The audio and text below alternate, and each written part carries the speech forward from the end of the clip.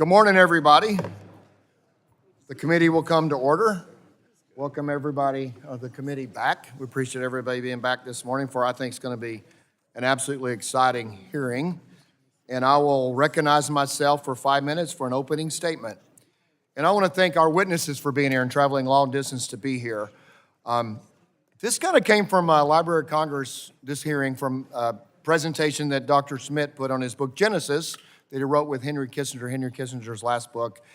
And I walked away thinking we needed to have the entire Congress hear your presentation. And so we're doing it with the entire Energy and Commerce Committee because I think an author always wants to know, when they write a book, will somebody read my book? And then if they read the book, then will it have an impact?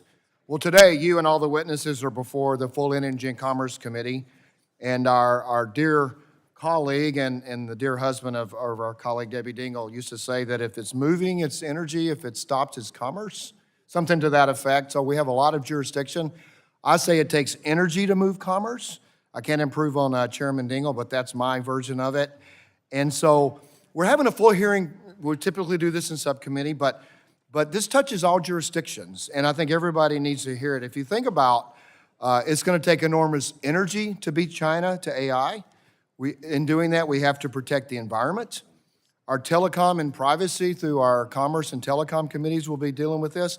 And AI has particularly healthcare applications. So it touches all of our jurisdiction. And Dr. Schmidt, when I walked away from the Library of Congress and I read your book, it gave me a sense of mission. And the mission, that a direction I want to take this committee in the time that I'm chairman. And to sum up what you said, it's the U.S. versus China. And who will win the war for AI. And it essentially, I walked away, this is as important as the dollar being the reserve currency in the world. It's that important, and that's what's before us. And what I hear from people in this space is that we have the brain power and we have the capital. What we need is the energy and the correct regulatory framework. And we have an example of what not to do. And I believe you said Europe, in your presentation, Europe has chosen not to grow. So we can't look there as an example. We have to work through it ourselves. And Europe is a regulatory framework, their energy framework and the regulatory framework. Some of their regulatory framework written specifically to disadvantage American companies as it made them non-competitive. And Europe and the US had a similar size economy in 2008, and I've read that our economy is about 80% larger.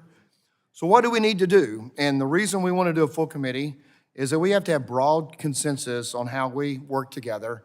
It has to be Democrat and Republican. People who tell me they invest, it's tough to invest based on congressional cycles or presidential cycles if the rules are going to change every 2 to 4 years. And so what I would like to hopefully we could do in this committee is come up with a regulatory framework and an energy policy that we can all, or most of us can agree on, at least build a broad consensus on how we develop massive amounts of energy while protecting our environment. And Dr. Schmidt, you said all energy resources are needed, and then AI will develop solutions to deal with climate change. And so Microsoft, to put this in perspective, Microsoft data center can use as much power as the city of Seattle, is what I've been told. And so in the regulation side of it, we have to protect our privacy. Yesterday we had a hearing, our bills yesterday on children's privacy and children's safety, and we have to protect our privacy. I think all of us want our privacy protected. But we can't do it in a heavy-handed way that stifles innovation. And as I said, we have to look at our friends across the Atlantic. But I think we need to more intently look across the Pacific to a nation determined to win. China has specifically said they are going to win the war on AI. And we are taking up the challenge to prove to them that the American entrepreneur and the American intellect will win the war on AI, but they have to have the energy and the regulatory environment to do so. So if this committee gets it right, America will win. It may win otherwise, but we need to be there to make that happen. And if you look at what if China wins, we just had a hearing, an oversight, that a medical device from China had an embedded URL to the University of Beijing. So why did that mean a medical device? Because we know they're using everything they can to get information they need on us. So we must win, we will win, and for the sake of the world, we have to win. And I am determined through this hearing to the beginning that all of us will work together because all of us are dedicated to winning. And I will yield back and recognize the ranking member for 5 minutes for an opening statement. Thank you, Mr. Chairman. Under normal circumstances, today's hearing would be a bipartisan conversation on ensuring America continues to lead the race on artificial intelligence, or AI. However, these are not normal times. President Trump is single-handedly destroying our economy. Since he unnecessarily instigated a global trade war, our markets are in turmoil. Americans' retirement savings is in free fall, and prices for everyday goods are spiking. In fact, Trump's tariffs are the largest middle-class tax increase in at least 50 years on hardworking American families. And our efforts to continue to lead the global race on AI innovation are seriously threatened when Trump has just spiked the price on materials we need to compete, such as steel, aluminum, and chips. Instead of winning the future, Trump's economic turmoil could send America's tech leadership into a tailspin. There's no doubt that the daily chaos and uncertainty that Trump is creating is not good for American business or for the American people.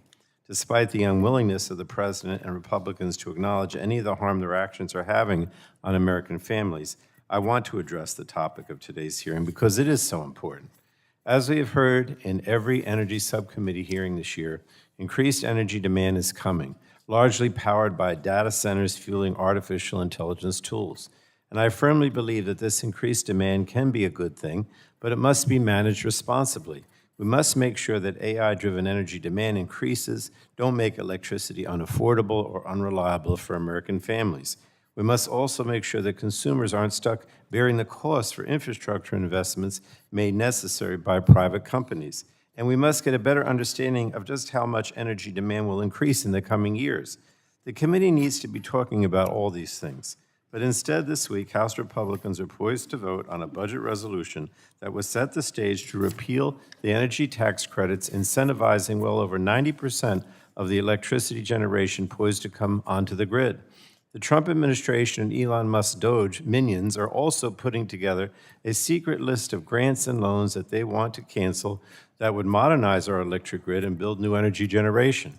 Meanwhile, yesterday afternoon, Trump signed several executive orders to allow polluting coal plants to set for retirement to continue to operate, increasing prices and health risks for American families. And just last month, during his speech to the joint session of Congress, Trump threatened to repeal the CHIPS and Science Act, which invested $52 billion to ensure more semiconductors are produced right here in the U.S. Semiconductors are critical to the advancement of AI, but right now the overwhelming majority are produced outside the United States. And the CHIPS and Science Act is boosting production of chips here, and now Trump wants to repeal the law. So Republicans constantly talk about winning the AI race, but the actions they're taking make it appear as if they're purposely trying to lose that race to China. And we should also discuss the tremendous effects AI will have on our everyday lives. We've seen an explosion of AI systems and tools that have been trained on massive amounts of Americans' personal information without our knowledge and consent. Right now, sufficient guardrails do not exist to protect Americans and our data from harmful AI systems that violate our privacy, provide false information, or make unjustifiable discriminatory decisions. Because many of these systems are trained on massive amounts of data that big tech has collected on all of us. The lack of nationwide protections around what data companies can collect, use, and sell to train these AI systems should concern every American. Clearly defined privacy and data security rules are critical to protect consumers from existing harmful data collection practices and to safeguard them from the growing privacy threat that AI models pose. So I strongly believe that the bedrock of any AI regulation must be privacy legislation built on the principle of limiting the amount of consumer data collected, used, and shared. It is the best way to address the aggressive and abusive data collection practices of big tech and data brokers, ensure our children's sensitive information is protected online, and put consumers back in control of their data. So I look forward to hearing from today's witnesses and intend to continue to focus on developing policies that harness the transformation power of AI while safeguarding the rights and well-being of all Americans. And with that, I yield back. Thank you, Mr. Chairman. Thank you. The gentleman yields back, and we now conclude with member opening statements. The chair would like to remind members that pursuant to the committee rules, all members' opening statements will be made part of the record.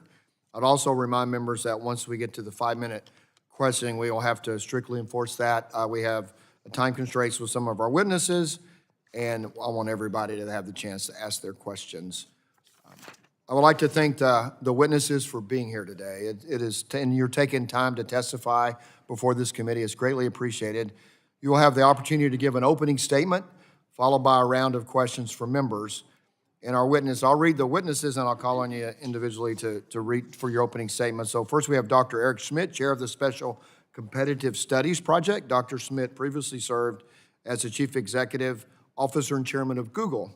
In addition to serving as Executive Chairman and Technical Advisor, his time at Google would turn the company into the global tech giant we know it today. In 2021, he founded the nonpartisan Special Competitive Studies Project to strengthen America's long-term competitiveness regarding AI and America's future, and also the author, as we said, and a Library of Congress spokesman of the book Genesis he wrote with Dr. Kissinger. So thank you for being here. Dr. Mr. Manish Batia, Executive Vice President of Global Operations with Micron Technology. Mr. Batia has been with Micron since 2017 and has 25 years of engineering and operations experience. He has previously held positions at Western Digital Corporation, SanDisk Corporation, and Matrix Semiconductor, to name just a few. The Honorable David Turk, visiting fellow with the Center on Global Energy Policy at Columbia University School of International and Public Affairs. Mr. Turk served as the Deputy Secretary of the U.S. Department of Energy during the Biden administration. Before his time as Deputy Secretary, Mr. Turk spent several years at the International Energy Agency. Thank you for being here as well. And Mr. Alexander Wang, the founder and Chief Executive Officer of Scale AI. Mr. Wang founded Scale AI as a 19-year-old student at MIT, focusing on the concept of humanity-first artificial intelligence. Currently, Scale AI has a team of over 900 and is valued at nearly $14 billion. At 24, he is the youngest self-made billionaire in the world. So I thank you all for being here today, and I will call on each of you, and I'll begin with Dr. Schmidt. You have 5 minutes for your opening statement. Thank you. And you'll see, I'm going to before you get started, you'll have a green light, and when it gets to 4 minutes, I think a light turns yellow, so it'll kind of give you a warning in front of you. You have a minute, and when it turns red, it'll be wrap it up so we can make sure we get all our questions in. So Dr. Schmidt, your 5 minutes, you're recognized. Thank you, Mr. Chairman, and thank you, Ranking Member. Thank you all for being here. This is incredibly important. I'm here to tell you that I honestly believe that the AI revolution is underhyped, and here's why. The arrival of this new intelligence will profoundly change our country and the world in ways we cannot fully understand. And none of us, including myself and frankly anyone in this room, is prepared for the implications of this. What's happening at the moment in our industry is that we're very, very quickly, for example, developing AI programmers, and these AI programmers will replace traditional software programmers. We're building in the next year AI mathematicians that are as good as the top-level graduate students in math.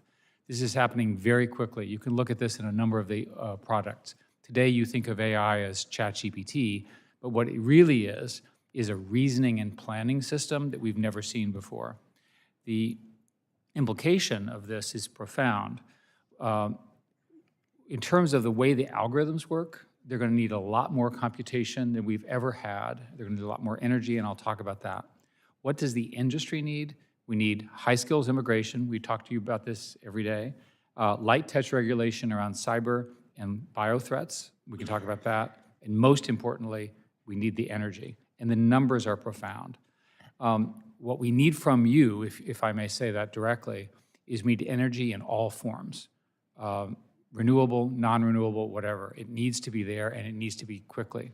I and others are investing in things like fusion, which are incredible, but they're not going to arrive soon enough for the need. And I'll frame this at the end by my comments about China. So people are planning 10 gigawatt data centers. Now, just to do the translation, an average nuclear power plant in the United States is 1 gigawatt. How many nuclear power plants can we make in 1 year where we're planning this 10 gigawatt data center? Gives you a sense of how big this crisis is. Many people think that the demand of energy part that our industry takes will go from 3% to 99% of total generation. One of the estimates that I think is most likely is that data centers will require an additional 29 gigawatts of power by 2027 and 67 more gigawatts by 2030. Gives you a sense of the scale that we're talking. These things are industrial at a scale I have never seen in my life.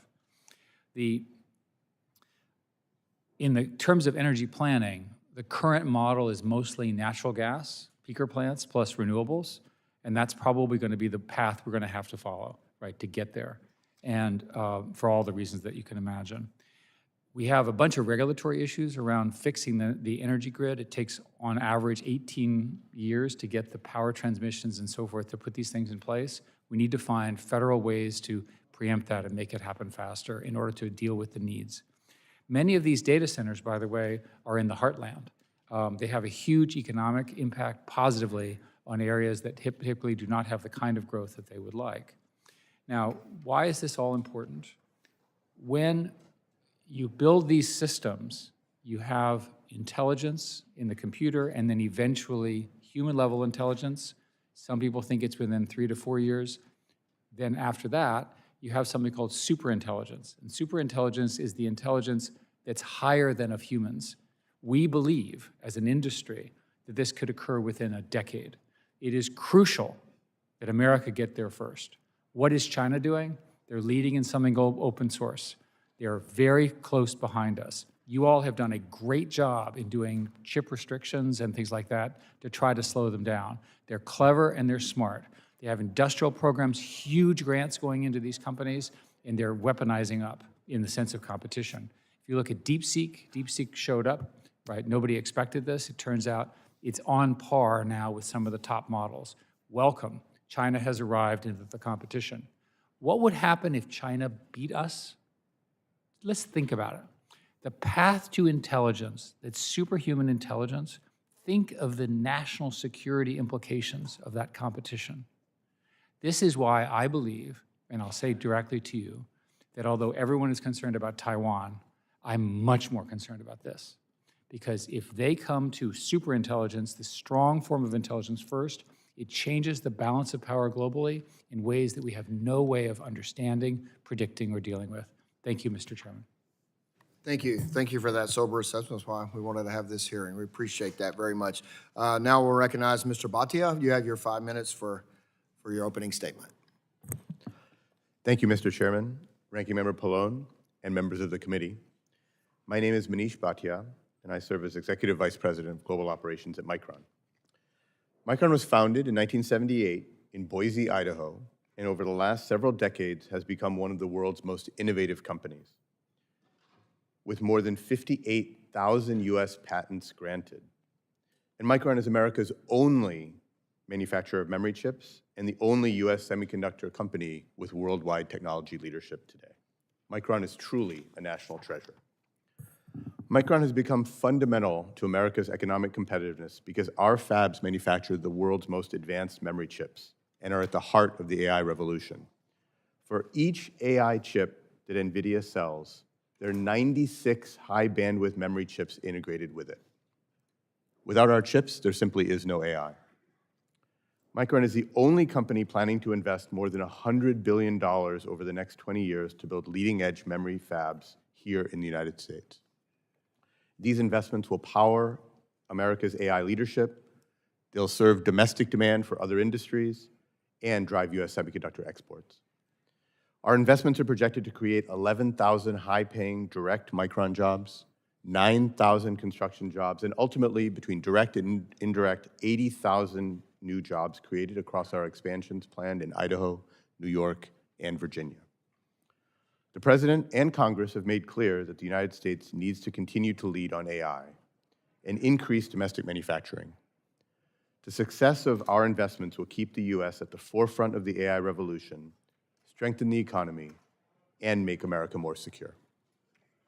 To make our historic US investments, we need reliable and affordable energy. One of the most important factors that made upstate New York and Boise, Idaho attractive for our planned investments is reliable, low-cost power. And in Virginia, where we've been operating for 2 decades, grid reliability has been critical to our operations.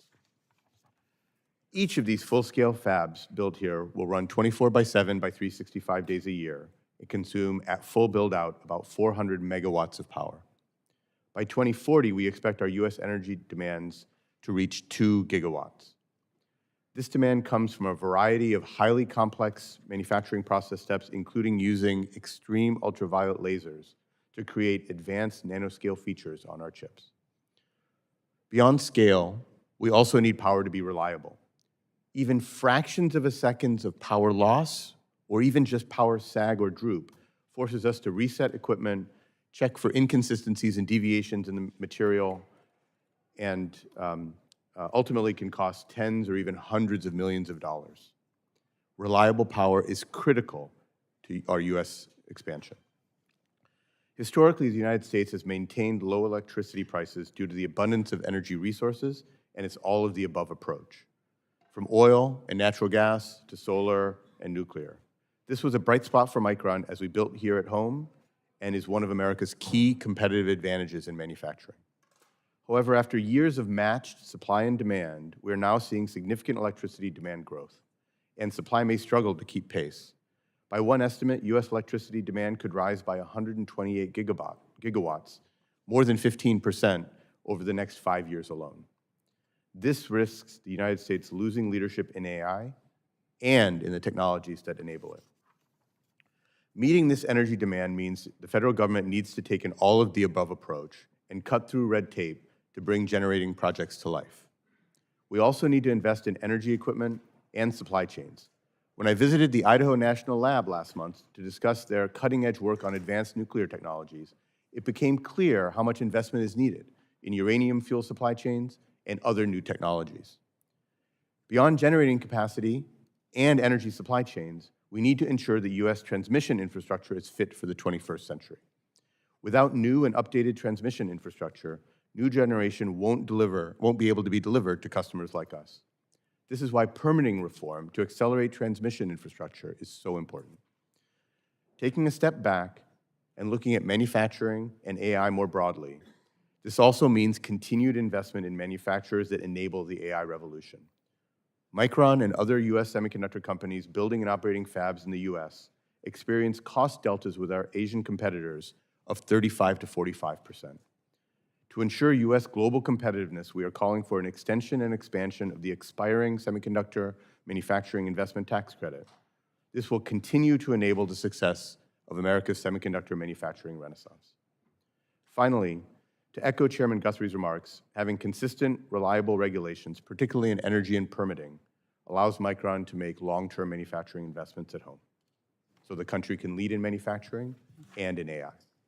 Thank you, Mr. Chairman. Thank you. Thank you for your testimony, Mr. Turk. Honorable Mr. Turk, you're recognized for your 5-minute opening statement.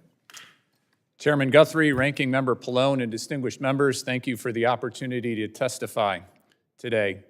More importantly, let me thank you for this committee's concerted, sustained focus on both the opportunities and the risks surrounding artificial intelligence. As someone who spent a lot of time in windowless rooms, including given my last 4 years as Deputy Secretary of the U.S. Department of Energy, let me clearly state my bottom line up front. Housing as many AI data centers as possible, especially cutting-edge AI training models within our country, is both an economic and a national security imperative. There is no more powerful and transformational technology facing our world. I've also found that the experts who understand AI the best are the ones who most forcefully stress the need for thoughtful, effective guardrails and protections. As the title of this hearing suggests, we need to quickly and affordably convert energy into intelligence. The best numbers I've found come from Lawrence Berkeley National Lab in terms of what we need to prepare for. In 2023, data centers used 4.4% of the overall electricity in the United States. By just 2028, data centers' total usage will increase to between 6.7 to 12%. Let me share a 3-part strategy to satisfy this increasing electricity demand. First, we need to maintain the full range of tax incentives, grants, loans, and other tools in our tool belt. Now is exactly the wrong time to make it more expensive to bring online new electrons. Getting rid of just the technology-neutral production and investment tax credits, 45Y and 48E, will substantially raise the costs and delay our ability to power AI. A repeal of just these tech-neutral tax credits would also increase prices on average U.S. households between $140 to $220 each and every year. Grants and loans, including from the bipartisan infrastructure law, are also vital. Utility CEOs, developers, rural electric cooperatives are all urging Congress to retain these important tax grant and loan tools. Let us also remember that, among others, the Independent Energy Information Administration predicts that a full 93% of additional capacity added to our grids in 2025 will be with renewables and storage. Finally, uncertainty, whether caused by deliberations in Congress or President Trump's tariff policy, will also chill needed near-term investment to power AI. Second, we need to redouble all our efforts to more quickly permit new power generation and new transmission in our country without sacrificing important protections. Recent bipartisan efforts, such as the Barrasso Manchin Energy Permitting Reform Act, provide a promising foundation for further progress. And third, we should more fully leverage public-private partnerships, including with strategic use of federal land for cutting-edge AI, something advanced by both the Biden and the Trump administrations. Ensuring cutting-edge AI data centers remain in the United States also gives our democracy a fighting chance to provide effective and efficient guardrails on AI technology. Companies by themselves simply do not have all the requisite expertise, nor do they have a perspective that takes into account all relevant considerations. We need to fully leverage our biological, chemical, and nuclear government experts to help companies red team new models to ensure they don't inadvertently empower terrorists and rogue states. We've made some progress, including voluntary cooperation with companies, but we must do more, and we must also be a top priority to protect public trust and democracy. Let me conclude by reiterating what I heard from you very clearly, Mr. Chairman, and I think we'll hear again and again throughout this hearing. We are in a global AI race. The stakes are too high for us to lose. I think Dr. Schmidt put it incredibly eloquent with his opening statement. To win, we must all work together. And we cannot take any tools off our tool belt to quickly power AI. Mr. Chairman, Mr. Ranking Member, and other committee members, thank you again for your diligent, your bipartisan, and your urgent focus on AI. I look forward to your questions. Thank you. I appreciate your testimony. Mr.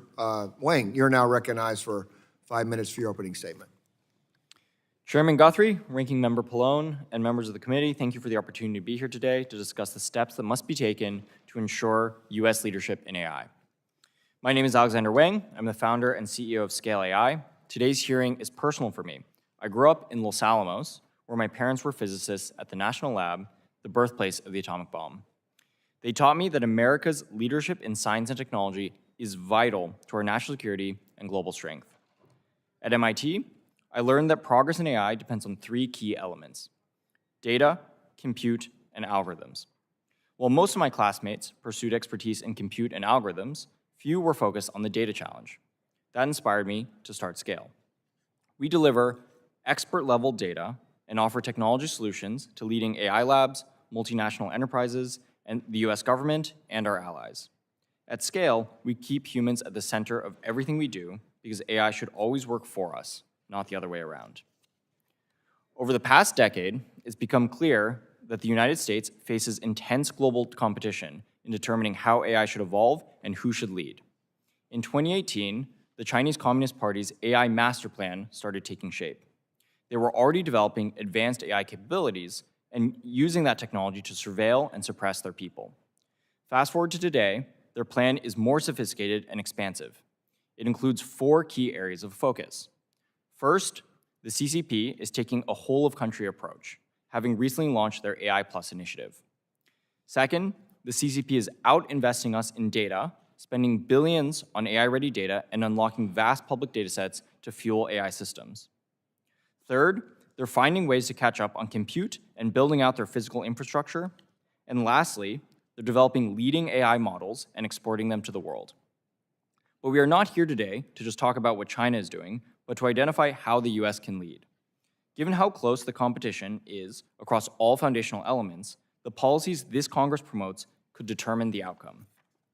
Global AI dominance is not about trying to level the playing field by mimicking China's authoritarian way of government and AI adoption. Instead, the United States must chart our own course, one that is anchored in American values. This is vital to our long-term national security. This requires decisive action by the United States across 4 main themes: dominate, unleash, innovate, and promote. To dominate, we need to win on data. The US government is one of the largest producers of data in the world, but currently, most of that data is unavailable to advance American AI leadership. There are 3 immediate actions that would move us forward towards data dominance. First, establish a national AI data reserve. This resource should serve as a centralized hub for the government's AI work, housing relevant government data and allowing it to be easily shared between agencies and enabling widespread AI adoption. Second, make all government data AI ready and stand up AI data infrastructure to enable scaled implementation. And third, Congress should invest to position data dominance as a national priority. The next theme is unleash, meaning we must unleash AI technology and establish an agentic government. An agentic government is one that uses AI under human supervision to enhance its operations. For example, federal agencies could leverage AI to streamline veteran healthcare paperwork, improve fraud detection at the IRS, and boost efficiency and information sharing across agencies. This will improve the lives of public employees and the American people.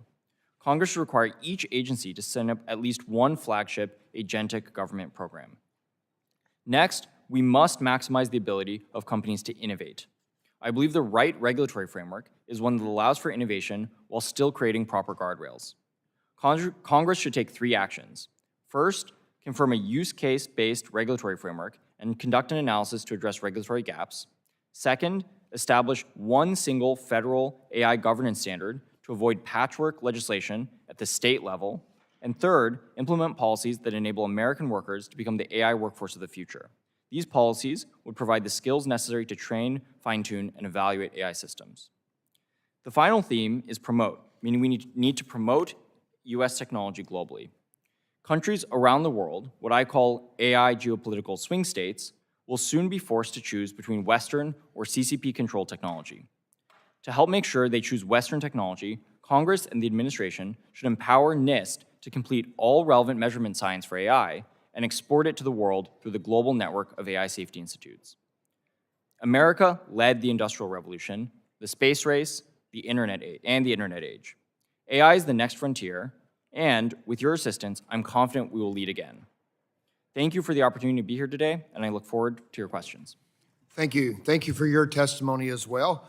We will now begin questioning, and I'll recognize myself for 5 minutes for questions. So, Dr. Schmidt, you talked about we need all available sources of energy, and I think you said in the Library of Congress and use AI to solve climate change. If we're going to try to build a broad coalition, we can't just go for energy without dealing with climate, and we can't just do climate and not have energy, because though wind, solar, and batteries are important, they won't supply the energy that we need. So what do you mean by all sources of energy, and how do you think that we can solve climate through AI? Thank you, Mr. Chairman. As we discussed, the needs of our industry are so great that we cannot cut down any of the sources of energy right now. Why does this make sense, knowing that climate change is real and knowing that it's a problem? Is that the intelligence revolution, the ability to do planning and discovery, will allow us as Americans to develop new materials, new energy sources, and so forth because of the AI data centers. So our core argument is invest in the way we can now, because the future will be so much cleaner and so much more efficient as a result of these algorithms. Thank you for that. And also, you said in the Library of Congress that Europe has chosen not to grow. As we look to our competitor across the Pacific, I mentioned we look over to the Atlantic. What lessons learned do you think we need to look, as we say, a lot of times people look at Europe and want to see what they're doing and copy it. What should we not do that Europe has done? Europe is a wonderful place to visit, but it's not growing. It has great human values, but it's not growing. As a result, everyone is unhappy. The standard of living between the United States and Europe has now diverged. The US lives much better than Europeans, which is annoying to my European friends. There are so many reasons why economic growth is important. Growth solves every problem in a democracy. Well, thanks. So we were talking about that. So what kind of things have decisions European leaders have made that we need to avoid? Well, the primary issue is overregulation. We have a similar problem in America in that the overlapping set of local, federal, state rules, which were done with good intentions, have the property that they're slowing things down. Our competitor, China, is not a democracy, it's an autocracy, whatever you want to call it, and they just decide. In this fight, as I said before, if they get there first, we will be very upset. All of us will be alive when this occurs. Every one of you will see it. Imagine a situation where attacks that we cannot even imagine are unleashed by China in an adversarial thing. We have no concept of having a super intelligent opponent where we're not as intelligent as they are. Good, thanks. So in your article I have here on the Atlantic, or the Foreign Affairs, I'm sorry, the Foreign Affairs, you wrote, essentially technological advances in the next 5 to 10 years will determine the country gains the upper hand. I have a couple of minutes. So you got to explain militarily what this means? And then what, because you wrote about what they can do militarily, and then this is, we need to act now. So in the framing in China and Taiwan, which is discussed a great deal, everyone assumes that it's a battle of missiles and aircraft carriers. That's not correct. It will be a battle of swarms of drones. Those drones will be highly intelligent, highly planned, and they'll do maneuvers that no one can anticipate. We collectively are not ready for that. Imagine a situation where China has invented new algorithms for military attacks and defense that we cannot even conceive of. Remember, I'm discussing a world where humans have a partner that is smarter than the collection of those people. As I said, this will happen in our lifetimes, and it's important that we get there first.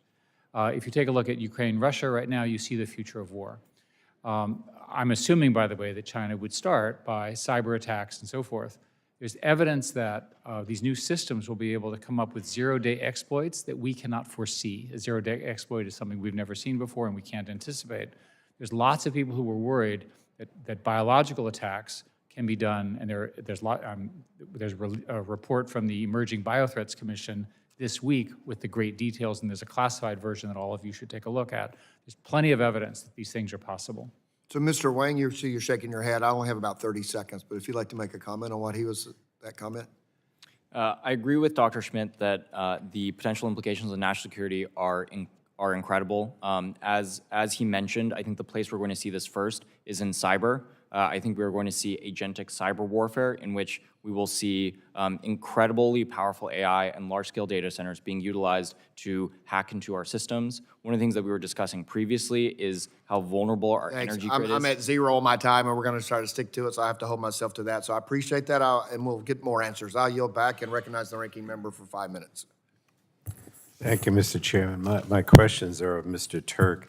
You laid out how important it is that we keep our investment environment stable and attractive so AI, data infrastructure, and energy companies can make the large investments in America needed to build AI tools in the U.S.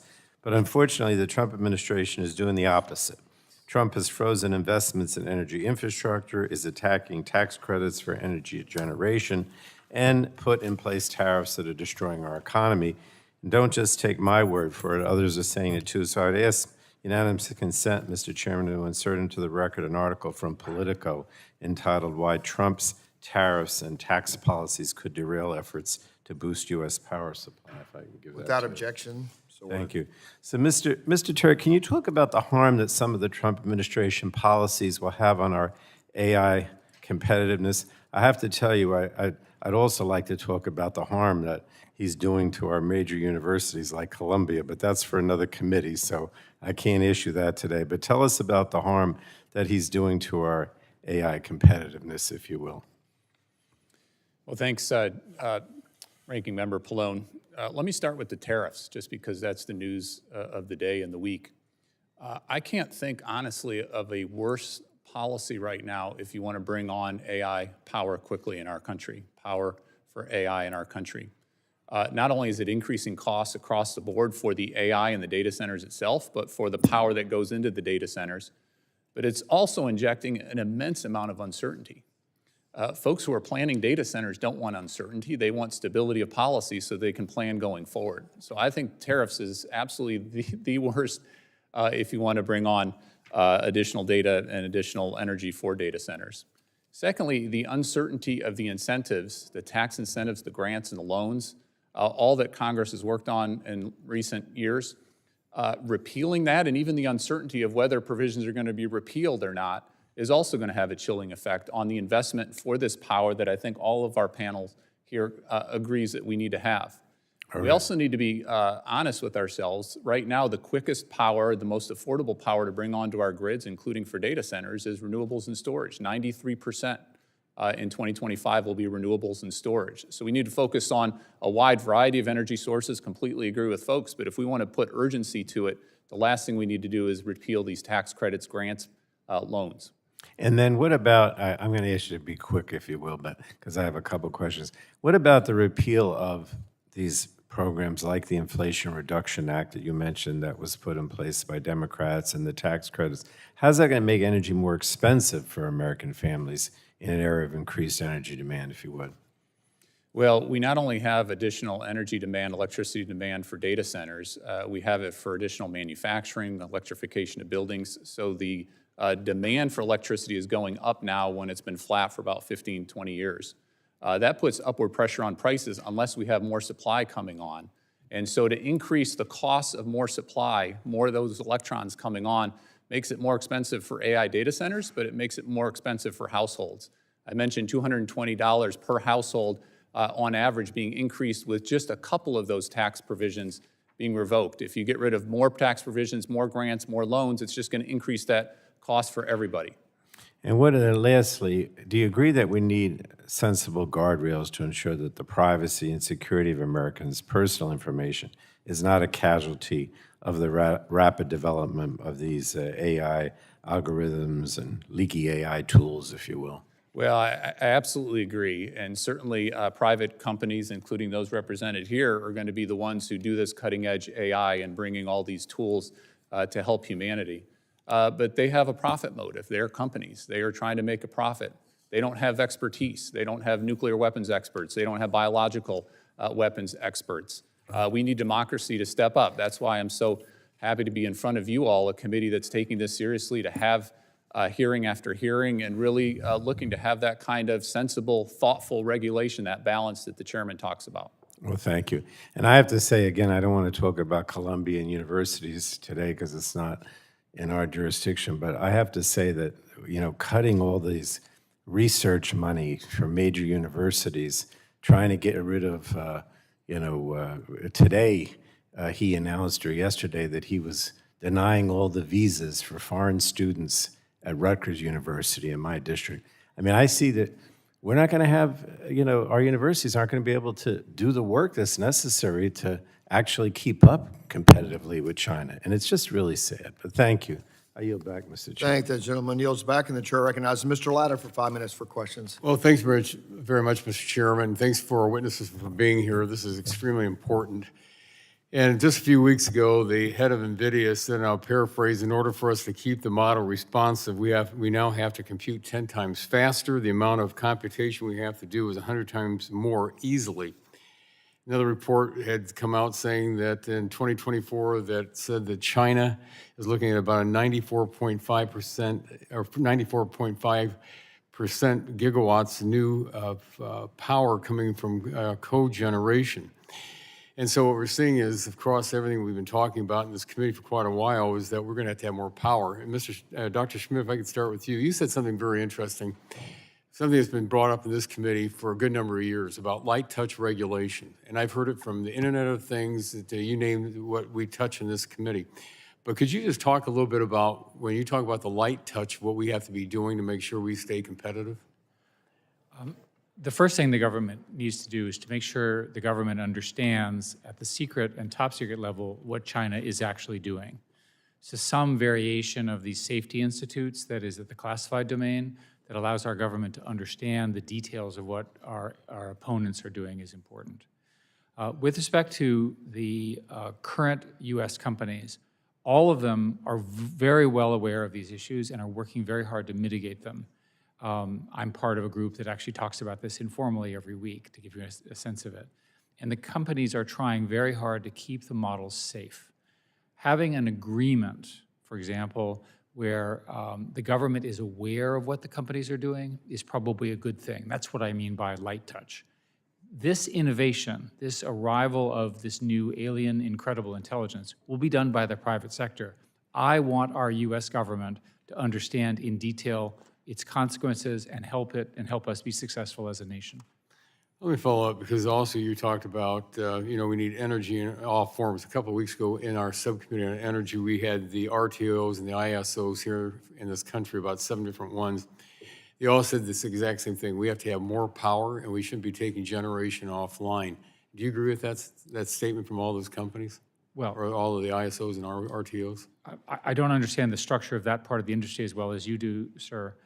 From my perspective, the single most important thing to do is to have an all-energy strategy. As Honorable Turk said, it makes no sense to shut down the renewable stuff. We need more renewables. We also need more natural gas.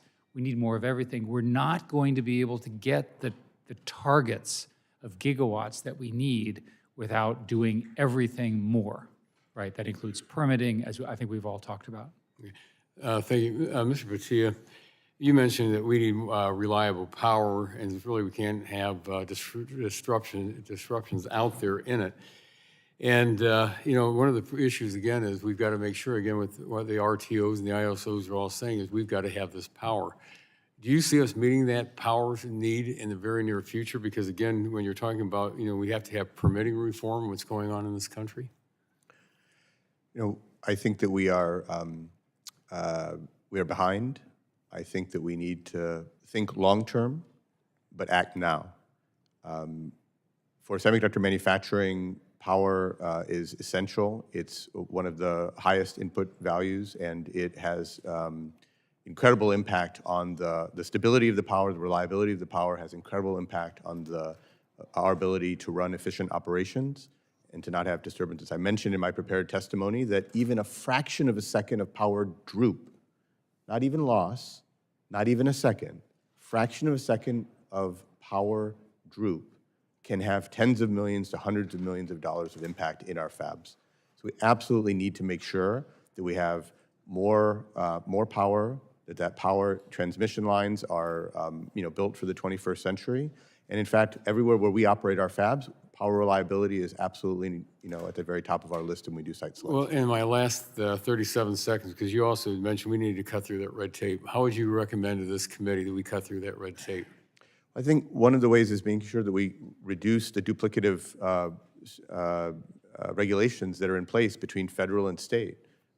In one of our projects in New York right now, we have to do similar filings at both the federal and state level, even though the state level regulatory requirements match the federal ones. And so that just extends the timeline, creates more effort, and creates delays. And I think the same thing can be true for many, many different energy projects and transmission projects around the country. Well, thank you, Mr. Chairman. My time has expired right on the button, and I will also submit my other questions to the witnesses. Thank you. The gentleman yields back, and the chair recognizes the gentlelady from Colorado, Ms. DeGette, for 5 minutes. Thank you so much, Mr. Chairman, and my questions follow very closely on what Mr. Latta was just talking about. I want to thank you for having this hearing. We had a hearing in the Energy Subcommittee in 2023 about AI and energy, and many people hadn't even been thinking about the tremendous use of energy by AI up until that time. I think that this issue is a really ripe issue for bipartisan solutions. However, I'm concerned sometimes when we talk about cutting red tape or eliminating these proposals, sometimes that's a code word for partisanship. But we have had, as several people have pointed out, We've had bipartisan suggestions. Mr. Peters from this committee has worked on some with people from your side of the aisle. They've had them in the Senate. So, you know, if we try to, if the Republicans on this committee try to go this alone, then I think this is going to run into trouble. But I think there's tremendous potential for us to work on this in a bipartisan way. I want to talk about an issue, though, that Mr. Pallone raised, which is, and also Mr. Turk raised, which is really a concerning issue of today, and that's these tariffs. All of the witnesses here today can stipulate that we're going to need a large increase in all types of energy to not just deal with current demands of consumers, but AI. Does anybody disagree with that? No, no one disagrees with it. So, Mr. Turk, so if we're going to build more transmission infrastructure, we're going to have raw materials like steel and aluminum. Is that correct? Yes. And if these tariffs actually go into effect, which it seems like it might, won't those raw materials needed to add transmission capacity be more expensive? Yes. And Mr. Batia, just yesterday, in fact, Micron announced that they're going to have price increases on some products today, starting today, due to President Trump's tariffs. Isn't that correct? Memory market is No, determined I by mean, many didn't you different announce factors. yesterday that Micron is going to impose tariff-related surcharge on some products from April 9th? The tariffs are an evolving situation, and we are communicating Okay, with our customers. well, Mr. Chairman, I ask unanimous consent to put into the record a Reuters article which says, quote, Micron to impose tariff-related surcharge on some products from April 9th. And without objection, so ordered. Thank you. Now,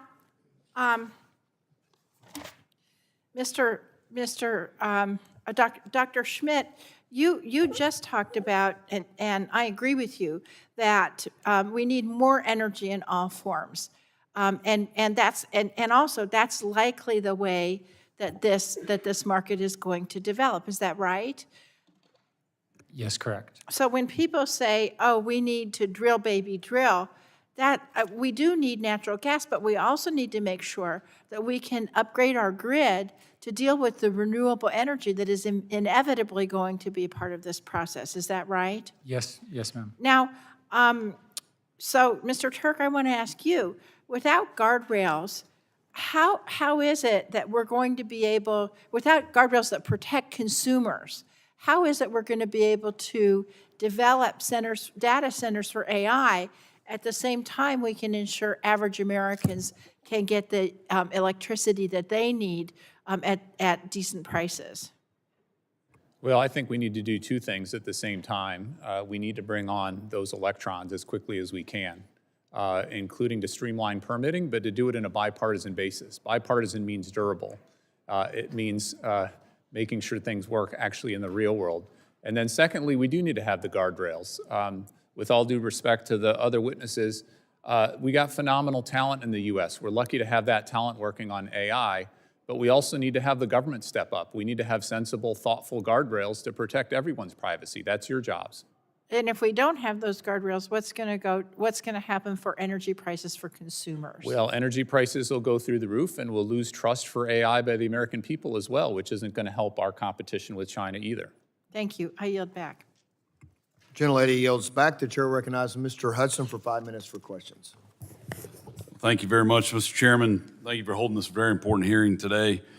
This topic is crucial to future generations and ensuring the resources for healthcare facilities, banks, universities, our national security, including our warfighter.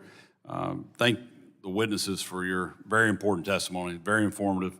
Bottom line is we must maintain our place as a global leader on AI. I think we can all agree on that. North Carolina, where I live, is a state that leads in innovation, and that includes in AI. There's no doubt we'll continue to incorporate AI in many of our industries, but we must ensure we have the resources necessary to advance and sustain AI use. I represent Fort Bragg. We call it the epicenter of the universe, home of the airborne and special forces. At Fort Bragg, we use AI. AI benefits the warfighter by anticipating what's next, adjusting to situations, and connecting our soldiers. It's absolutely critical to our national security that we stay ahead of our near-peer adversaries, particularly China, so that we maintain our superior advantage. I never want my guys and gals in a fair fight. I want us to be the leader, and certainly don't want us to face a near-peer adversary that has a superior AI technology. I've also seen threats to our energy sources, whether it's the rolling brownouts we saw in California, but also including when 2 substations in my district were attacked in my home county, causing a multi-day power loss. Nearly 4,000 people without power for almost a week. Hospitals faced blackouts, schools and businesses closed, restaurants and grocery stores lost their inventory, stoplights were dark, cell signals went down, even gas stations had to close. One of my constituents lost her life.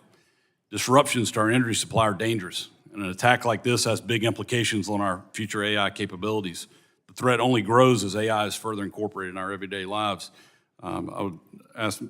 I'll start with Mr. Wang, but if anyone else wants to jump in, can you please share, from your opinion, how an unreliable or a non-resilient grid would impact investment planning and existing commercial activities? First of all, I want to just echo many of your statements. They're spot on. First of all, we need advanced AI for national security. We need our Department of Defense, our warfighter to have advanced AI capabilities. That is absolutely critical for this next phase, and that is dependent on energy, as we've discussed here in the over the course of today. One of the greatest risks, if you think about the training of these large-scale AI systems, it requires a continuous source of power to be able to both train advanced AI systems and keep them running. If we have an unreliable energy grid in any sort of competitive or conflict scenario, if the adversaries have the ability to take down our grid through cyber attacks or other forms of attacks, then that greatly impacts our ability to be competitive or to be able to fight in that battle. So it is absolutely critical we have reliable energy grid. It's important that we secure this energy grid. It's important that we're able to protect against cyber attacks and other forms of attacks, and we have consistent power. Does anybody else want to weigh in? Batia? I think that, the President as well as Congress is behind the strong growth in manufacturing across many different sectors, including semiconductors. And energy has always been an advantage for this country due to abundant natural resources, and we've invested in all different technologies over time, and that has just stalled over the last 10, 15 years, as some of the other panelists noted. And so absolutely believe that investing in energy is going to help to fuel this manufacturing renaissance, and in particular, the semiconductor renaissance that we all know is so important to winning in AI. AI is, just to co-opt some of the words of Mr. Wang on the panel here, it's about data, and data needs memory chips, and it needs the most advanced memory chips in order to be able to create all of the insights that are valuable in whatever circumstance or application that we see. Well, thank you for your answers. Mr. Turk? Just Congressman, if I could just say a word on grid, and I'm just so pleased you mentioned the grid. It's just such a fundamental backbone of all our infrastructure for military bases, but for everybody else in industry. This is where I think it's so important to have all the tools in the tool belt. You all provided, through the bipartisan infrastructure legislation, $10.5 billion to improve our grid through a program called the GRIP program. We have $23 billion in our loan program right now, with a whole bunch more in the pipeline to help utilities to strengthen the grid going forward. That's what I'm talking about, keeping all these tools in the tool belt. Thanks. Appreciate that. Mr. Chairman, my time has expired, so I will yield back, but thank you to the witnesses for those answers. Thank you. The gentleman yields back. Chair recognizes Ms. Zukowski for 5 minutes for questions. Thank you so much. Mr. Perk, did I do that wrong? No, okay. I have questions for you. Some go way back. We're talking about AI today, but I have to tell you that I and Gus Bilirakis on the Republican side have been working on the issue of privacy for a very, very long time. And even more before that, with in all kinds of tech interests, but we have never done anything to rein in big tech. Nothing whatsoever. So we see families that have to give all kinds of information, which they do, all kinds of, I think, risks that go on. So, of course, we're talking about AI, but in the meantime, we have seen tech leaders apologize to consumers. Oh, we didn't mean to put children at risk. We didn't mean to do this or that, and yet we have done nothing at all. So what it seems to me is now we're talking about AI, and you talk about risk. You use that word, risk. So do we have to go back further, or if you want to just talk about risk with AI, what exactly are we talking about? You mentioned that in your written statement, but I'd like to know who, and we can start with how, do we address the issue of risk, but who should be addressing the issue of risk? Well, thank you, Congresswoman, for that question, and thank you for your focus on these issues for years and years. Your leadership has just been tremendous. I completely agree with something Dr. Schmidt said at the beginning in his opening statement about AI being underhyped, if anything. This is an incredibly powerful technology. What that means to me is, and I've had the chance to work with a lot of our experts in the government, and we need to make sure that we keep those experts in the government. We need more AI experts in the government, not letting AI experts leave, which gives me concern with some of the firings and some of the other things that this administration, the Trump administration, is doing. But powerful technologies can not only be used for good, powerful technologies, especially in terrorist hands and rogue states' hands and other hands, once you get these models out there, it's incredibly difficult to bring them back in. So I'll give you a specific example of a risk. And I know this is an unclassified setting, so I'll just talk a bit in generalities.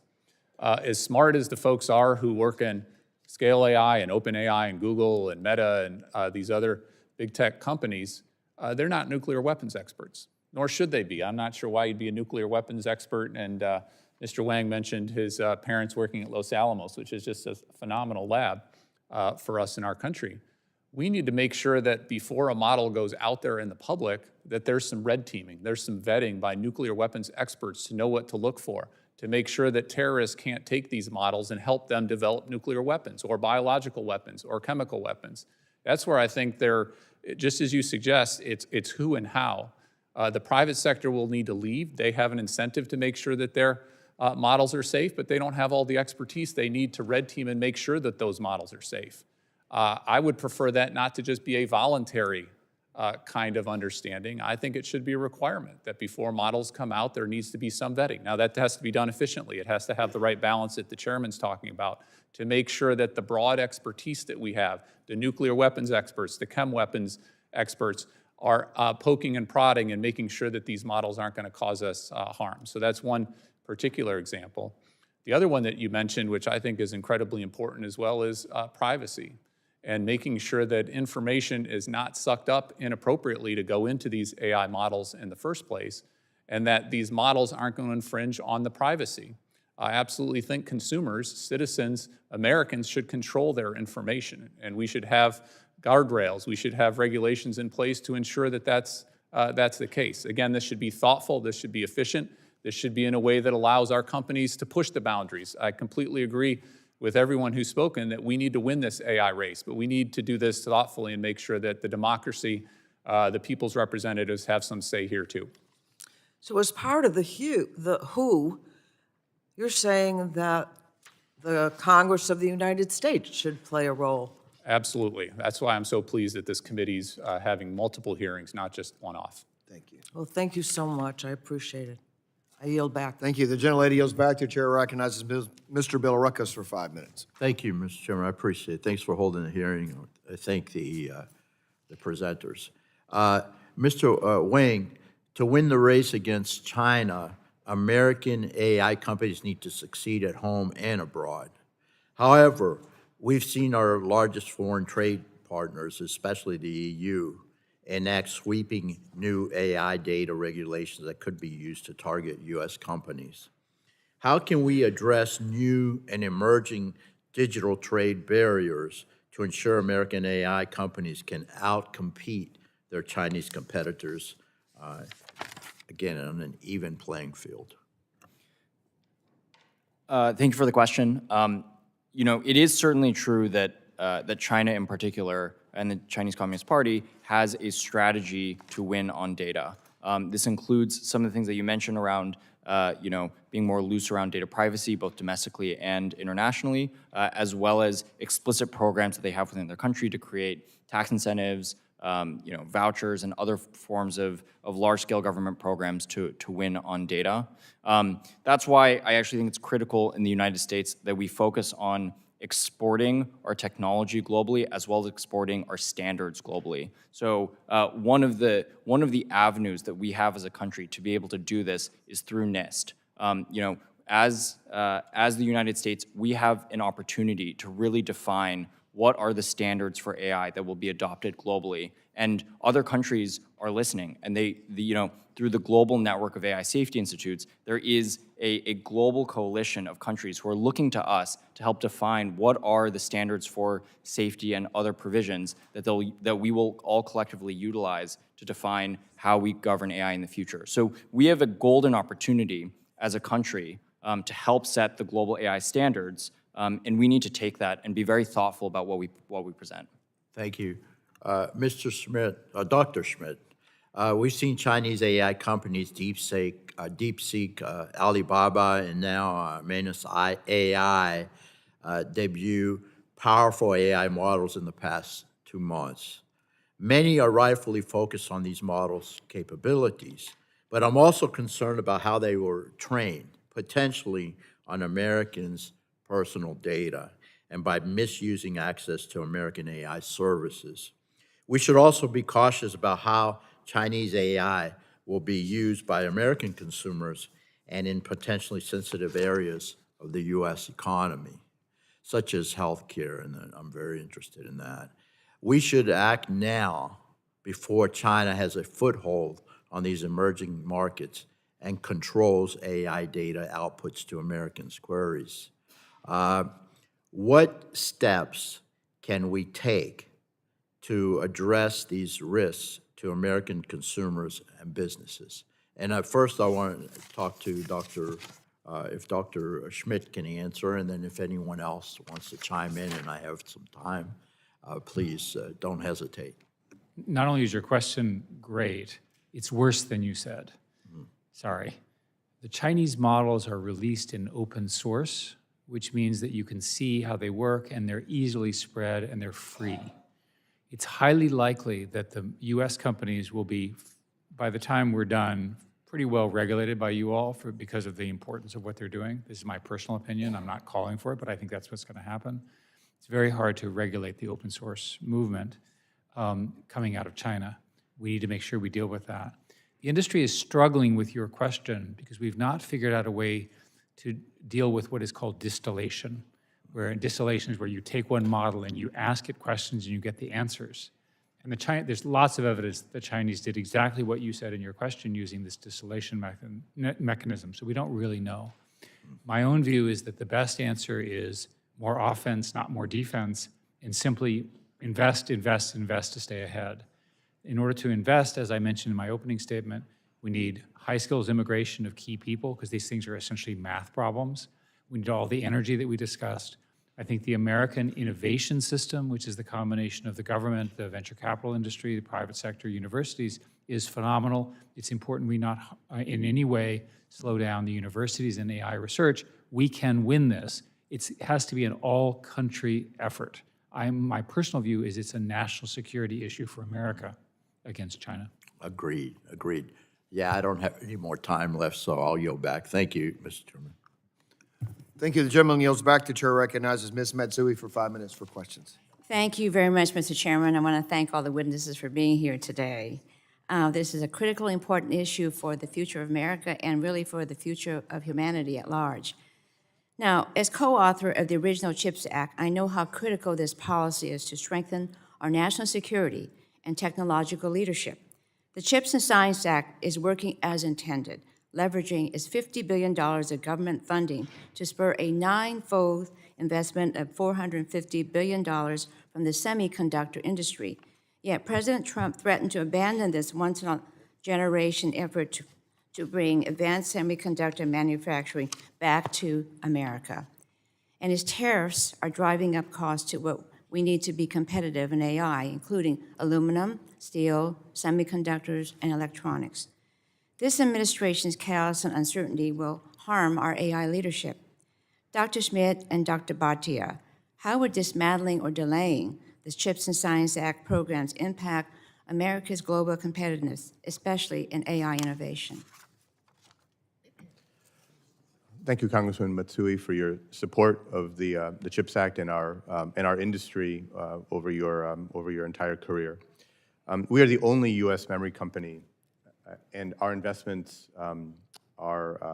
bring tremendous value across leading-edge memory solutions, as well as across other segments like the automotive industry, aerospace, defense. So we believe our investments in our more than $100 billion plan over the next 20 years will bring tremendous value, and we're actually encouraged by the executive order to create an accelerator program for large-scale projects through the CHIPS office, through the Department of Commerce, to be able to ensure that our projects. So you don't want any slowing down, right? No pausing. That's right. That's right. I think the accelerator's goal is to be able to make sure that the projects can be successful. Dr. Schmidt? A number of us were very strong supporters of your legislation for the following reason. 25 years ago, we made a mistake as a country and we got out of this business. It costs money to get back into it. It costs money to build the factories, to train the people, and so forth. 10 billion of the 50 billion is in new R&D for new kinds of packaging, which will give America a possibility of leading globally in semiconductors. The other 40 is to allow us to have domestic production. Why do we need domestic production? Think national security. Just think about it. It's worth it to our nation to have a supply chain of critical intelligence materials. That is literally the things that do the thinking under your control, Congresswoman. Thank you. And Dr. Schmidt, I read your testimony. I was very impressed with it, particularly the part about our innovation power, the potent collaboration between government, private industry, and academia. The government, really providing the strategic direction, and the private sector driving innovation, and academia, which fills a pipeline of foundational research and talent. I was wondering, I think it's great to have this collaboration, but I'm wondering because the Trump administration claims are committed to American dominance, yet time and again their actions show the opposite. We should be training and recruiting talent to shape our AI leadership. Instead, more than 75% of U.S. researchers surveyed are considering leaving our country because of the chaos of the Trump administration. President Trump is firing experts in our agency, waging a war against science, and destroying our public research funding system. Mr. Turk, this dismantling of public research and reductions in the federal workforce is it consistent with strengthening U.S. leadership on AI and other emerging technologies? I think it's absolutely inconsistent. I think this is a huge threat going on right now, hollowing out the expertise in our national government. I certainly got a chance to work with phenomenal expert civil servants in our Department of Energy. We built that institution up for years and years, that kind of talent at our national labs, and to be haphazardly and chaotically firing people, losing that talent at the exact time that we need it, given the global competition we've got in AI and all these other critical technology areas. So I think it's exactly the wrong approach. Okay. There are other energy technologies the Republicans have historically supported. The bipartisan infrastructure law, we created the Office of Clean Energy Demonstrations to help develop advanced nuclear, hydrogen, carbon capture, and long-duration energy storage. Mr. Turk, what's happening to the Office of Clean Energy Demonstrations under President Trump? So it is one of the offices that's been decimated the worst. And you just mentioned the incredibly important areas that they're working on. Funding that's been provided on a bipartisan basis from Congress. time- And to see I'm that sorry, being we're gonna have to- dismantling is just a We have to travesty. move on. My time has, I have other questions I'll submit for the record. Thank you. Thank the gentlelady yields back. The chair recognizes Mr. Palmer for 5 minutes for questions. Thank you, Mr. Chairman. Dr. Schmidt, I read your book, and I have one of my favorite quotes is from Henry Kissinger. He said, "The absence of alternatives clears the mind marvelously." I say it another way, nothing brings clarity and focus quite so well as the absence of alternatives. My concern is that we're in an arms race with China for artificial intelligence and quantum computing, and that if China wins that race, they will not be a superpower, they will be the superpower. I also continue to point out in this committee that there's not a single major refinery for rare earth elements in the Western Hemisphere. There's only 9 in the world, 8 are in China, the other one's in Malaysia. And I just want to ask you, do you think this ought to be one of those moments of clarity that focuses Congress on meeting these demands, these needs? Thank you, and I do. If I told you with certainty that in 5 years, China will be able to mount cyber attacks against American infrastructure that we have no defense of, would you act now? Yes. Absolutely. If I told you that China was building an architecture for national security that was autonomous, robotic, attritable, et cetera, would you act now? Yes, you would. I'm telling you those now. So if we don't act on the mining, processing, refining of rare earth elements immediately, we could find ourselves in the very position you just described. That's correct. We want full control of our own supply chain. Absolutely. Energy, chips, the infrastructure that we need. It's an issue of national security for America. Mr. Wang, in order to meet the demands that we have for power generation, what power generation capacity do we need to have to achieve dominance in AI and quantum computing? Do you have any idea of what that would be? Well, as was mentioned earlier, the scale of data centers that are being built require similar amounts of power as entire cities in the United States. Well, Dr. Schmidt, you probably don't remember this at the dinner at the Library of Congress. You and I had a brief discussion. One of the things that I continue to point out in this committee and other places is that there's 100, 200 hydrocarbon power generation facilities that have been shuttered, dismantled. We know that we have these enormous power demands. I know there's a move now to go back to opening these back up on natural gas and coal, but what do you think about using small modular reactors to locate them on these facilities to meet, it's the quickest way, I think, to meet these power demands. And the good part of this is, with all due respect to my Democratic colleagues, we're not going to do it with renewables because we just don't have the time to build out everything you have to build out, including the transmission lines. Those transmission lines still exist at these shuttered power plants.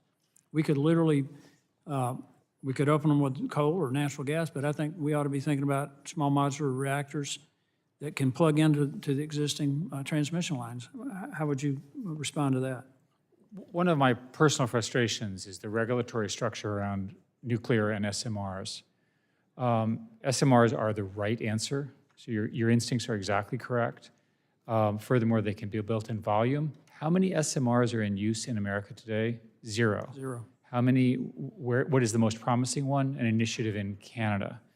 I'm glad you brought that up because they just licensed it, 2 days ago or a week ago?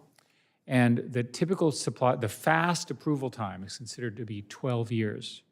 That defies logic.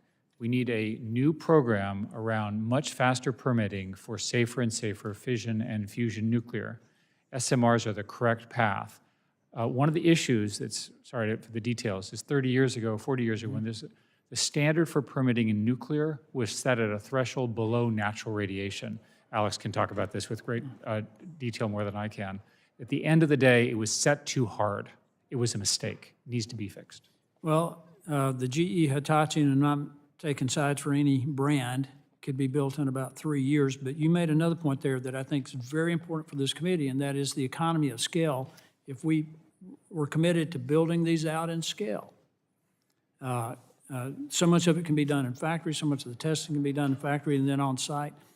I think it is extremely important that this government move towards small modular reactors to meet the power demands that we have to even be competitive with China in the AI space. Thank you, Mr. Chairman. I yield back. Gentleman yields back. The chair recognizes Ms. Castor for 5 minutes for questions. Well, thank you, Mr. Chairman. This is a very important topic, and we should be focused on bipartisan solutions to advance American innovation. The problem is there are so many new roadblocks right now, and President Trump has turned himself into the anti-innovation president. He has outright killed large new energy resources that were in line to come onto the grid. He's imposed these new import taxes and tariffs on everything we need to compete on AI, aluminum, steel, semiconductors, electronics. He's threatening to halt our investment in semiconductors in America. He has taken a hatchet to the academic and scientific workforce. This is all a gift to China at exactly the wrong time. But let's focus in on the challenges and the opportunities for energy and AI. Secretary Turk, it's good to see you. One of the challenges is the enormous need for new energy capacity, but I'm very concerned for what this means for everyday Americans and their electric bills. Mr. Chairman, I'm going to ask unanimous consent to submit for the record a new study from the Environmental and Energy Law Program out of Harvard Law School, where they say they're skeptical of utility claims that data center energy costs are isolated from other consumers' bills. Rate structures as well as secret contracts could be transferring big tech's energy costs to the public. How do we Without balance? objections to order. Thank you. How do we balance these needs? So I think we have to, as I said in my opening statement, bring power on the grid, could be behind the meter as well, to power data centers, to power AI cutting-edge models. We also need to make sure we have downward pressure on prices. I don't know of any elected official anywhere in our country who shouldn't have affordability and the cost to consumers as job one and everything seen through that lens. As you suggest, it doesn't seem like that's what our president right now has in mind. So even contemplating repealing the tax credits that puts downward pressure on prices across the board, technology neutral, right? Any technology can qualify for those tax credits if it meets certain thresholds. Getting rid of those is exactly the wrong thing to do right now. And I mentioned the analysis that's been done. A number of groups have done really good cutting-edge analysis. $220 more annually each and every year for an average household. Now that goes up in some states to $400 more a year. If you happen to represent Missouri, Arkansas, Texas, New York, Iowa, and Kansas, watch out. It's $400 more per year just to repeal 2 of the tax credits, let alone the full panoply of what's been done. Yeah, thanks. So one of the opportunities, however, is to work together on a much more efficient and modern electric grid across the country. It's kind of outdated the way everything is structured and right now. That's why yesterday I introduced my Advancing Grid Enhancing Technologies Act with Senators Welch and King that will implement shared savings incentives that promote the deployment of grid enhancing technologies. That is the cheapest way to supercharge our grid. We've got to optimize the existing grid infrastructure to bring energy projects online more quickly and save consumers billions of dollars. Do you see hope here with modernization of the grid and GETS? Well, thank you for your leadership and thank you for focusing on GETS, grid enhancing technologies. We've got such a range of technologies. Some we still need to reduce costs, but some like GETS and reconductoring make sense. We just don't have a utility industry now in the incentives for those technologies to be utilized at scale to allow us to get more out of our existing grid. We, of course, need to build new transmission as well in our country to make sure that we're prepared for what we need in the future. So I'm really pleased and thankful for your leadership in that area. I'm also firmly one, and I agree with Dr. Schmidt and others, the Congressman Palmer was just talking about small modular reactors. I think it's small modular reactors. I think we should be investing now in fusion, so we have that as a solution. Enhanced geothermal is such a phenomenal resource in our country, taking advantage of the drilling expertise and the workers to drill 24/7 clean power, including for data centers. We should be investing even more now to try to bring that technology online very quickly. Thank you. I yield back my time. Thank you. The gentlelady yields back. The chair recognizes Dr. Dunn from Florida for 5 minutes. Thank you very much, Mr. Chairman. So exciting topic, from tech startups to energy, grid operators, internet service providers. Everybody is working to develop these new AI technologies, and America has always been at the forefront of technological innovation. But with AI, we're not untouchable. We have competition. We're in a race with China to lead in this field, and it's promising to have two major American companies sitting before us today, Scale AI and Micron, who are leading the way. This global AI boom has prompted widespread industry adoption across all kinds of sectors. Healthcare is one of keen interest to me, but also finance, telecom, weather. This morning I met with NOAA. They're excited. However, this exponential growth of demand brings it with some substantial energy requirements. And as AI models grow in size and complexity, so does the infrastructure required to train and operate them.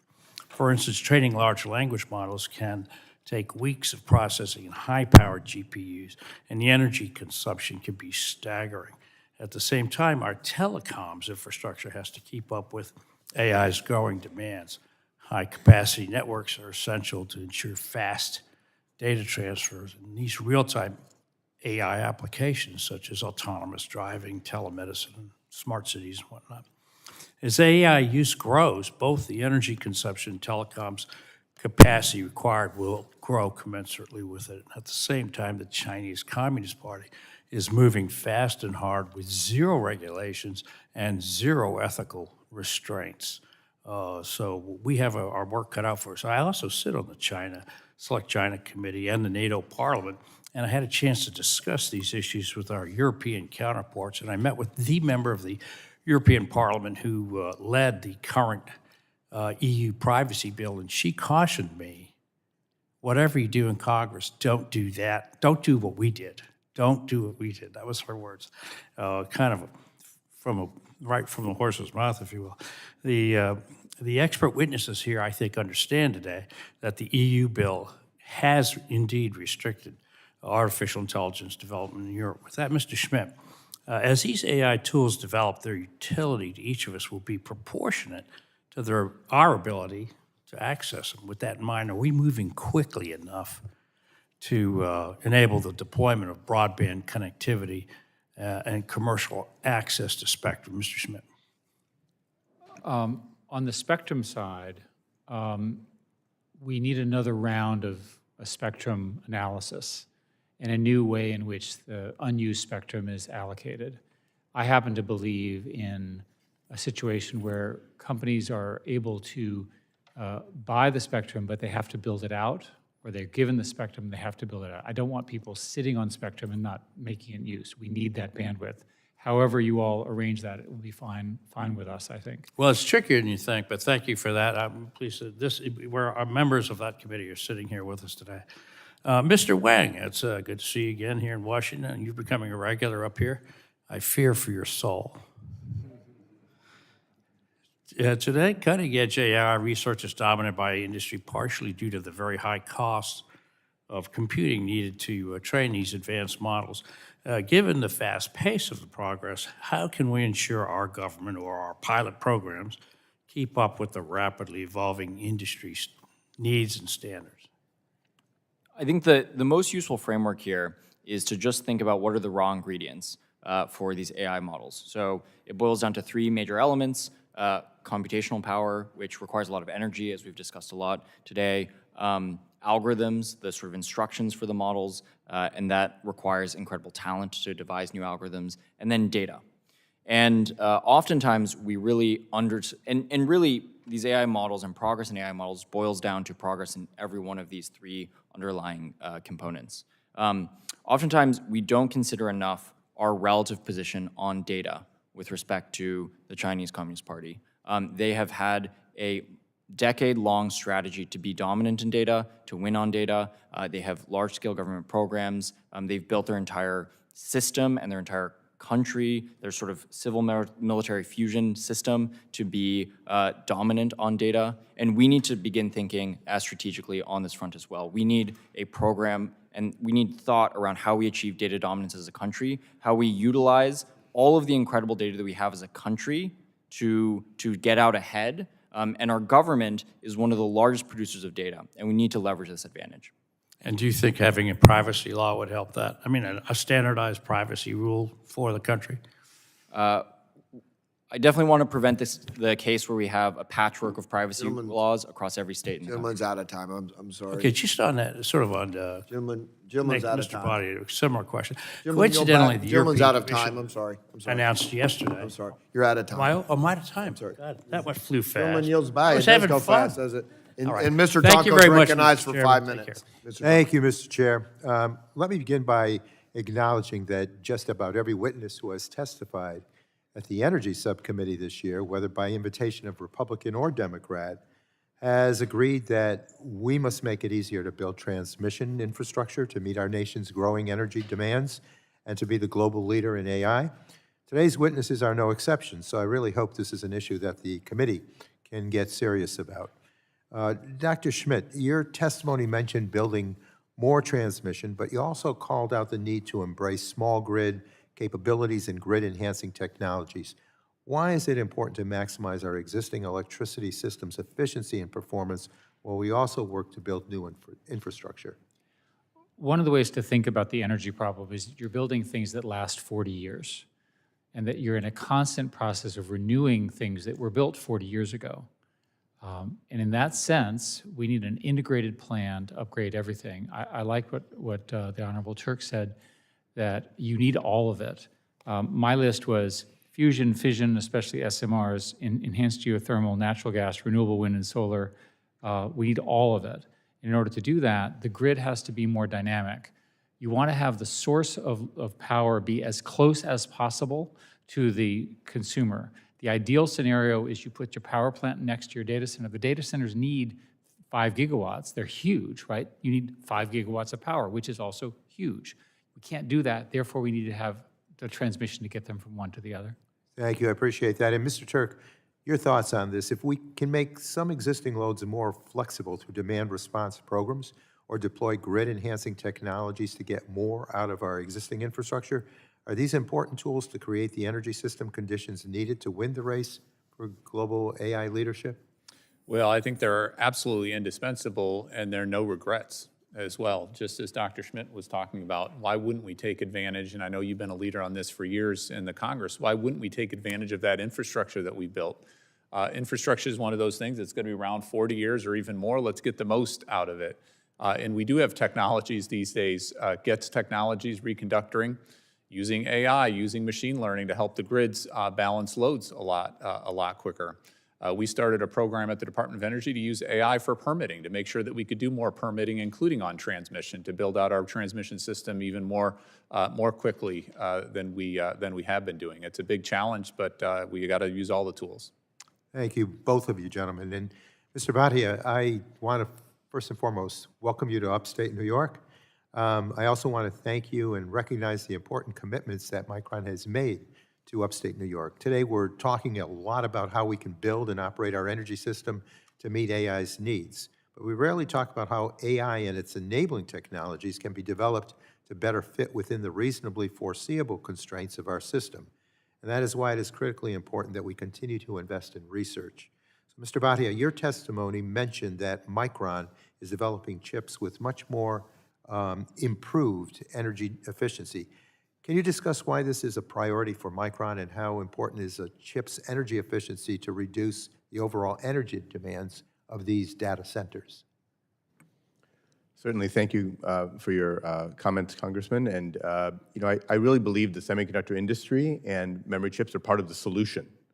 The brilliance of Moore's law, which is the governing law for the industry over since its inception 50+ years ago, is that with every generation of technology that we introduce, every 18 to 24 months, we are taking the same operation and doing it with higher performance, lower power, and less resources utilized to build that device, whether in our case, memory cells. And so that scaling path by itself is part of the solution to being able to make all these tremendous AI innovations, these data-driven AI innovations come to life using lower and lower power as we progress through time. And Micron has actually been very focused on leadership in that way. For the last 4 DRAM generations, Micron has been first to market by several quarters ahead of our Asian competitors. And that allows us to build chips that are lower power than those competitors. So for example, I mentioned in my prepared remarks that every one NVIDIA GPU has 96 high bandwidth memory chips integrated with it. Our high bandwidth memory chips are 30% lower power, 30% lower power than our competitors' chips that go into those similar systems. So absolutely critical for us, and we look for all avenues to be able to continue to reduce power as we scale down the trajectory and improve the efficiency of our chips, including partnering with national labs. Thank We you, do research with Time has expired. Thank you. Well, thank you very much, Mr. Mr. Chair. Tonko. Thank you for the comments from our Appreciate the witnesses. gentleman I yield yields back. back. Thank you. And the chair recognizes Dr. Joyce for 5 minutes.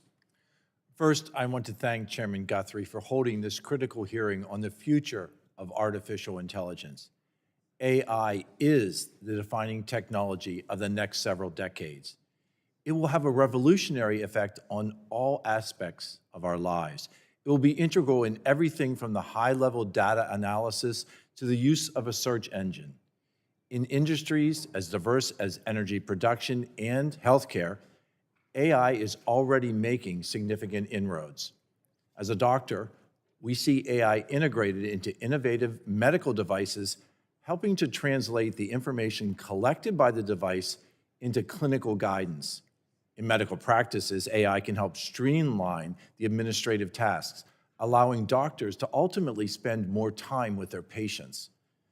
This is just the beginning of the capabilities that AI will give us, and it is why it is critical that the U.S. leads the way in the development and the deployment of this technology, just like the space race during the Cold War. However, our geopolitical rival is striving to catch up and overtake America so that they can dominate this new sector. Make no mistake, China is desperate to beat us in the field of AI. It is a national imperative that we do not allow this to happen. America and the free world can't afford to let the Chinese Communist Party win the race with AI. Fortunately, we have an advantage. And that advantage is the vast energy resources, the resources that are under the feet of my constituents in Pennsylvania. Energy is now the limiting factor for building the data centers that AI uses, which is why to win the race for AI, we need to unleash American energy.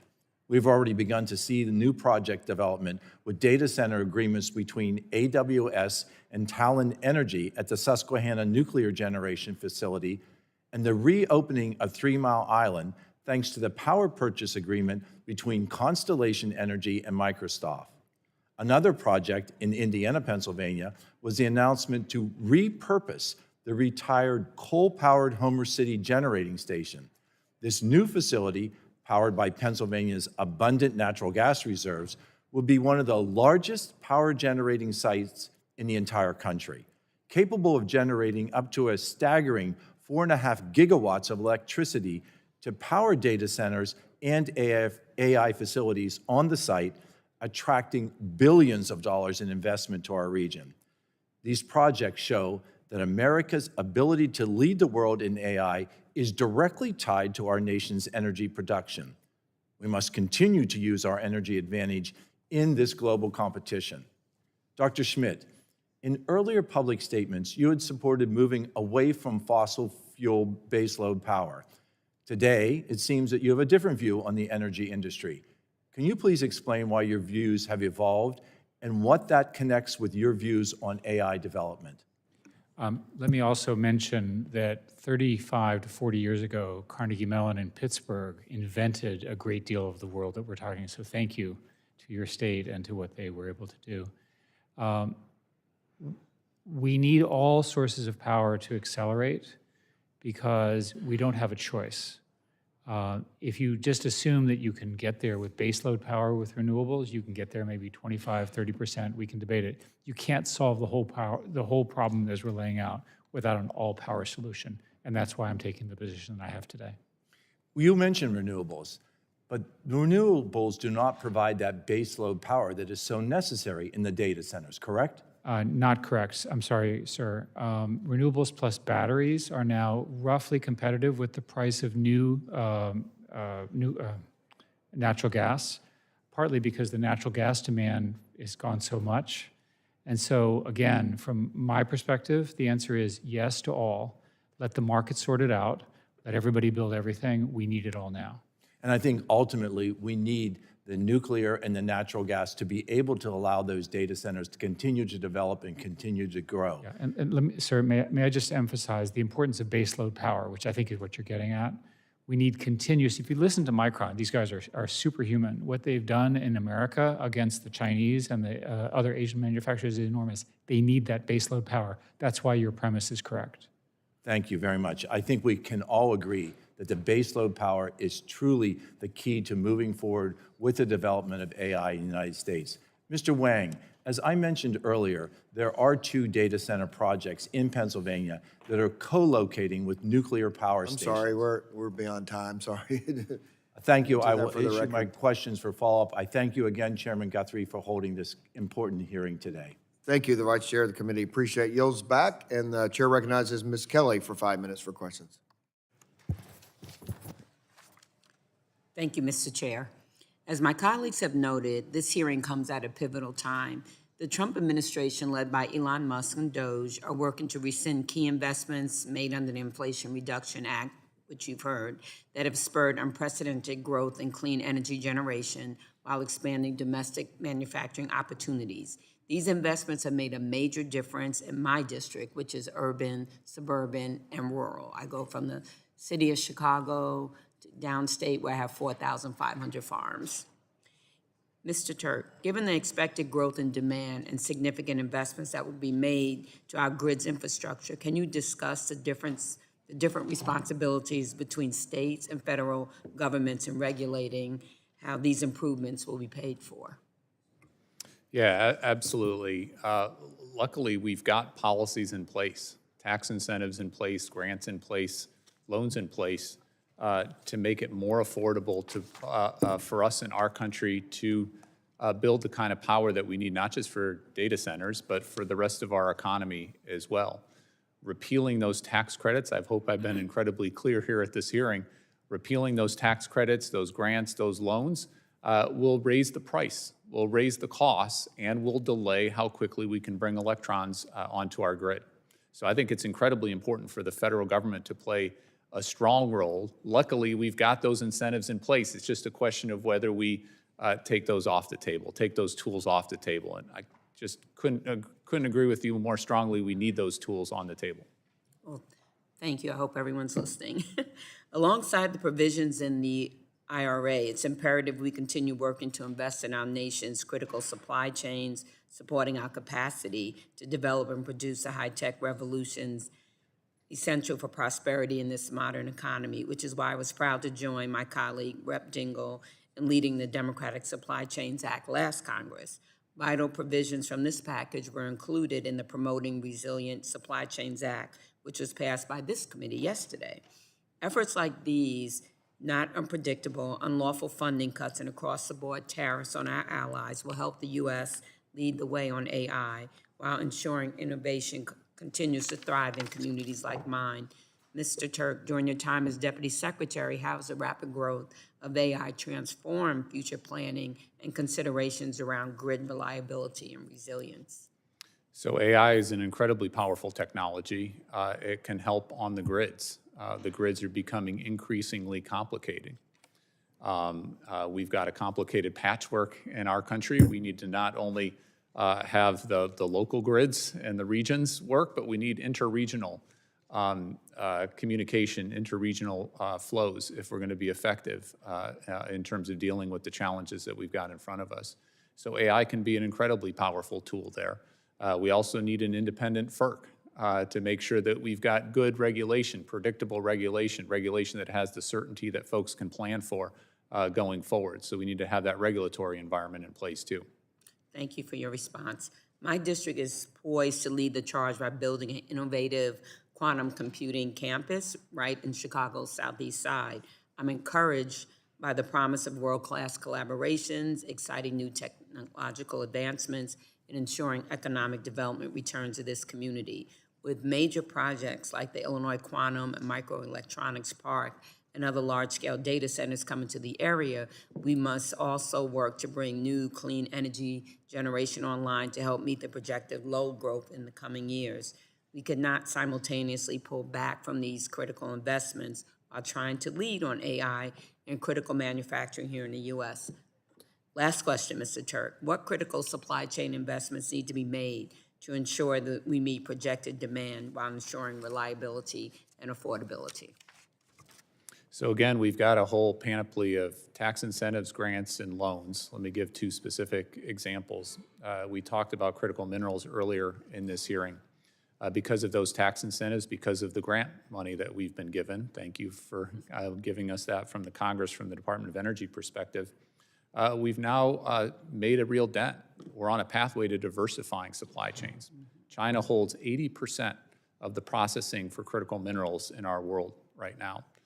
Because of the grants, because of the loans, because of the tax incentives, we're on a pathway to increase in the U.S. alone, of course, working with allies, 2,100% lithium increase. I could give you a statistic for cobalt and other kinds of things. So we're on a pathway, but this is not the time to lean back, to take these tools off the tool belt. We need to lean in on that front. I'm gonna have to cut you off out of respect for my time, so I yield back, Mr. Chair.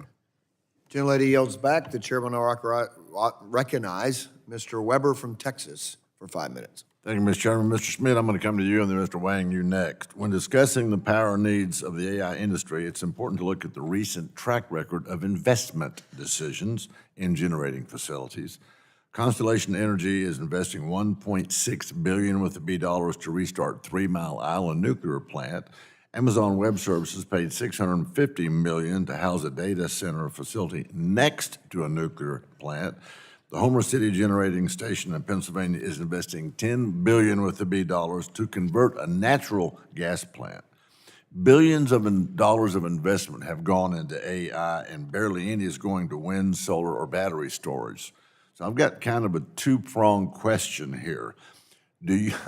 First of all, we'll start this way. Can you discuss, let me make this statement. Is it possible that those investment companies used AI in their decision on how to invest in energy? Let that sink in for just a little bit, okay? Can you discuss why AI, Mr. Schmidt, I'm coming to you, companies are investing billions of dollars into dispatchable and reliable generating resources? I know you had the conversation with Dr. Dunn, but we're talking about real companies, real businesses making real investment decisions based on risk. Your thoughts?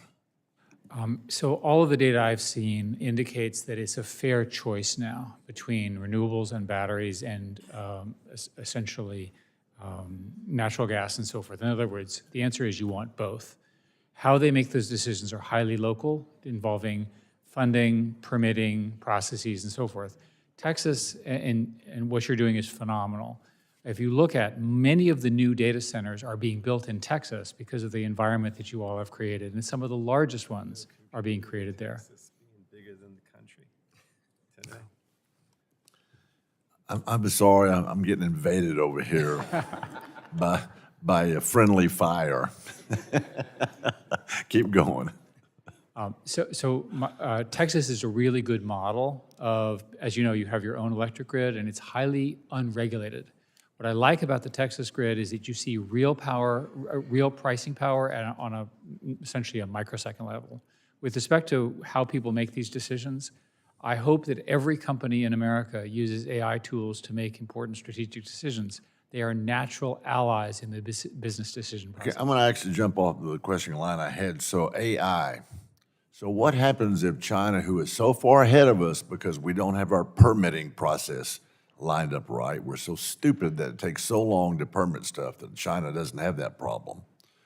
What happens if they intercept and take over our AI? What happens then? Well, I'm not suggesting they'll take over our AI. Our analysis is that China has very large power supplies compared to the United States. They do not have the power problem that we see in So they can't hold our AI hostage?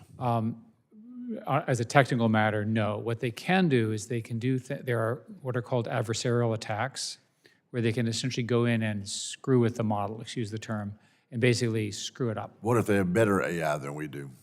That's a competitive issue, and the issue, one way to think about it is, and I'll make an argument, if you and I are competitors, you're the good guy, I'm the bad guy, and I'm ahead of you, and I'm 6 months ahead of you, you say, oh, it's only 6 months. But if the slope of innovation is near vertical, it's almost impossible for you to catch me up. It is a dynamically unstable. And that doesn't work when you're talking about America's security at risk. It puts That our analogy core doesn't work. national security. I got you. Let me move on. Mr. Wang, the Energy Subcommittee held a hearing on the role of AI in Power America's energy future, October 19, 2023. During that hearing, we discussed how AI can be used to improve the performance of the grid, used in oil and gas production, and also some of the vulnerabilities of AI, like kind of you're alerting to, Mr. Schmidt. I have no doubt that there have been major advances in AI since that hearing. So I've got a couple questions from you. What benefits would there be from integrating AI into our nation's energy sector, and would you want that sooner rather than later and all the permitting to be reasonably quick?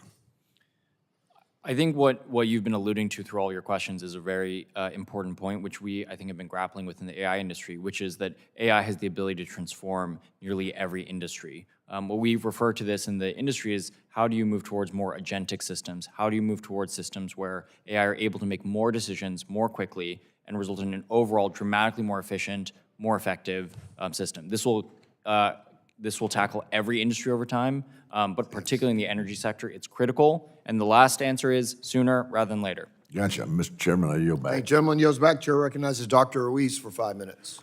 Thank you, Mr. Chairman. Consumer protection, data privacy, and artificial intelligence impact every American.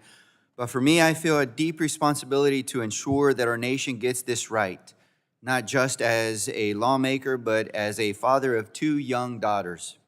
I see how kids today are shaped by AI-powered platforms and digital relationships like never before.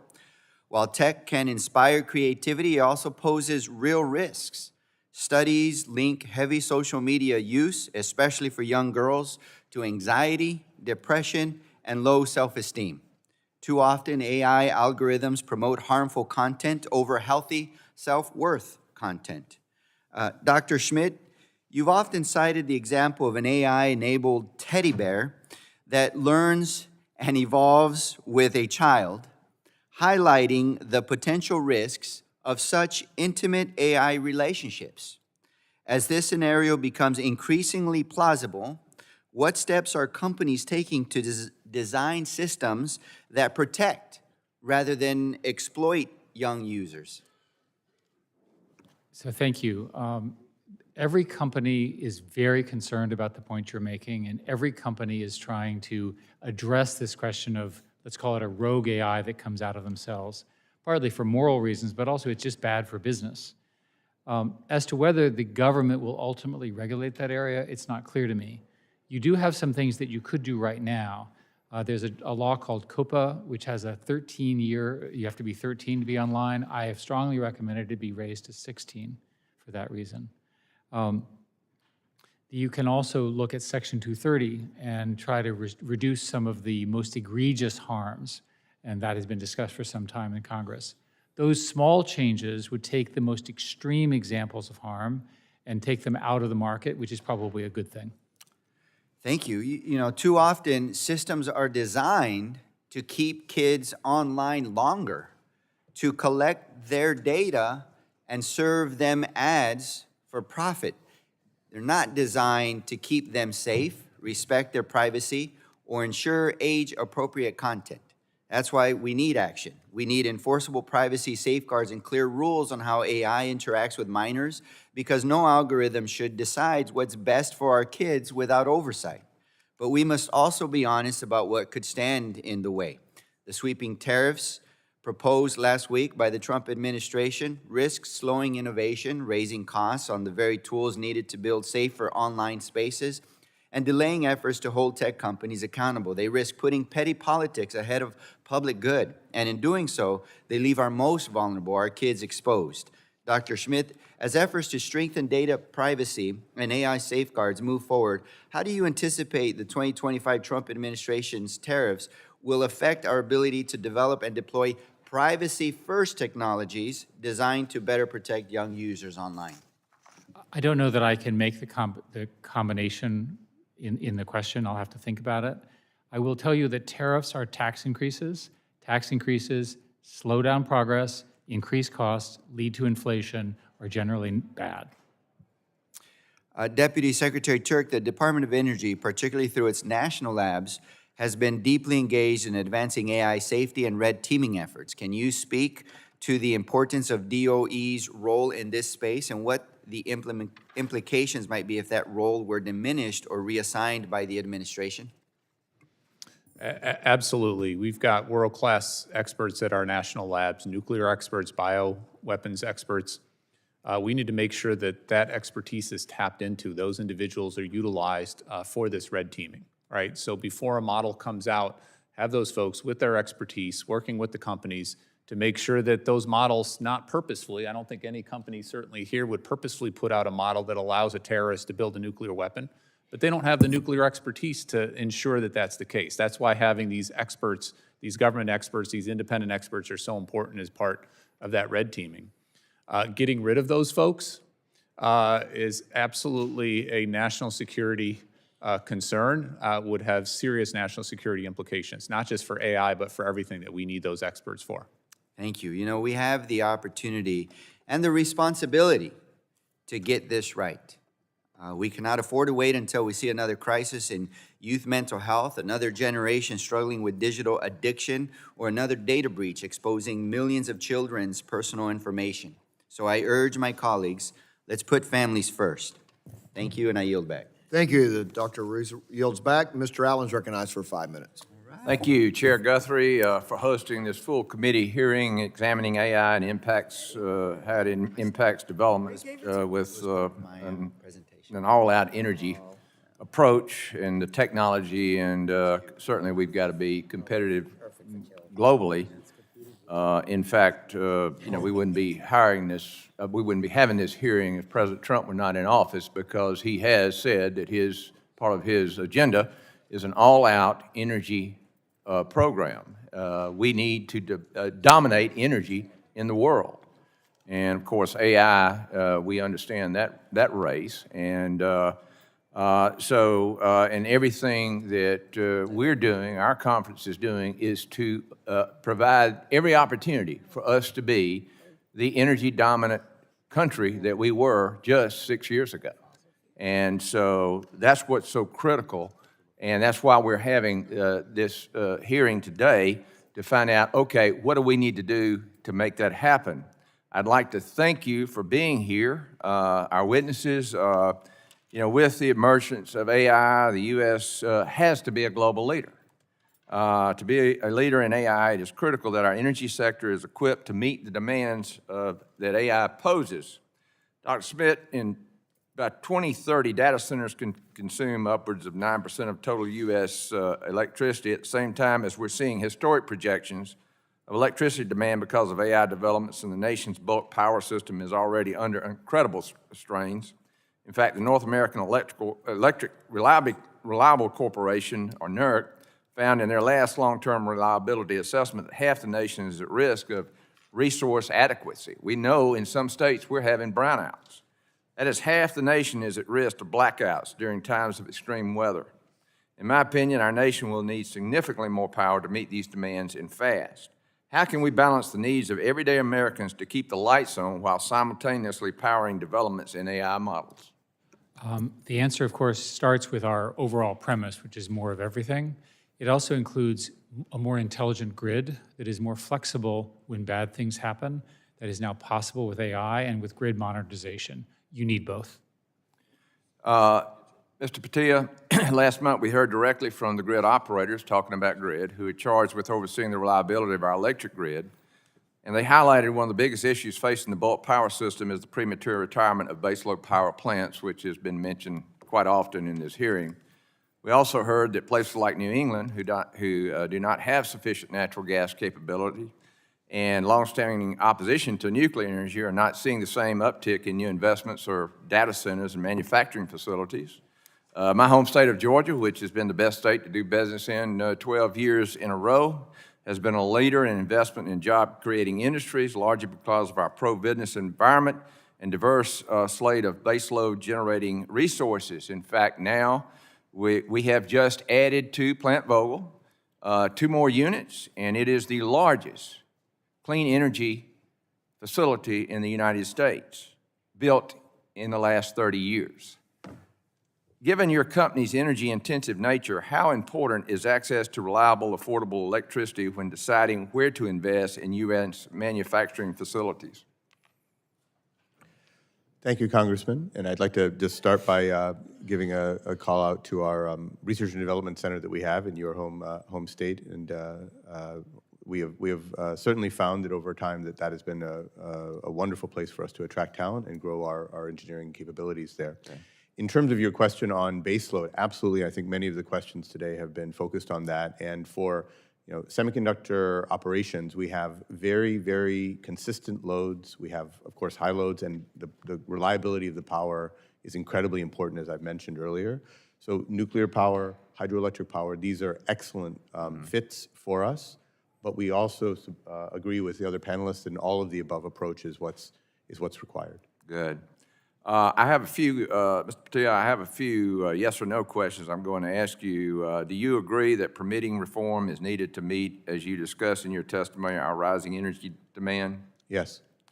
Do you agree that it includes air permitting? Yes. The National Ambient Air Quality Standards implemented by the Biden-Harris administration's EPA, for example, have proven to be a significant burden on the U.S. manufacturing base. These stringent regulations have made it difficult to permit and develop many of the facilities needed to support our next generation of industrial base. Whether it be PM 2.5 or ozone, EPA needs to be more flexible, no question about it. Your time's my time has expired. I have an additional question for you. If you would answer that for the record, I would appreciate it, and I yield back. Thank you. Gentleman yields back. Chair recognizes Ms. Clark for 5 minutes for questions. Thank you very much, Chairman Guthrie, Ranking Member Pallone, and to our panelists for today's hearing. Thank you to our witnesses for being here to testify. And let me just say that it is a pleasure to see Micron represented on this panel, as Micron is making historic investments in New York that will transform our state and the semiconductor industry more broadly.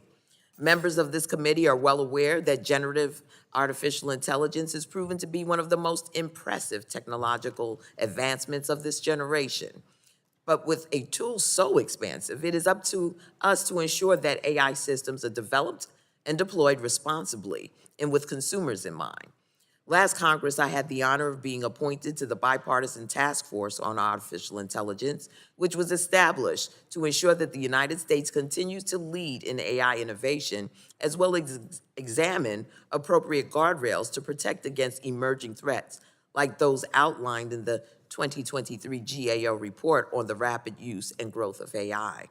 I've been sounding the alarm on issues related to AI and algorithms for years, namely the potential for algorithmic bias. AI has only gotten smarter, and with its rapid development, consumers are faced with the increasingly acute potential for harm caused by algorithmic discrimination. For example, facial recognition technology, a tool used by both retail stores and law enforcement, has repeatedly shown an inability to accurately identify people of color, which has led to multiple instances of false identification and unwarranted harassment. And when it comes to home ownership, Black applicants are denied mortgages at higher rates, a decision that is increasingly made based on algorithms. In healthcare, algorithmic bias can lead to misdiagnosis, as the people of color are historically underrepresented in existing data sets, and algorithms are improperly tested for accuracy. My top priority with respect to the growing use of AI is simple: We need to make it abundantly clear to developers and deployers of algorithmic systems that Americans do not forfeit their civil liberties when they go online. That is why I've prioritized algorithmic accountability and have fought to codify and make explicitly clear that civil rights protections still apply in the digital realm, especially when AI is used in critical decision-making. Lines of code remain exempt from our anti-discrimination laws and too often go unchecked. Every algorithm has an author. Every bias has an origin. Through proper regulation, we must ensure safety, inclusion, and equity are top of mind in the deployment of automated critical decision-making systems that affect Americans' lives. And while I'm pleased with the final report of the bipartisan task force on AI and find that it serves as a productive framework to set guardrails on AI that includes civil rights and liberties, the conversation does not end there. It is up to this committee, my Republican colleagues who seemingly have an aversion to the word civil rights, to properly protect all Americans when they either electively or unknowingly use AI to make critical life decisions. I have one question. Mr. Turk, do you agree that it is important to ensure that AI systems are rigorously tested for bias before they are deployed and on a regular basis thereafter? Well, let me first thank you for your leadership on the bipartisan task force and more generally. And I completely agree. We need to have those kinds of protections in place. This is a powerful technology, incredibly powerful technology, and we need to get this right. Yeah, I'm just concerned that, some biases get baked into our systems, and that inaccuracy can be detrimental, not only to communities, but to our ability as a nation to be as strong as possible, particularly when guarding against adversaries that seek to do us harm. So thank you for your work, gentlemen. I appreciate all that you're doing. Young man, Mr. Wang, you're making it happen. We're proud of you. Much continued success, and I yield back the balance of my time. Thank you. The gentlelady yields back, and the chair recognizes Mr. Balderson for 5 minutes. Thank you, Mr. Chairman, and thank you for holding this hearing today, and I'd like to thank all the witnesses for being here also today. Let me start with you, Dr. Schmidt. I represent Ohio's 12th congressional district, which covers central and southeastern Ohio. Licking County, which I'm proud to represent, has one of the largest clusters of data centers in the country. Google, Amazon Web Services, Meta, QTS, Vantage, and more all over have data centers in central Ohio and my district. In total, power demand from data centers will reach 5,000 megawatts in central Ohio by 2030 based on signed power agreements. Just last month, Williams announced a $1.6 billion investment to build two new natural gas-fired plants in Licking County with a combined capacity of 400 megawatts. This reliable baseload power generation is critical to meet growing demand in central Ohio. Dr. Schmidt, in order to alleviate strain on the electric grid, I'm curious what role or involvement you think these tech companies should have in helping to bring in new generation to secure the massive amounts of power needed for their facilities.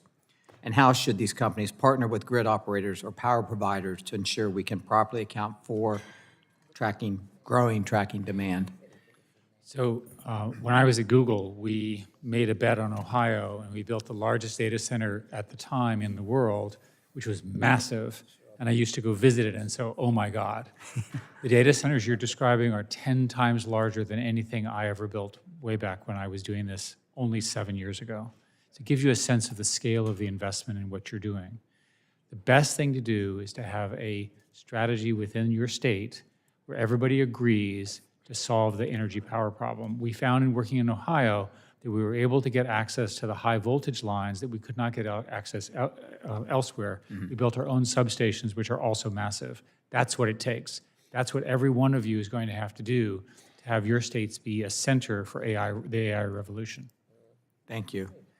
Mr. Batia, I switched to you. I'd also like to hear your thoughts on this. What is Micron doing to be proactive in securing the power needed for these chip fabs?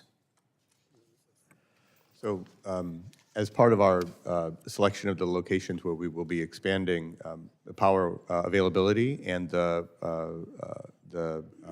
agreements that we could reach with local power companies was a key part of that criteria. As I mentioned before, nuclear power, hydroelectric power, both very good fits for us, and those are in strong availability in the areas where we selected. And we continue to work with providers in those areas to be able to ensure that we can have more investments to be able to have long-term access to that affordable and reliable power. Thank you. I'll continue with you, sir.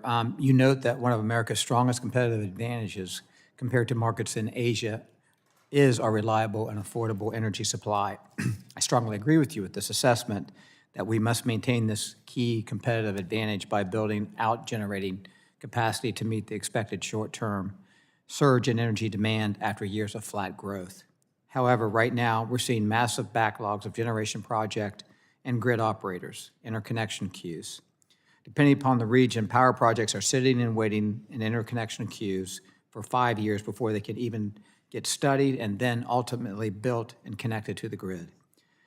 The build-out of AI and data centers isn't happening in 5 years. It isn't happening now, and these facilities need power. Do you have concerns that the current process can take years and years just for new power generation projects to get through the queue? Yes. Thank you. Do you think Congress can play a role in ensuring new generation is getting online and connected faster given the historic increase in power demand? Yes. Thank you very much. Dr. Schmidt, would you like to add anything to that? The interconnection queues are a very good example of something which is something that you all need to work on. Basically, getting the system to be more flexible when the industry shows the demand. I mean, the delays are crazy, right? People, they have the money, they have the ability to get the power built, and they can't interconnect it. That's a good example of grid modernization. It applies to everybody. Sir, I encourage you, we introduced some legislation called the GRID Act, and it's all about the interconnection queues. So with that, Mr. Chairman, I yield back. Thank you. Gentleman yields. The chair recognizes the gentleman from California, Mr. Peters, for his 5 minutes. Thank you, Mr. Chairman. I do think it's great that the whole committee is hearing this, and I thought, particularly, Dr. Schmidt, I want to compliment you on setting the table on this, because we're caught up in a lot of little things, and you really gave us a very big perspective on how important and daunting this is. I had a bunch of questions from before. I'm only going to ask one, which is about the Energy Permitting Reform Act, or EPRA, which was the Senate permitting deal at the end. Mr. Turk, can you talk a little bit about the importance of transmission and the importance of interregional planning and interregional transmission as a way to help deal with our energy needs? Well, put simply, we just need to make improvements. We need to get the most out of our existing transmission, grid-enhancing technologies, reconductoring, bringing AI and other tools to make sure that we're smart about these assets and they're flexible and they're smart. And then secondly, we do need new transmission, and it does take too long in our country to build transmission. We underwent a whole series of reforms in the Biden administration to try to improve that, and I think we made some significant progress, but we need to do more. And certainly Congress has an incredibly important role here. Well, I'm an advocate on this committee and the Energy Subcommittee for permit reform. We did a lot of work to get EPRA to the point it was. I think we should start with that and adopt it. I would say that this concept of all of the above energy, I understand. I think sometimes it's all of the above as long as it's natural gas. The thing I would say is, I was recently at a meeting with the energy company and some of my Republican colleagues where they said now it takes 5 years to get a natural gas plant online, largely because of the supply chain constraints and getting turbines. But you can get solar within a year. And the companies was begging us not to repeal the incentives for solar power and probably wind that are in the IRA. And I hope when we talk about all of the above, we are really committed to all of the above and that we don't do something to shoot ourselves in the foot. With respect to natural gas, I'm more than willing to work on natural gas. I've been saying, like a broken record, what I want out of that from an environmental perspective is some agreement on the regulation of fugitive emissions, methane emissions. It's an easy thing to do. It's something the industry's open to. If we did that here, it would solve it would answer a lot of the questions we have about the use of methane, or use of natural gas as a bridge fuel. I think that's an easy thing to follow. I would reiterate what some other people see. The need to invest in basic science is really critical here. China is more than keeping pace with us. They're out investing us by quite a bit. In my district, a lot of that is in biotechnology, but a lot of it is in fusion. And I think that's something that we have to continue to invest in. It would really solve a lot of problems, but it takes investment. And I think investment in energy in our universities, the best university system in the world, best set of universities in the world, is really critical for this country. I agree that our data is ridiculously unmanaged and uncoordinated. We saw this in COVID. I tried to deal with it in COVID. You can't draw conclusions from a data set that's so disparate and unorganized. I think that your comments were really wise about that, sir. And I think that Congress has a role in making sure that we get on top of that. I don't want to overlook the role of imports in this. I mean, we do not make solar panels here. We import a lot of things. We're making it more expensive. It's craziness. It's a craziness. And I think for the Republicans who used to be such staunch supporters of free trade, and Democrats like me who supported both the Trans-Pacific Partnership and the USMCA negotiated by Donald Trump, we can't forget the benefits of that international trading system, and the cost of inputs that we need to solve this problem are really being heightened by this trade war and this self-harm. I do want to say, too, that I think we should think hard about whether some of the calculations can be decentralized. We've taken for granted, we've taken as a given that there's a certain amount of energy we need. I have no doubt that it's a lot. I had actually heard 5 gigawatts for a data center. Now I hear 10. That's a massive challenge. We ought to think about whether, systemically, some of those calculations could be done on these handheld devices. It would take some of the power requirements away from those big facilities. And finally, the other thing I would observe as a Californian is we can't let ourselves get into the situation we're in with privacy, where we have 38 different standards across the country. This committee's got to come to grips with the notion we have to do preemption. There's a federal supremacy clause for that reason. This has got to be a national policy. We've got to set national standards. We've got to do it on privacy. We've got to do it on AI, and we can't be scared of using our power here.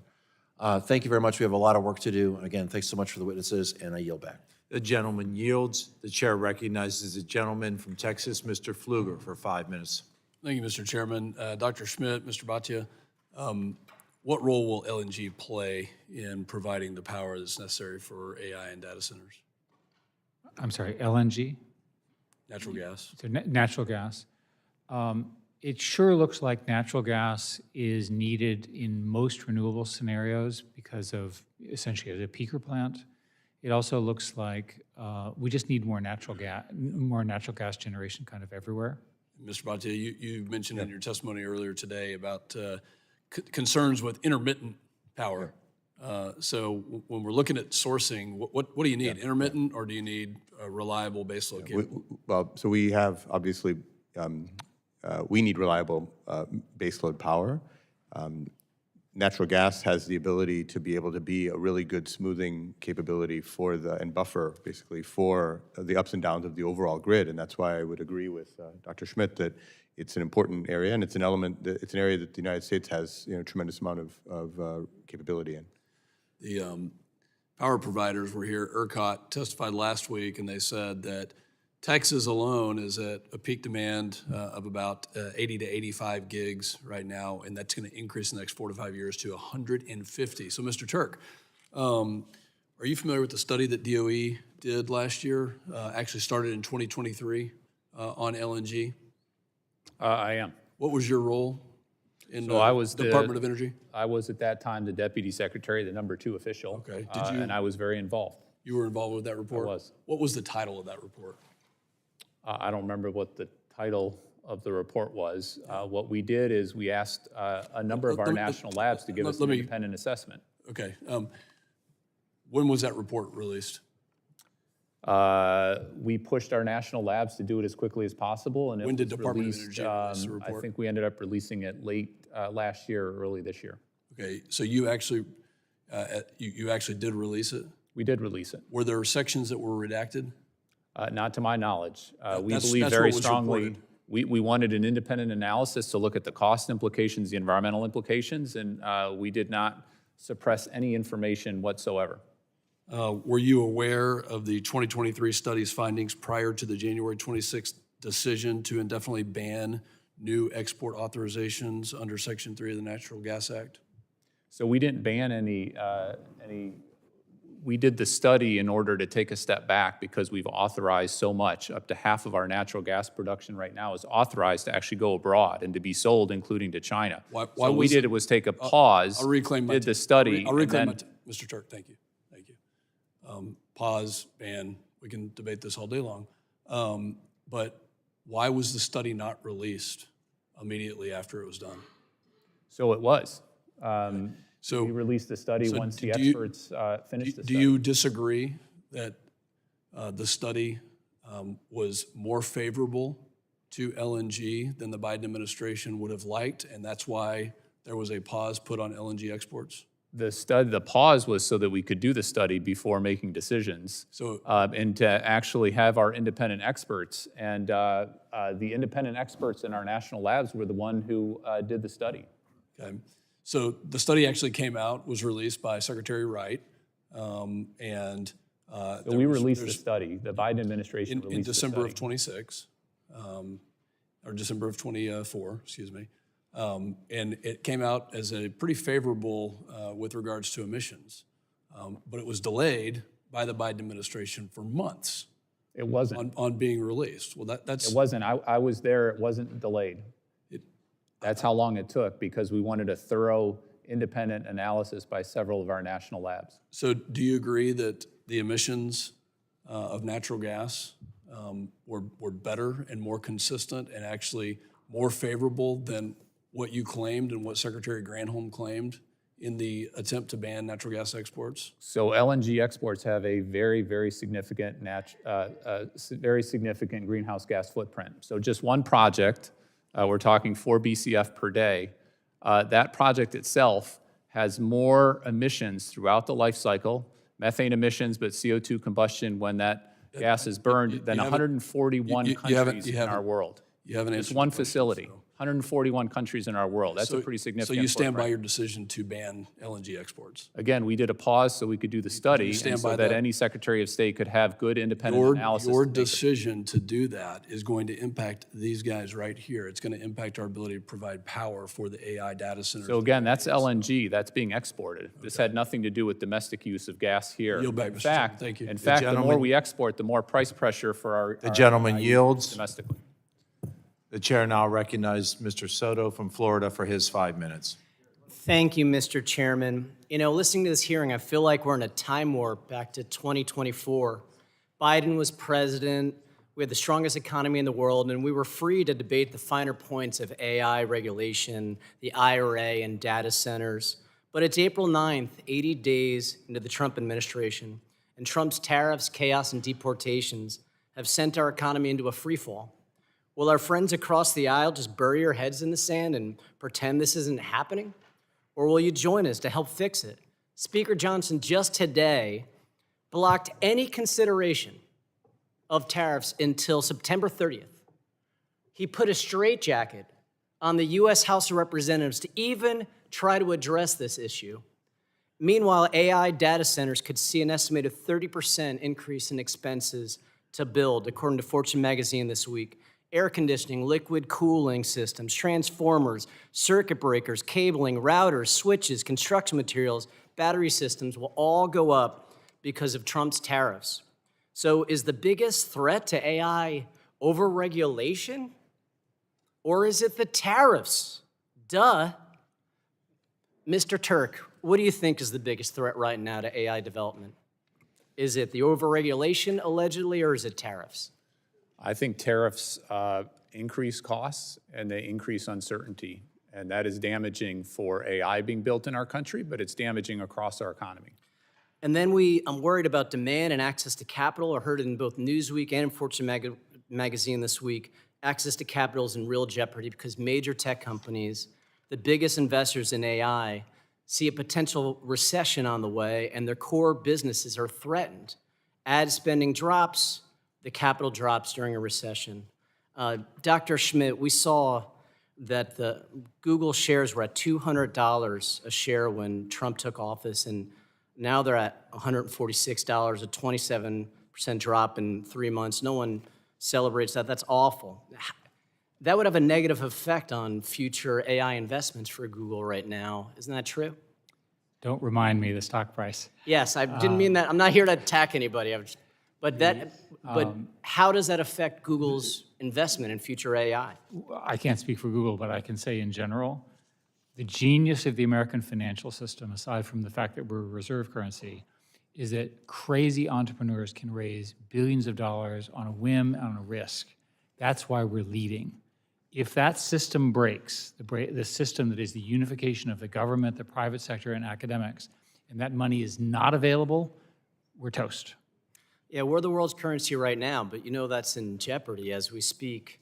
Mr. Batia, we saw Micron take a thump too, from 109 per share when Trump took office to 65 today, a 41% drop. Again, no one likes this or celebrates this, but how does that affect your access to capital and the ability for you to continue to develop AI chips, AI microchips and technology?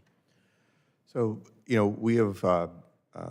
we take a long-term view, and the demand for memory, the demand for data, therefore the demand for memory continues to grow. It's a secular trend, and so we intend our investments to be for the long term, but we have to bring them online in line with the demand trends that we see, and so we continue to expand in that way.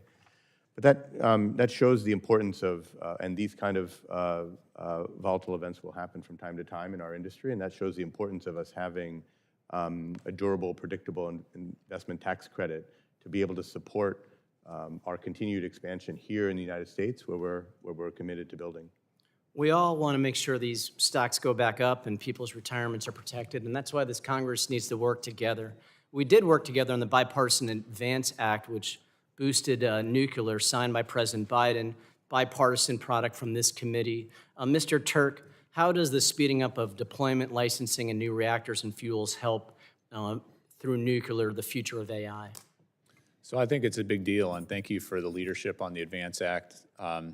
We need to not only get the most out of the resources that we've got, including those resources that can be brought on quickly to our grid. Right now, that's solar and storage and wind. Those are the resources that allow us to bring electrons on quickly to power these AI data centers. But we absolutely have to work on clean baseload power. Nuclear is an incredibly important part of that equation. Enhanced geothermal is another incredibly important part. And so we need to have the research, we need to have the investment, and we need to have those tools as quickly as we can. Thanks. I yield back. Gentleman yields. The chair now recognizes the gentleman from Idaho, Mr. Fulcher, for 5 minutes. Thank you, Mr. Chairman. Mr. Batia, in a different era, back years ago, I was privileged to work for Micron Technology. Technically, I began with the startup phase. It was still in startup phase, spent 15 years there. I cannot tell you how proud I am of that. And the education that I received personally, and the experience, life experience, that was truly unique, and I could not have higher regard for your company. And so please know that. At that time, as I say, things were different, but we sold ourselves. We positioned ourselves with customers and potential customers that most of our costs were fixed. And whether we produced 1 die or 1,000,000 die, the costs were largely the same. And that gave us the ability to sell ourselves as American supplier. Now, today, you discussed how energy is one of the factors that's changed that business model. Back in those days, it was all about die size and could we stack the capacitors and make it efficient. And that was the secret sauce. And if we got that, we won. What's changed in today's business model other than the energy that you correctly spoke about to change that strategy and business model in the framework that you're operating in today? Thank you, Congressman, and thank you for your time in the early days of Micron and helping put the company on the track to where it is today. I think the biggest thing that's changed is the cost competitiveness of building and operating fabs in the United States over this last 25 to 30 years has become a widening gap between doing that in the United States versus Asian countries where we operate and where our competitors. Construction costs, just to be clear, construction costs is one of the biggest gaps. It's probably the biggest gap between the Asian countries and where our competitors are versus the United States. In fact, the energy is an area that has been a bright spot for the United States. It's an area that the focus of this hearing is to make sure that it continues to be an area of advantage. for semiconductor industry, for Micron, but also for many other industries, so that we're able to make sure that all of these projects can come to fruition. And Workforce? And the investments we're making in workforce, we certainly believe that in partnership with the many different universities that we're working with across the country, that we're going to be able to redevelop a pipeline of skills and capabilities that have been lost over the years as manufacturing left the country. We're also working with various different military exit organizations to be able to train veterans to come and work, because we think there's a really good overlap between the skills that they have from the military and the skills that they have to be able to operate and maintain fabs. And I think, as I've mentioned before, expanding and extending the currently expiring investment tax credit for semiconductor projects is really, really very critical. Got it. I'm going to come back to you if I have time. Mr. Wang, I want to ask you a question. In your testimony, you said there's 3 things Congress should do in order to move forward regarding AI. The second point you made was one federal AI standard. We've had discussions about that on the committee. Dig that a little deeper, peel that onion back. Specifically, what should those standards be, to the best of your advice? Yes. So first of all, just speaking as an AI company and being able to operate and innovate effectively, we need one federal standard. We cannot afford a patchwork of 50 different state standards that we have to execute against. Then peeling the onion back, we believe that we need to create this, a regulatory framework that enables innovation while still adding some level of guardrails. So our view is we need a use-case, sector-specific regulatory framework where in certain industries like medicine or financial services or insurance or others where there should be heightened levels of scrutiny or heightened levels of controls for what AI systems can and should do, we should put those in place. But in other industries where we want the core technology to advance more rapidly and more effectively, we need to allow that to happen. Okay, I'm about out of time, and I'm going to submit some questions for the record, Mr. Chairman. But Mr. Wang, I do think you're a wealth of knowledge. And I would just say to you and the rest of the committee, as we go about forward in setting or trying to set some federal standards, please be careful what you ask for, because you just might get it. And we can be a friend or we can be a very ugly big brother. And I say that because it's very difficult to identify the proper role of the federal government with these things. So thank you to all those who testified. Mr. Chairman, I yield back. Gentleman yields. The chair recognizes the gentlelady from Michigan, Mrs. Dingell, for her 5 minutes. Thank you, Mr. Chairman, and thank to Chair Guthrie and Ranking Member Pallone for convening this hearing. AI, as has been discussed today, is transforming every sector, from healthcare and transportation to manufacturing. But with rapid advancements come serious challenges, such as data privacy risks, algorithmic bias, and the growing threat of foreign adversaries exploiting our vulnerabilities. And we cannot afford to let America's data and personal information be weaponized by China or other adversaries, or allow AI to spread unchecked through deep fakes, robocalls, and deceptive ads. So I was proud to help lead Take It Down Act, which passed out of the committee yesterday to hold bad actors accountable for sharing non-consensual deep fake content online and to protect survivors. AI, when paired with 5G and emerging technologies, is already transforming lives, streamlining public services, modernizing transportation, and improving healthcare outcomes. But to lead, we have to invest. That's what we were doing during the Biden administration, and quite frankly, I'm very worried that we are now witnessing efforts to undo that progress. Programs that were signed into law through the Bipartisan Infrastructure Law, the CHIPS and Science Act, the Inflation Reduction Act, all of which provided funding that is crucial for the AI ecosystem, are being dismantled. These investments aren't just about clean energy. That's what people don't understand. They're about global competitiveness, job creation, and securing the future of the American industry. The IRA has been critical to accelerating domestic manufacturing, especially in the auto sector. I admit that's one I care about deeply, which remains the backbone of the American economy. My Republican colleagues say we must outcompete China in AI. They're right, we must. I agree. But you don't win it by slashing your own tires.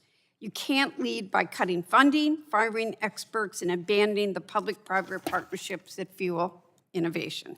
Secretary Turk, does cutting funding from agencies like the Commerce Department's Bureau of Industry and Security, holding up CHIPS investments, threatening that they may not happen, firing technical experts and NIST keep the U.S. competitive in the global AI race, especially as China ramps up its investments? And what happens if we walk away from CHIPS and the IRA incentives? I think this is exactly the wrong time to walk away from those incentives. Okay, short. Mr. Batia, what are I like it, it's wrong. What are the consequences of repealing the tax credits and public investments that are driving domestic industry growth in clean energy and advanced manufacturing? Well, Congresswoman, first I'd like to just comment that I'm proud of being born and raised in Michigan. My first job in manufacturing was more than 30 years ago in the body shop, and that created my love of manufacturing. And a thriving automotive industry, as you said in your comments, is I think critical for the country's economic health as well as for national security. Absolutely agree that we need to have continued support for investment tax credits for areas that are critical to AI, including, of course, semiconductor manufacturing. The tax credit that was passed is expiring, and this will create a challenge for continued investment, especially long-term investment, because this is not just a 5-year race, this is a 15, 20-year race that we're getting into, and we want to make sure we have leadership in technology and capacity together to be able to lead in creating in enabling the AI revolution. Thank you. Dr. Schmidt, do companies operating in the U.S. currently have meaningful incentives to protect consumer data and privacy? Are the current patchwork of state laws and voluntary standards sufficient, or would a comprehensive federal privacy law with strong data minimization provide greater clarity and consistency for both consumers and the industry? I think there's a general view in the industry that a single privacy law would be a good outcome. I think it'll be very hard to achieve. My own opinion is, given that's hard to achieve, you're better off working on the most extreme cases, such as I fully support the bill you did yesterday. That's a good example of an extreme case. Maybe there's some other extreme cases that we could also handle through your good work. More questions, and I want to dig into that too, Mr. Chairman, because I'm going to have questions for the record, as some of my other colleagues do, but this is a very important issue. All of them are. Thank you, Mr. Chair, and I yield back. The gentlelady yields. The chair recognizes the gentlewoman from Tennessee, Dr. Harshberger, for her 5 minutes. Thank you, Mr. Chairman. Thank you to the witnesses for being here today. I'll start with you, Dr. Schmidt. When tech companies are building the future of AI in the United States, we know these data centers use massive sums of energy, and for the most part, they're going to be running at maximum capacity 24/7. And this technology requires more baseload power production rather than renewables like wind and energy, where that production fluctuates. And my question is, how would it strengthen America's bid to lead the AI economy if we adopted a more friendly environment for natural gas and build out additional pipeline infrastructure? I agree with the need for more natural gas in the United States, more pipelines. I'd also point out that you can achieve the same baseload goal with a combination of batteries and renewable. I think that the industry and the energy suppliers should make those on an economic basis. And I think the collective panel here is telling all of you, all of more is better. Yeah, all of the above. Yeah. Mr. Batia, your testimony goes into great detail about the difficulties of navigating U.S. permitting law. Does the challenge Micron faces when building a facility like the one you're working on in New York, chip makers, would it make the chip makers reconsider the United States? And if so, how could the U.S. could it be leaving opportunities on the table by failing to update NEPA? So certainly, we have experienced delays and the duplicative nature of the process has been a challenge, and it's a challenge for I think any company who has to go through the NEPA process, whether in semiconductors or in other areas, and there will be other NEPA projects, including in potentially in energy and other sectors where, I think that there is a potential for some streamlining to have federal and state processes to be harmonized so that we don't have to go through the extended time. Yeah, it is duplicative. I mean, very much so. Thank you, sir. Mr. Wang, one thing I really love is government efficiency. And I was inspired by your testimony, by your recommendation that implementing AI applications for the government could free up public employees to think more strategically and could reduce regulatory backlogs. So how could the administration use AI to lower taxpayer burdens and increase government efficiency?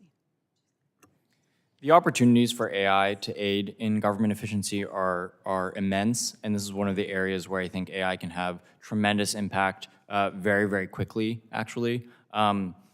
This goes to one of the things that we're talking a lot about in the industry, which is moving towards an agentic government. So how can we enable AI agents to start speeding up and streamlining a lot of the processes that we have within the government so that they go from years to weeks or potentially even days. So a few examples of that, I think about how we can use AI to cut down the time it takes to handle veteran healthcare paperwork, or an AI system that could vastly improve fraud detection at the IRS. And then, I think the combination, if you look at every single agency, there's immense opportunity. Yeah. And you can go across, we see this in the DoD, who we work very closely with. We're working with them. Recently, we've been deploying a system called ThunderForge, which is a system for using AI for military planning and wargaming, a process that currently is extremely manually intensive, and we all know that to be competitive in the future, we need to be more efficient. So there's just a wealth of opportunity, which is one of the reasons why we recommend that ideally every federal agency should have some flagship AI programs to start implementing and getting into the process of utilizing AI and AI agents to streamline more of their processes. And ultimately, if we do that today, we'll reap the benefits in the years to come. You're right. I see that already in some of the things we've already found with fraud, waste, and abuse and some other. Man, we don't even communicate within an agency, for heaven's sake. So AI would absolutely benefit. You keep doing your work, young man, okay? All right. With that, Mr. Chairman, I yield back. Gentlelady yields. The chair recognizes Mr. Vesey from Texas for his 5 minutes of questioning. Thank you, sir. And I think this is amazing that we're here having this conversation today. Right now, in the Dallas-Fort Worth region, we are literally becoming a hub for advanced manufacturing and AI innovation. And you can see it in all the new facilities that are opening up. We've had the Facebook data center for a long time now, but we have groundbreaking on several other new centers in the Alliance Corridor, near Crowley, near Benbrook and Fort Worth. And this is really amazing because you can see the new facilities going up and the jobs that they're bringing along with them, which is very, very important. It's generational, and it's really helping the DFW area lead the charge in this area. But as we lean into the future, we have to be clear-eyed about what comes with it, because AI just doesn't run on code, and it runs on power, something that we talk a lot about on this committee. And with the massive growth of data centers and AI infrastructure that is happening right now, it's putting a tremendous strain on the grid, and we have to get ahead of this, or consumers could end up footing the bill on this through higher prices and tighter capacity and more volatility. And so we can't treat energy demand from AI like an afterthought. We got to be smart. We got to keep the lights on. We got to keep the bills affordable, and we got to keep the grid resilient, especially in places like Texas. That's a huge part of our country's economy, but also because we've already seen by what not investing in the grid can look like in 2021 during Winter Storm Uri. Because if AI moves forward without guardrails for jobs, for privacy, and for families, we really risk turning a lot of this promise into disruption. And I had a question for Mr. Turk. Do you believe the Department of Energy or Congress needs to take more aggressive steps to plan for and manage the energy load coming from AI infrastructure? And are there policies that you'd recommend to ensure grid reliability and again, affordability? Absolutely is the short answer.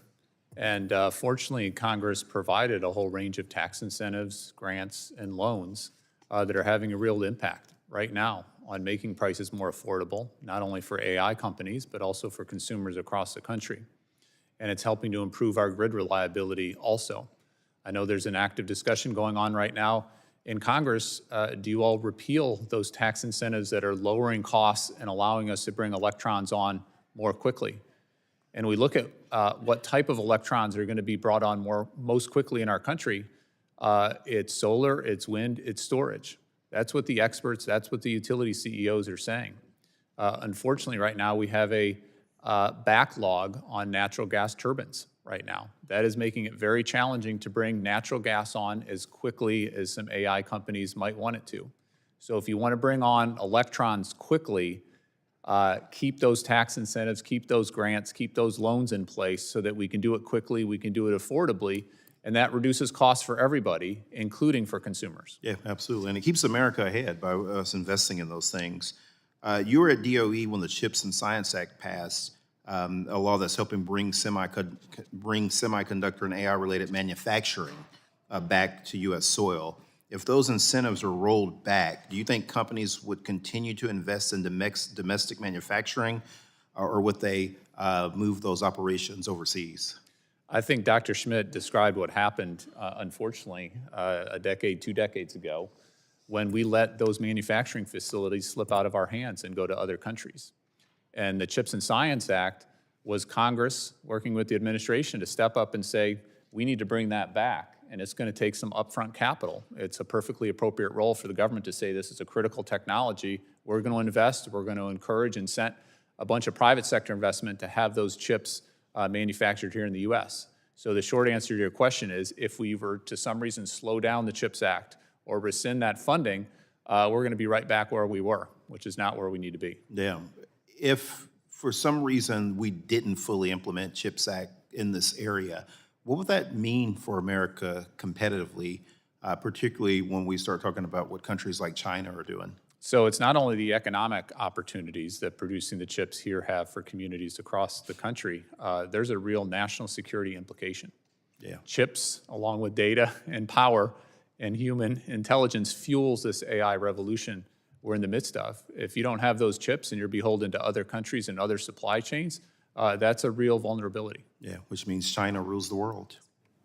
Very scary. Mr. Chairman? The gentleman yields. The chair recognizes Mr. Bentz from Oregon for his 5 minutes of questioning. Thank you, Mr. Chair, and thanks to all of you for being here. Is there a reason that we should have a more organized approach, Mr. Wang, to the approach that we're using to try to achieve this win in artificial intelligence? And before you answer that, tell me what a win is in artificial intelligence. I know when I was reading the Oppenheimer book and Turing's Cathedral and other such literature, well, more Oppenheimer, the goal was a bomb. What's our goal in AI? AI is, as has been mentioned, a unique technology because it has such broad-reaching implications. It can be utilized to empower our economy and enable our industries to grow. It can be used for science in accelerating scientific discovery, helping us do things such as solving fusion or finding a cure to cancer. And it can also be used as a weapon and used in military contexts. And I know I asked you to tell me if our approach is the proper approach, and we'll get back to that in a second. But as Lincoln said, the way you get things done is to change public opinion. And the great thing about this hearing today is what we're trying to say is this is an existential issue. This is so important, we need to waive environmental rules. We need to push things aside. We need to create exemptions. We need to get past this haystack of obstacles that we've created for ourselves to protect things. But it takes forever now to do anything here, and we don't have forever. So what I'm really asking is, make the best argument you can to America right this minute about why this is an existential, truly, absolutely necessary thing for us to set these other important things aside. And it has to be more, and maybe it can't be, but your best argument. I'm going to ask everybody else the same question, but go ahead.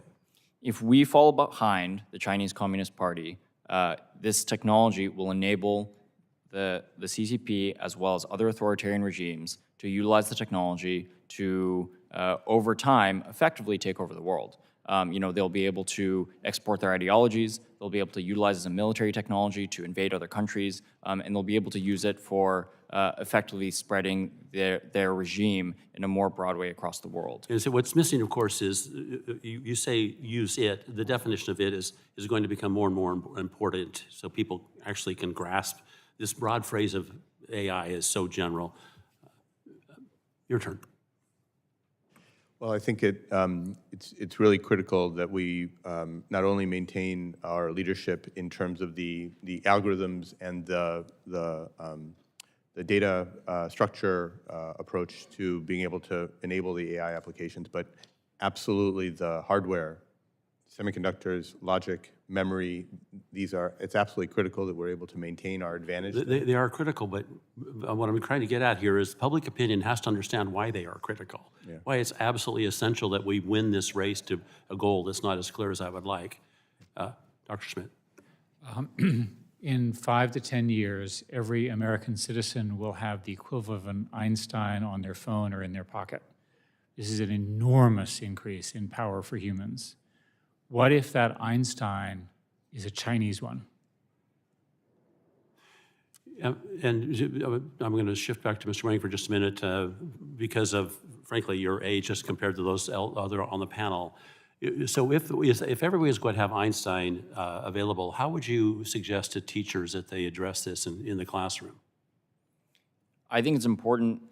Frankly, I think AI will be an immense opportunity for humans and for industries to be able to leverage as a core technology. Our view is that, in many ways, our role, humans' role will go towards supervising and managing these AI systems, these AI agents, if you will, and give ourselves, frankly, more leverage. So I think the key for teachers and for our education system is to teach people how to leverage AI systems, how to use them. How do you embrace the technology as a tool, as something that enables you to do more things, better things, more ambitious things? And that would mean that all of our teachers have to understand how to use this new tool.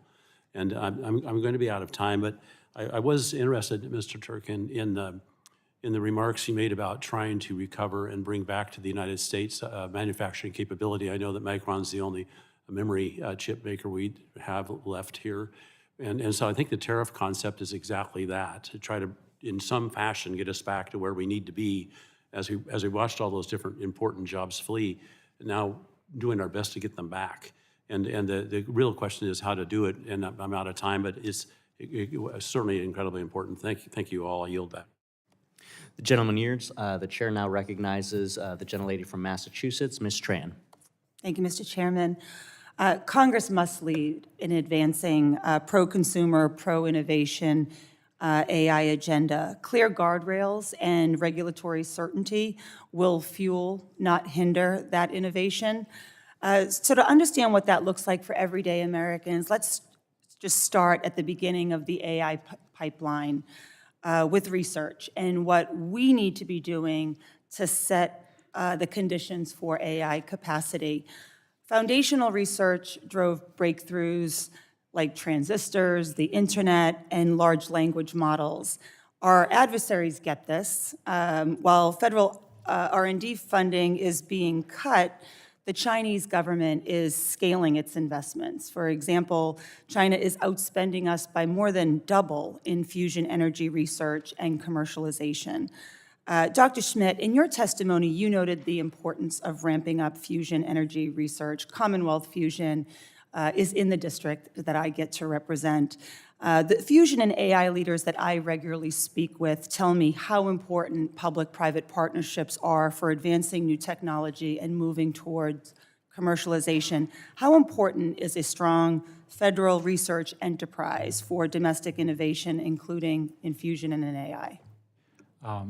Commonwealth is an example of American exceptionalism. As you know, their development of these incredibly powerful magnets, that was done in research at MIT, shows you the path. You do it at MIT, you do a spin out. It was done collaboratively with MIT, with other investors. People have put billions of dollars into Commonwealth, including myself, I'm also the chairman of a competitor company on the West Coast. That's how the American system works. The current 15% indirect cost issue is hurting American science, and it needs to be addressed. If there are issues in specific programs, do it surgically. The damage that is being done to American research, broadly speaking, will harm the country for the next 50 years. This is the time to reverse this. Your answer is exactly why the federal government must bolster and not squander its research capacity, whether it's pushing away international researchers or gutting science agencies like NIH or the National Science Foundation. Undermining research, the first step in the AI pipeline, threatens our ability to win, which I believe we all want to do. I'd like to turn to AI development, which depends on computer chips. In 2022, Congress passed the CHIPS and Science Act to bring chip production back home. China sees the same strategic value and is implementing a massive state-sponsored campaign to strengthen its semiconductor supply chain. Mr. Batia, companies like Micron have received billions through the CHIPS Act to expand chip factories in the United States. How important is it that the federal government fully implement the CHIPS Act to ensure that Micron and other firms are able to bolster their domestic manufacturing capabilities? Thank you, Congresswoman, and you're right that our Asian competitors do have large cost gaps, cost deltas versus our operations here in the United States, 35 to 45% range, depending on where in Asia. And those countries are also incentivizing their domestic companies, which creates competitive disadvantages for the U.S. companies. And it's absolutely essential that we are able to extend and expand the investment tax credits that were passed as part of that legislation, so that the spring of new facilities that have started can continue and bloom over the next decade. Yep. Thank you. Your President Trump says he wants to revive American manufacturing, but he is gutting the CHIPS program office and floating repeal of the CHIPS Act altogether, and that just doesn't add up. Finally, on AI deployment, to benefit from AI, people need protection. AI isn't flawless. It can mislead. It can make false predictions. It can expose personal data. Yes, we must beat China, but we don't need to become China.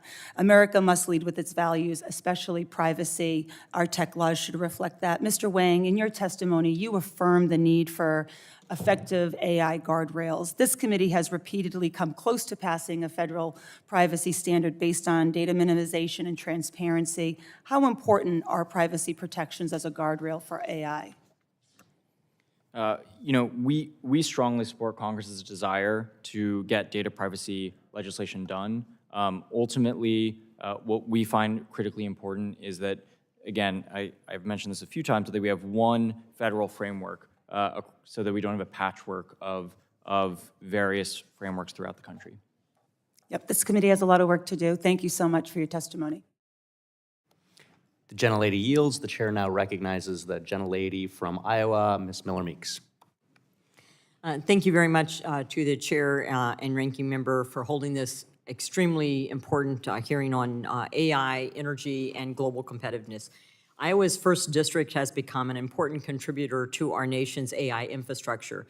In February, Cedar Rapids announced its largest economic development investment in the city's history, a $750 million partnership between the city, Alliant Energy, and QTS to build a major data center campus.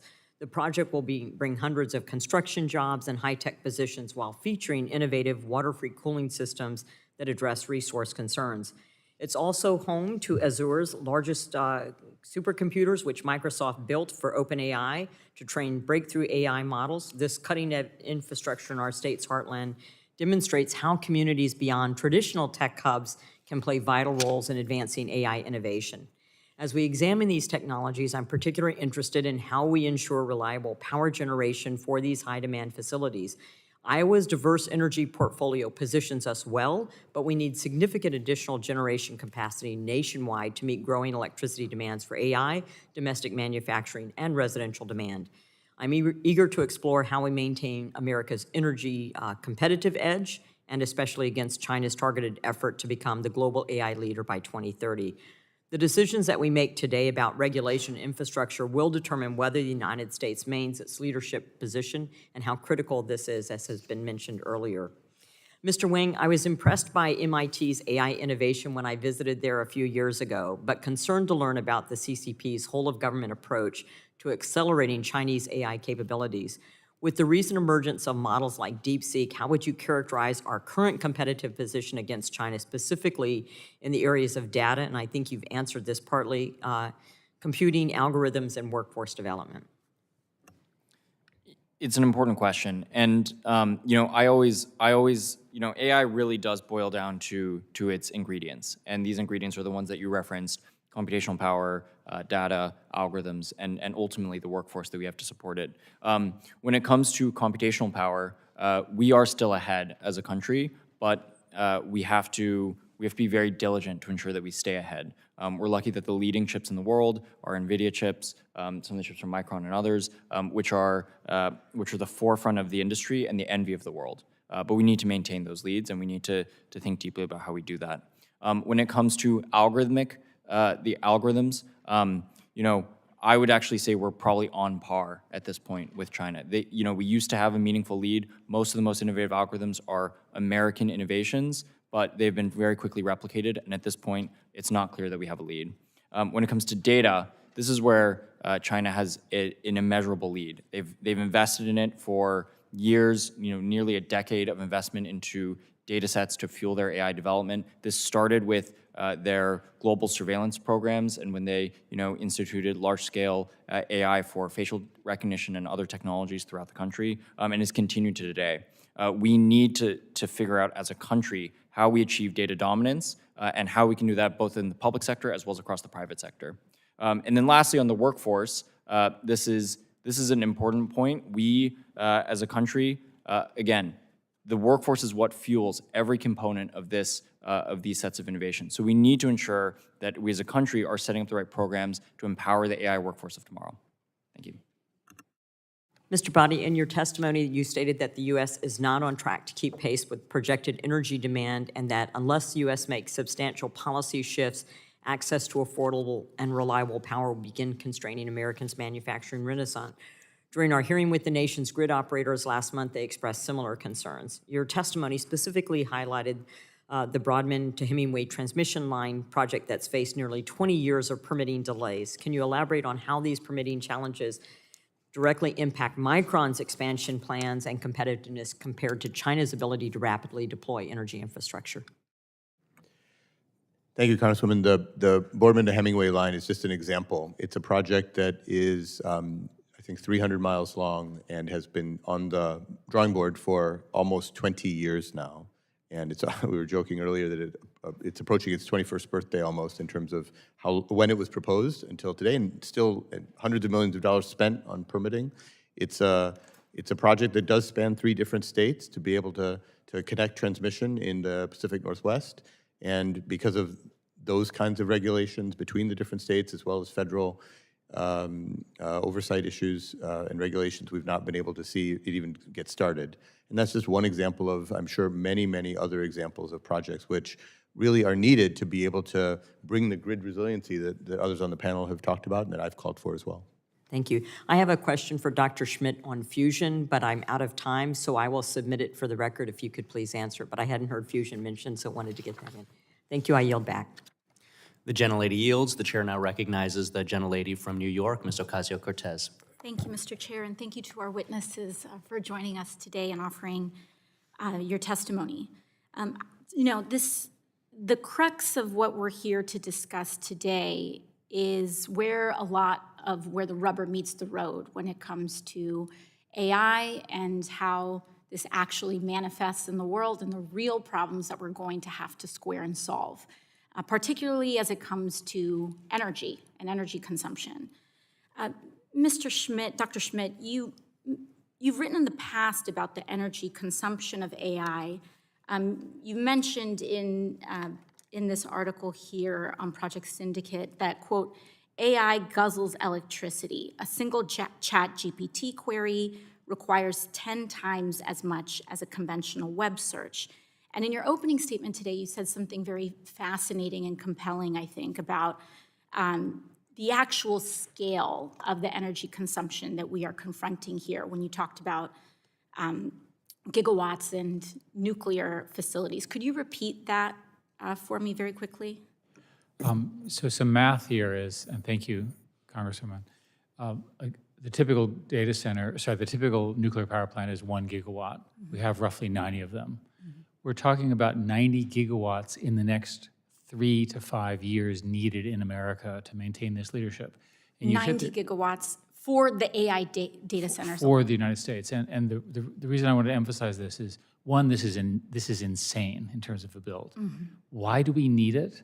Because we're going from the ChatGPT that you know, which is language to language, Right. to reasoning systems that do thousands and thousands. What they do Yes. is called reinforcement learning. They go back and forth and back and forth. They're not as efficient as our brains, and they discover new things. And so we are, and I completely hear you on the scale of the technology that we're dealing with here. And going back to that 90 gigawatt number, that's the equivalent of, to what you mentioned here, 90 nuclear power plants, just that we would be developing, or the equivalent of that, just for AI data centers alone. And of course, we're not talking about building 90 nuclear power plants. We're talking about building that capacity, which before us here today, to be frank, and with the current administration, is fossil fuel infrastructure. Of course, we've talked about mixed energy loads, but with the investments and what we are seeing in terms of what is getting defunded and what is getting funded and what is being advocated for, this is largely fossil fuel infrastructure, and particularly methane. Methane being 28 times more potent in contributing to the climate crisis than even traditional CO2. But what we're also seeing is that in the administration's moves to massively invest in AI, we've also seen the fossil fuel market be tightly associated with this. In fact, the day after Trump announced his $500 billion AI Stargate initiative, gas prices in the market went up 5.3%. And after the DeepSeek announcement from China, which announced that they consume 50 to 75% less energy, gas prices fell 8%. And so increasingly, we are seeing fossil fuel market speculation seeming to start to intertwine with the development of the AI industry. And this has a problem for working people, and this is the part that we need to square.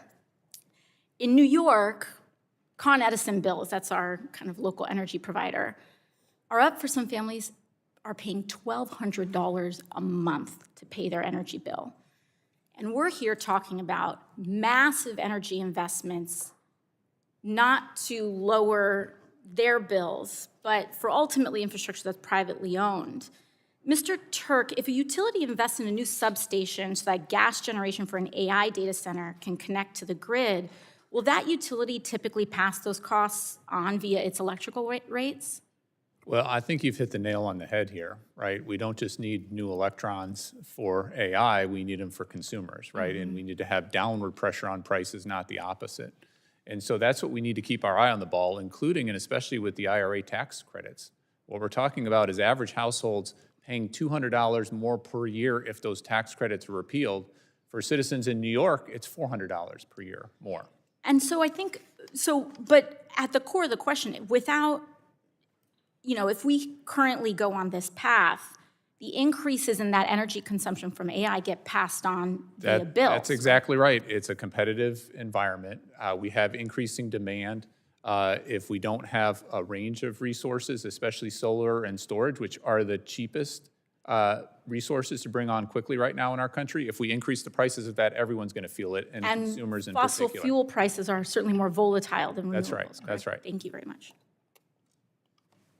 The gentlelady yields. The chair now recognizes the gentlelady from Florida, Ms. Lee.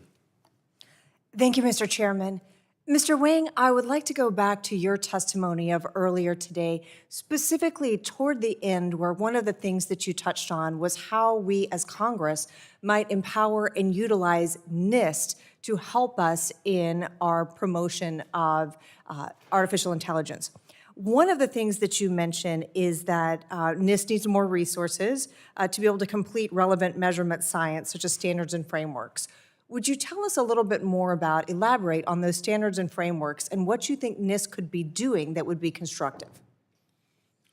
Ultimately, as AI develops as a technology, it's very important that we have what we call test and evaluation regimes, that we're able to both test and evaluate the performance of these AI systems, understand their limitations, as well as do, as other of the panelists have mentioned, do extensive red teaming on these AI systems, understand how an adversary would be able to utilize AI or hack into our AI systems to harm us. This work is incredibly important and serves as a foundation that we can use to export American AI standards globally. And this is really the strategic move for America, which is how do we ensure that the way that we think about AI, both embedded with our values and our democratic values, as well as how we think AI should be developed globally, is exported as broadly as possible throughout the world. We saw, I think, in the last few generations of technology, the Chinese Communist Party actually be quite strategic on this. The Belt and Road initiatives, their use of Huawei technology for 5G, they've, in many recent developments, major developments in advanced technology, they've focused on exporting their technology and making sure that Chinese technology is the global standard. We need to do the opposite with AI, and the beauty of the situation that we're currently in is that many countries, Japan, France, the UK, India, have all established AI safety institutes that are all looking towards the testing that we're doing in the United States and the standards that we're enforcing in the United States for them to institute their own standards. If we are able to develop and then effectively export that measurement science, would you elaborate on how it is that you think that will help promote democratic values? And similarly, if we fail to do so, what do you anticipate that we will see if we do not create those standards and share them globally? Ultimately, just as a simple example, let's say that we institute as part of our test and evaluation systems certain guardrails around factuality. So the AI systems, or certain guardrails around whether or not the AI could be used to create bioweapons or whatnot. That would totally eliminate certain classes of risks of a CCP model being used globally to perpetuate their ideologies or perpetuate instability globally. We have an immense ability to ensure that the American view of AI, which is a democratic technology that can be utilized by the people, for the people, to ultimately empower industries, that is how the entire world views the technology. And it's a fixed window of opportunity. We will not have this opportunity forever. At some point, all of the other countries will start instituting their own AI standards, and so we need to act quickly. One of the things that you mentioned is your assessment that NIST would benefit from having additional resources from Congress in order to be able to undertake this activity. Do you have a perspective on how that looks, whether it is dollars, whether it is people, if there's a certain type of workforce they require? Do you have any perspective on how we could better equip NIST to be ready to do this? Yes, I think all of the above are important. I think ensuring that they have the dollars, ensuring that they have the headcount. And one of the things that I think is very critical is that they are able to bring in and leverage cutting-edge AI talent as a part of NIST to help define these standards globally, because these are very advanced technical questions that need to be answered, but ones that will have immense benefit to America and our economy long into the future if we succeed. Thank you, Mr. Chairman. I yield back. The gentlelady yields. The chair now recognizes the gentleman from Massachusetts, Mr. Auchincloss. Thank you, Chairman. Dr. Schmidt, it's good to see you again. You had come and spoken to the Select Committee on China, and you were elucidating then, and I've enjoyed hearing your testimony today as well. I was hoping you could tell the committee a little bit about a famous Google paper in 2017 called Attention is All You Need. Now, you were no longer executive chairman at that point, but you had been stewarding the company for the 15 years before that, and I'm sure is well aware of how that publication came to be. Can you give us like a minute backstory? I was in fact still executive chairman. And the interesting thing about that paper is when it came out, I didn't even notice it. Shows you asleep at the wheel or something. The 6 authors all became hugely famous because they came up with a way of building scalable intelligence. Before that, the RNN and CNN, not media CNN, the convolutional neural network architectures were slow. And the attention is all you need allowed you to essentially devolve the computation into subdividable things which could scale infinitely. The transformer paper, and the T in GPT is transformer, is the underlying architecture that has enabled this explosion. Am I right that that transformer architecture in the 2010s became coherent around the problem of natural language translation? Not really. The transformer architecture was essentially a refactoring of the technologies of the time into a more scalable architecture, specifically that you could have federated computing. You would have lots of different computers doing things at the same time. It's the easiest way to explain it.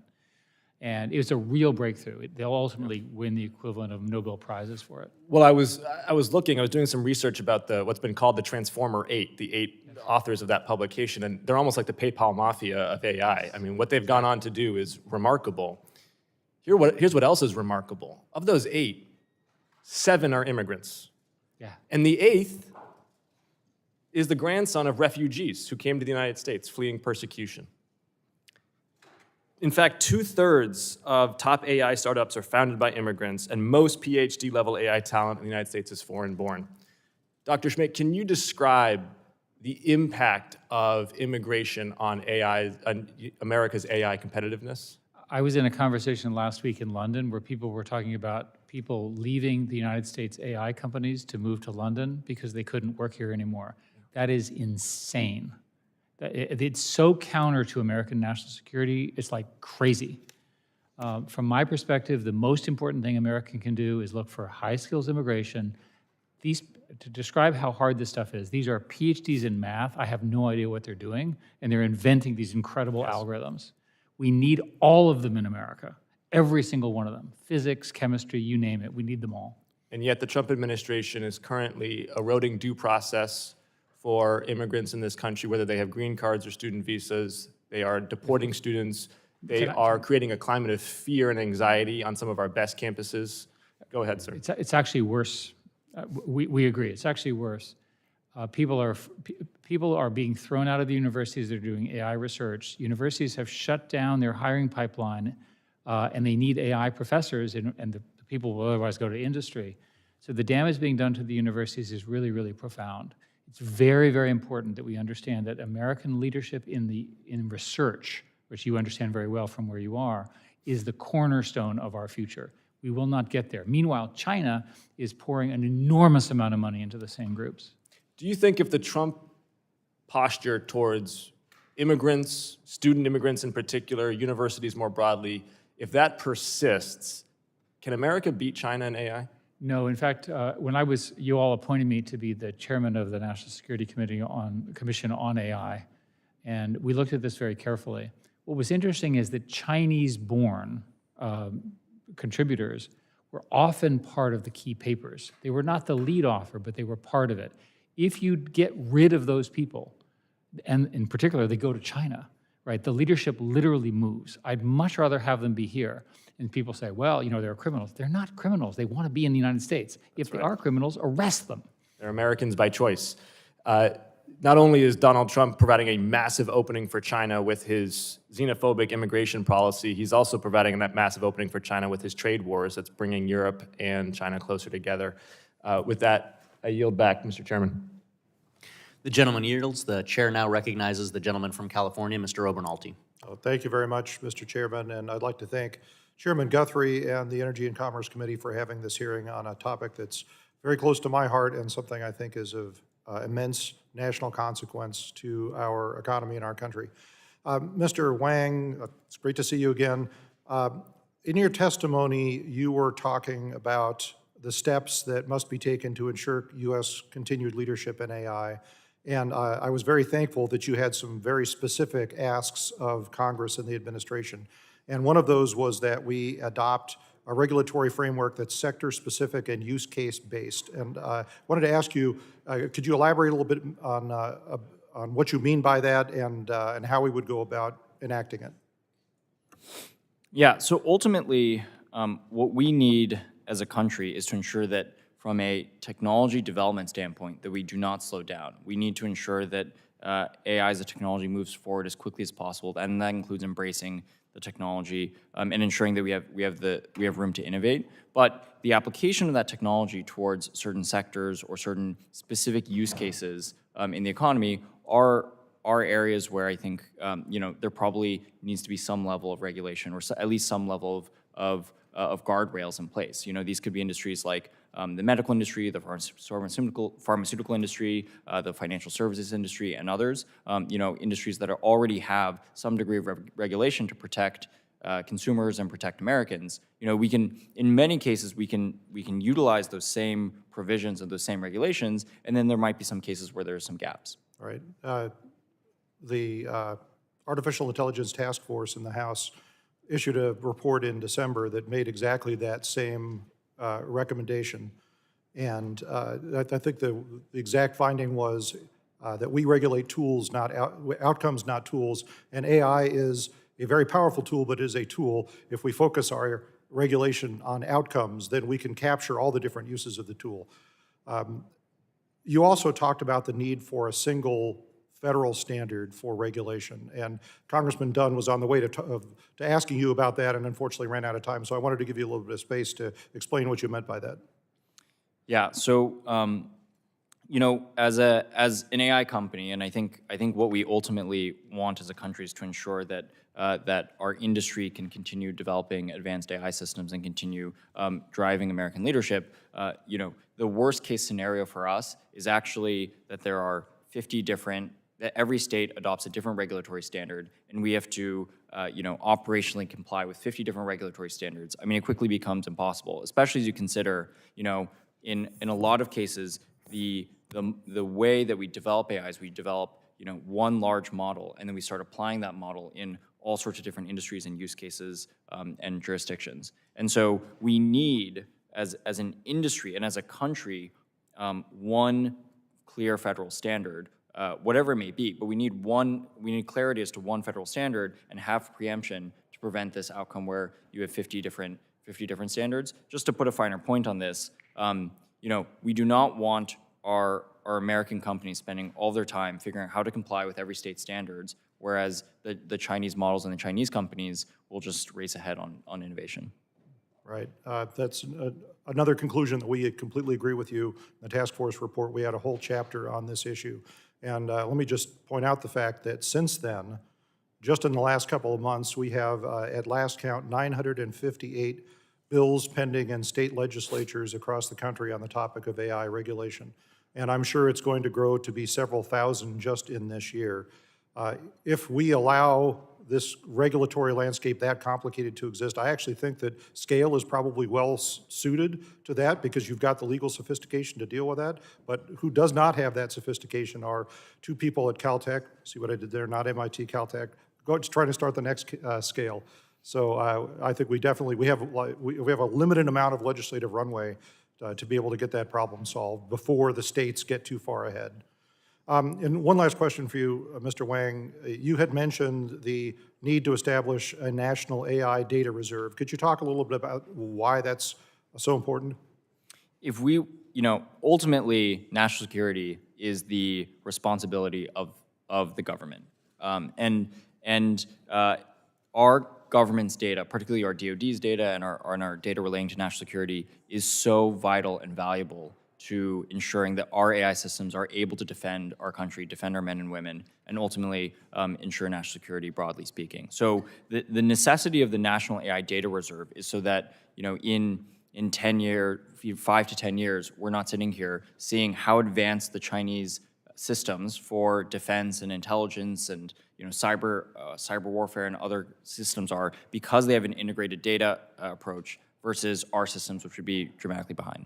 Well, thank you very much for your testimony. Sorry I didn't get to the other witnesses. I have a million questions. We'll submit that for the record. I yield back. The gentleman yields. The chair now recognizes the gentleman from Louisiana, Mr. Carter. Thank you, Mr. Chairman. And thank you to our witnesses for joining us today. I'm glad we're discussing the need to upgrade our infrastructure for the 21st century economy and provide for all Americans access to cutting-edge technologies championed by our witnesses here. In January, Louisiana became the first state to secure federal approved for deploying $1.3 billion in broadband equity access and deployment, otherwise known as BEAD funding. This achievement highlights the bipartisan nature of Louisiana's commitment to universal connectivity and to set standards for states regarding broadband access.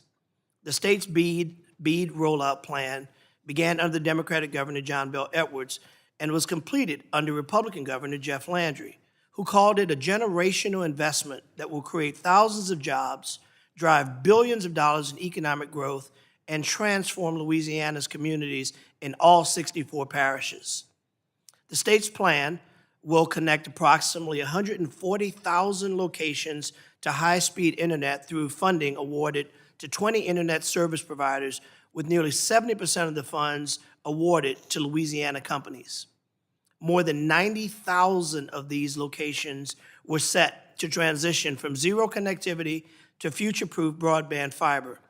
Although these broadband investments will drive significant economic growth for the state, creating approximately 10,000 new jobs and generating an estimated $2 to $3 billion in new revenue for Louisiana companies. However, since the Trump administration took office, just a week after Louisiana received approval, its final approval to move forward on its proposal, the Commerce Department has withheld final funding to their approval that would have otherwise had shovels in the ground installing high-speed broadband infrastructure today. Not aspirational, but now. The unexpected delay has stalled progress, frozen investments made by small internet service providers and contractors, and left rural communities still waiting on the promise of broadband access. Just recently, Meta announced that they were building a roughly $10 billion data center in rural Richland Parish in Louisiana, an area that would have benefited from the state's broadband rollout. In fact, over 600 households within a 10-mile circumference of the new Meta facility would be connected via BEAD. We also expect that around the data center to grow as the facility brings in hundreds of workers, including skilled technical specialists. The delays around BEAD rollout mean that these workers for the $10 billion advanced data center may lack high-speed broadband at home, threatening yet another huge investment in my home state. The freeze in BEAD funds yet another example of how the Trump administration has shown chaos and uncertainty for businesses trying to make major investments in technology and energy on top of the past week of economic turmoil and worldwide market crashes. This is unacceptable. Mr. Is it Batia? It's close enough? Enough. How important is quality of life for your workers when you are looking to grow your operations in new areas? Would considering making major investments in the area where your workers are and their families lack access to the internet be a major factor?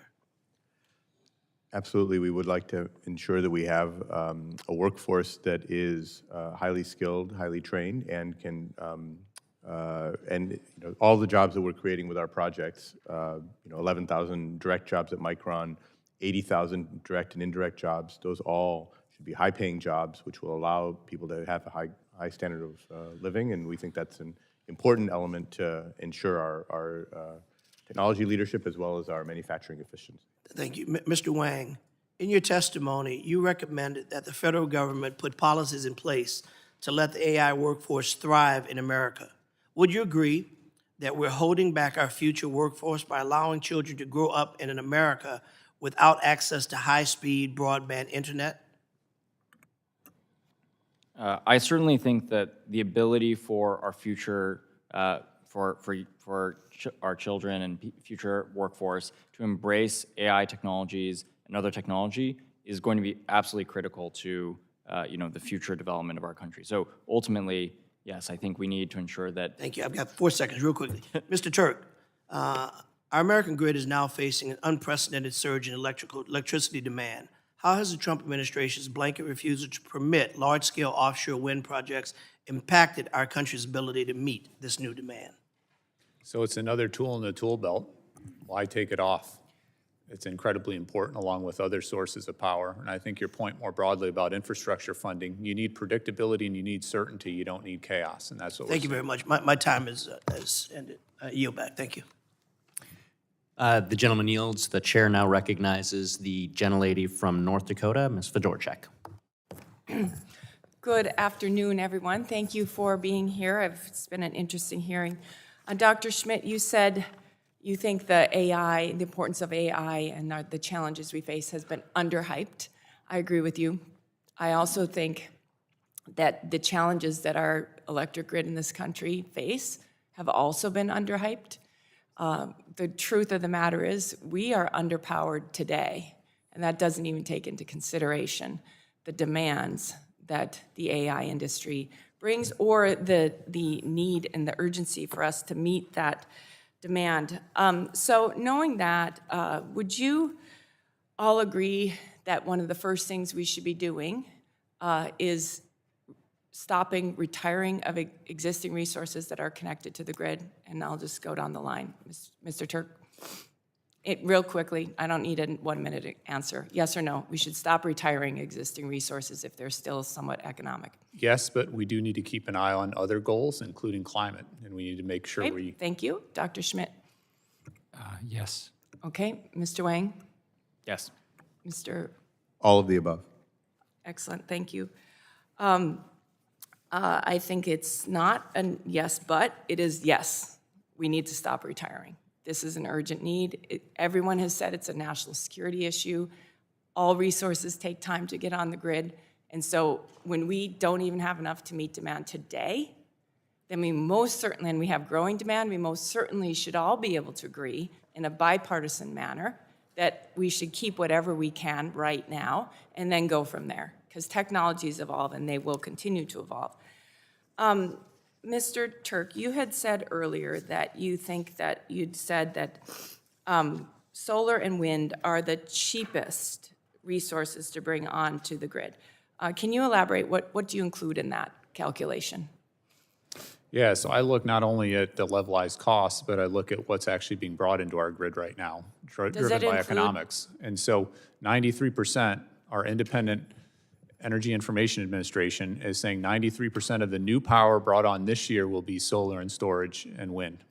Okay, but that doesn't necessarily mean it's coming on because it's the cheapest. Does your calculation include the cost of transmission to bring that online? Well, this is why we need to have, and I know you're an expert in this, and thank you for your leadership in NARUC, in particular with your previous job. We need to have the whole grid. We need to be thinking about reconductoring. We need to be thinking about grid-enhancing technologies. We need to be thinking about transmission, too. We need to think about it holistically and Right. systemically. Exactly. And I support GETS 100%. It's not the 100% solution, though, and It's not, it that's should right. not be overstated, because I think a lot of people who don't understand this hear things like that and think there are simple solutions when really they're far more complicated. And the truth of the matter is, when you consider solar and wind as being the cheapest, the cost of the transmission is not included in that calculation, nor is the cost of all the backup generation that's needed to provide power when solar and wind aren't available. Those have to be included in our calculations when we're talking about costs, because the people who pay for that, they notice that those aren't the cheapest things, because it's all included in their bill. Nobody else soaks up those costs but the final customers who pay the bill. I'd like to ask one more question of all of you. So I think that in an urgent time like this, it's more important than ever that the signals that this federal government sends through its policies provide clear messages and clear instruction about what we need the most. We had all the grid operators here a week ago. To the person, they all said what they need now is dispatchable power. Knowing that, is it reasonable for the federal government to continue to incentivize resources that are not dispatchable? And I'll start down here at the end. Should we be sending that signal? If what we need is dispatchable, why are we sending strong signals that you should bring on things that aren't dispatchable through tax policy. I think that, I mentioned all of the above earlier. I think that we need to think about technologies that can, and investing in technologies that will be able to contribute longer term. We shouldn't take away from that. I mentioned in my prepared remarks, some nuclear technologies that we've stopped investing in that, probably looks today to be short-sighted. But at the same time, we need to be focusing on the technologies, on the sources of energy that can support the demand today. Thank you. Mr. White? I'm not an energy expert, an AI expert, so probably not the best to answer this. Okay, Dr. Schmidt. If you take all of the subsidies away of oil and gas and all the ones around renewables, you get a different calculation. Given we have the oil and gas subsidies, I think it's fine to have the renewable subsidies. Yeah, The key thing is solve the storage problem, which I think has largely been solved. That creates dispatchability. Thank you. I yield back. The gentlelady yields back. The chair recognizes the gentleman from New Jersey, Mr. Menendez, for 5 minutes. Thank you, Chairman Guthrie, for holding this hearing this afternoon, I guess now. Dr. Schmidt, in your testimony, you state that securing America's energy future requires bold, strategic federal action and investment. One example highlighted by both you and Mr. Turk is the potential for fusion energy, which is generally supported by both Democrats and Republicans. Dr. Schmidt, can you briefly describe the potential fusion has for the future of our domestic energy production? Fusion is different from fission. It's a very different process. It's the technology that's inside our sun. There are two main approaches. One is essentially, it's called a tokamak. You essentially create a plasma that floats. The plasma is so hot, you have to control it using magnets and AI to hold it. Otherwise, the walls would melt. There are a number of companies in America that are using that approach. There's an alternative approach, which is a pulsed fusion. This was funded initially through something called NIF in Livermore way back when. And it looks like the pulse, and what you do is you create a magnetic field which causes a collapse.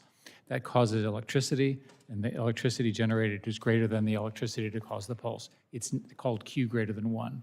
The timeline of these things is demonstration for a number of these companies by roughly 2030.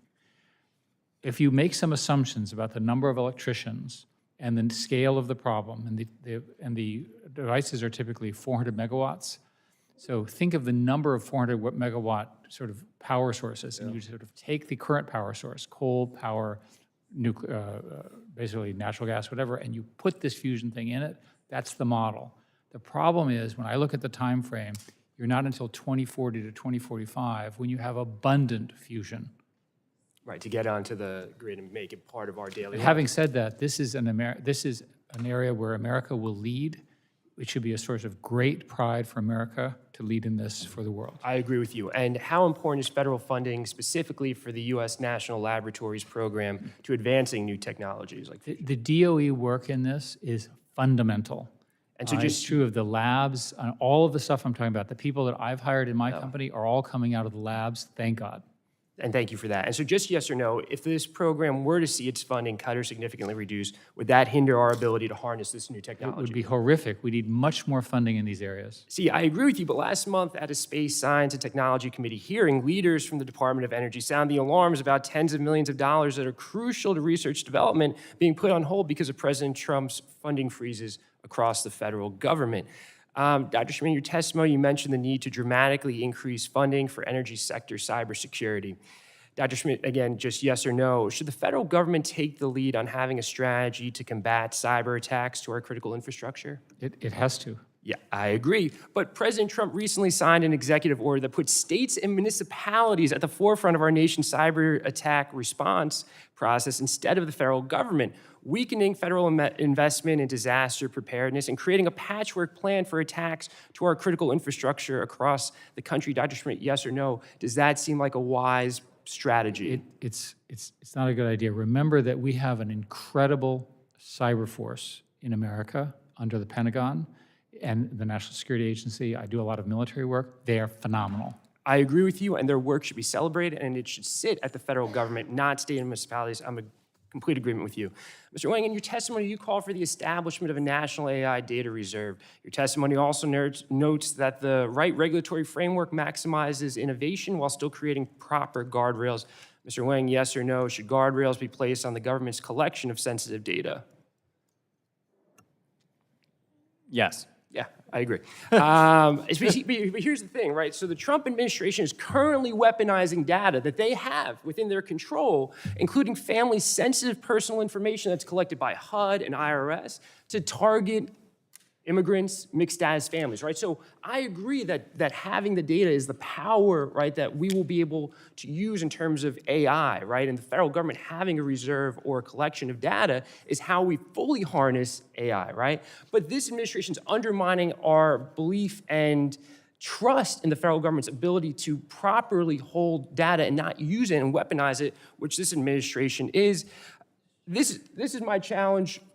This is my challenge with Republicans right now, is that they are seeing all this stuff happen in real time, right? Dr. Schmidt, you've talked about an all-the-above approach to energy production, but they want to roll back investments in renewable energy, and they sit here every week and make it seem like it's business as usual. You are their witnesses, and you're telling them we need to reverse course on what this administration is doing, and they remain silent week after week. And that is the challenge. And by the way, people have gone over on the other side. I'm 3 seconds over, Mr. Carter. 3 seconds, okay?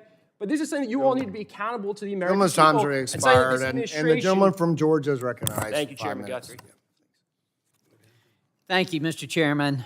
Thank you all for being here. And thank you, Mr. Chairman, for holding this very important meeting. Artificial intelligence is transforming every aspect of our economy and our society, as we well know. From energy and communications to national security and healthcare, AI presents extraordinary opportunities. I am very interested in healthcare and chair of the health subcommittee. So I want to give you an example. HealthFlow. HealthFlow is a company that is applying artificial intelligence to transform the diagnosis and treatment of coronary artery disease, which kills 1 in 5 Americans. This is significant. Using a standard CT scan of the heart, HeartFlow's algorithms can determine blood pressure and flow in the coronary arteries, allowing physicians to determine the severity of disease and whether invasive treatment is needed. In fact, HeartFlow's technology has proven to decrease the rate of heart attacks and save the Medicare program more than $3,100 per patient. Our job as lawmakers is to make sure the U.S. continues to lead in AI innovation while protecting American values like data privacy, reliable infrastructure, and fair competition.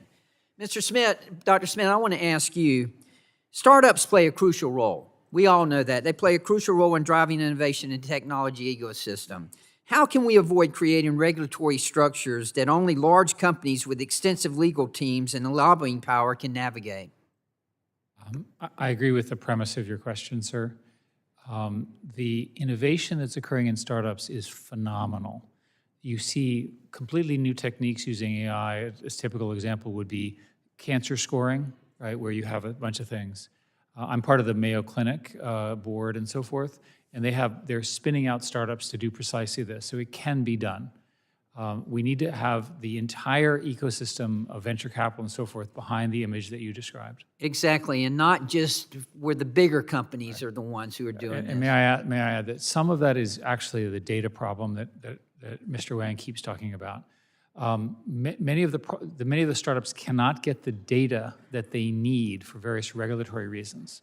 A simple example would be that if you had opt out of privacy things for healthcare, that people could, for research, that you could have research pools, then you could accelerate that. There's a whole bunch of approaches there that are reasonable trade-offs. Okay, let's talk about the role that AI is going to play in developing new treatments and cures, and we know that's going to be the case. How should lawmakers be thinking about integrating AI tools into HHS and CMS and FDA to create a more efficient process like quicker drug approvals? The biggest problem with drugs is the phase 3 trial cost and the Exactly.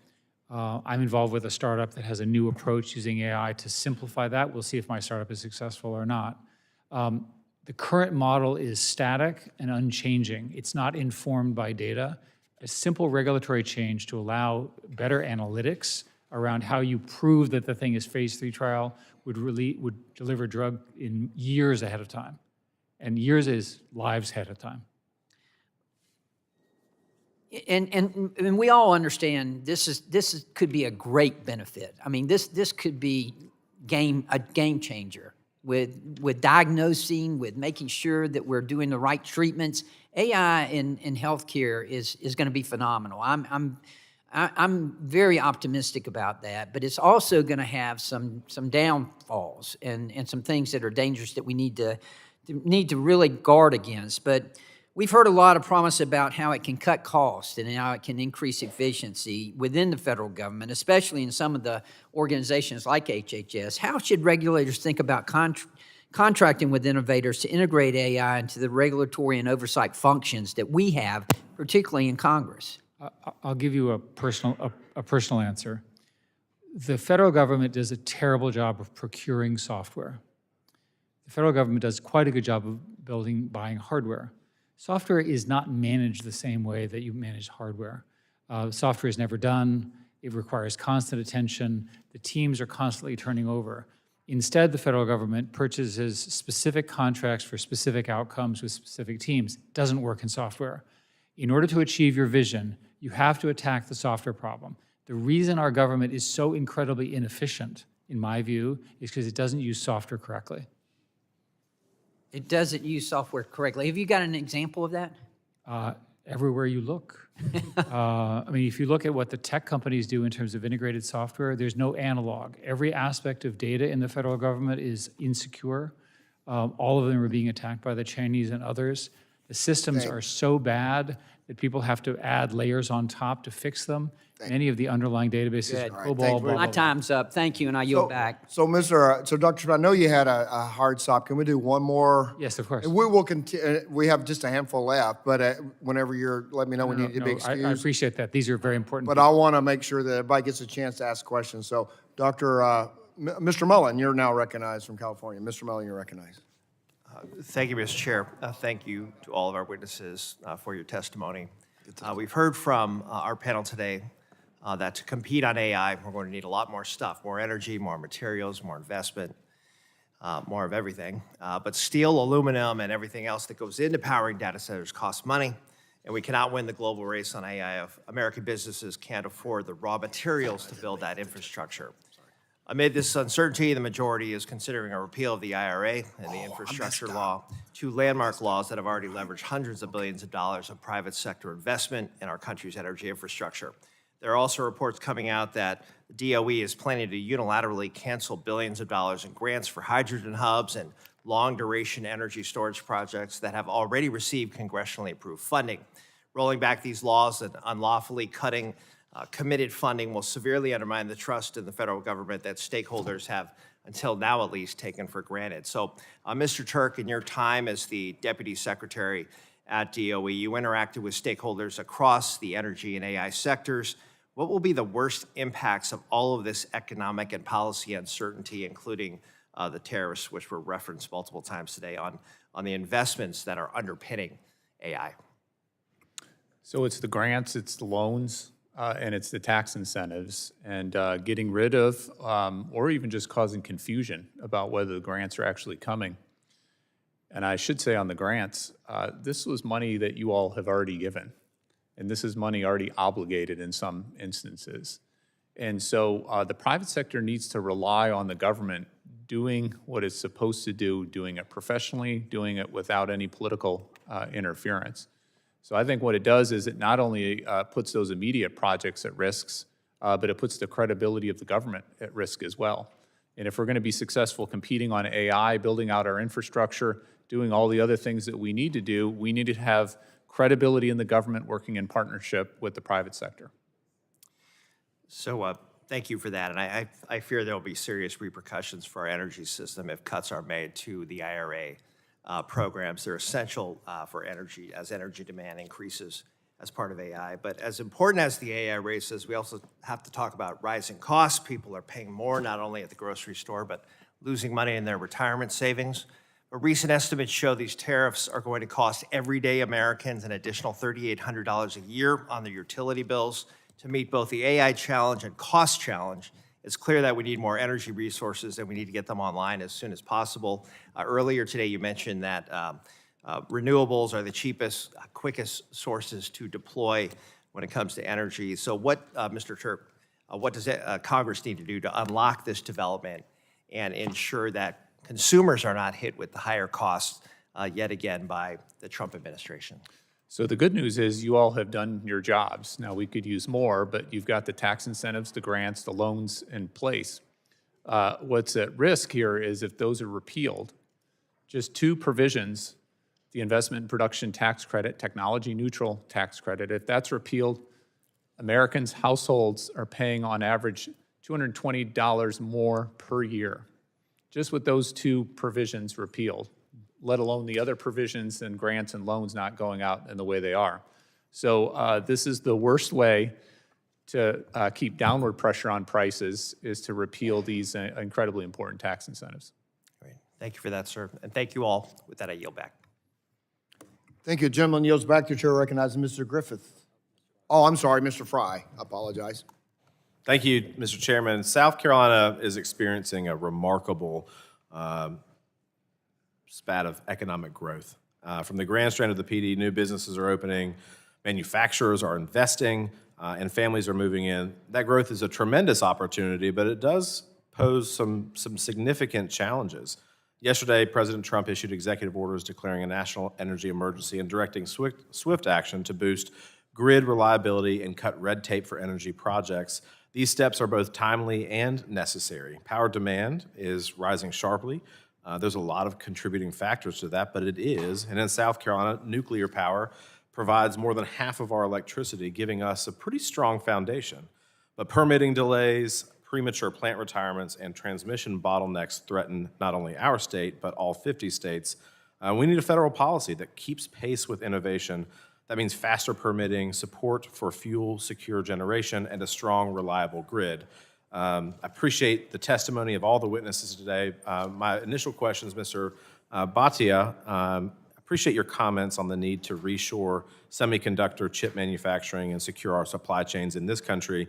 As you noted, China controls an overwhelming majority of global capacity for critical material refining and processing, an unacceptable strategic vulnerability on our part.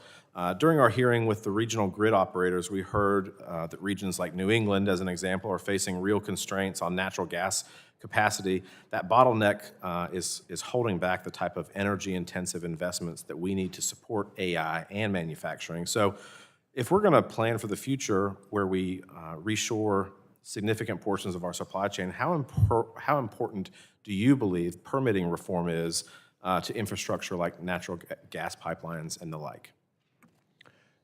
I think it's critical, and I think the cost of inaction that we've had over the last several years and continue to have is very, very high. I mean, you've heard multiple data points and testimony around the sharp spike in demand that is forecasted, both because of the data centers that are going to be built, as well as the manufacturing in semiconductors, as well as other industry segments. And so, after having, many, many years where supply and demand has been matched and stable, this spike threatens to create a dislocation that could ultimately threaten the viability of some of these projects longer term, whether those are in the data center segment or in manufacturing.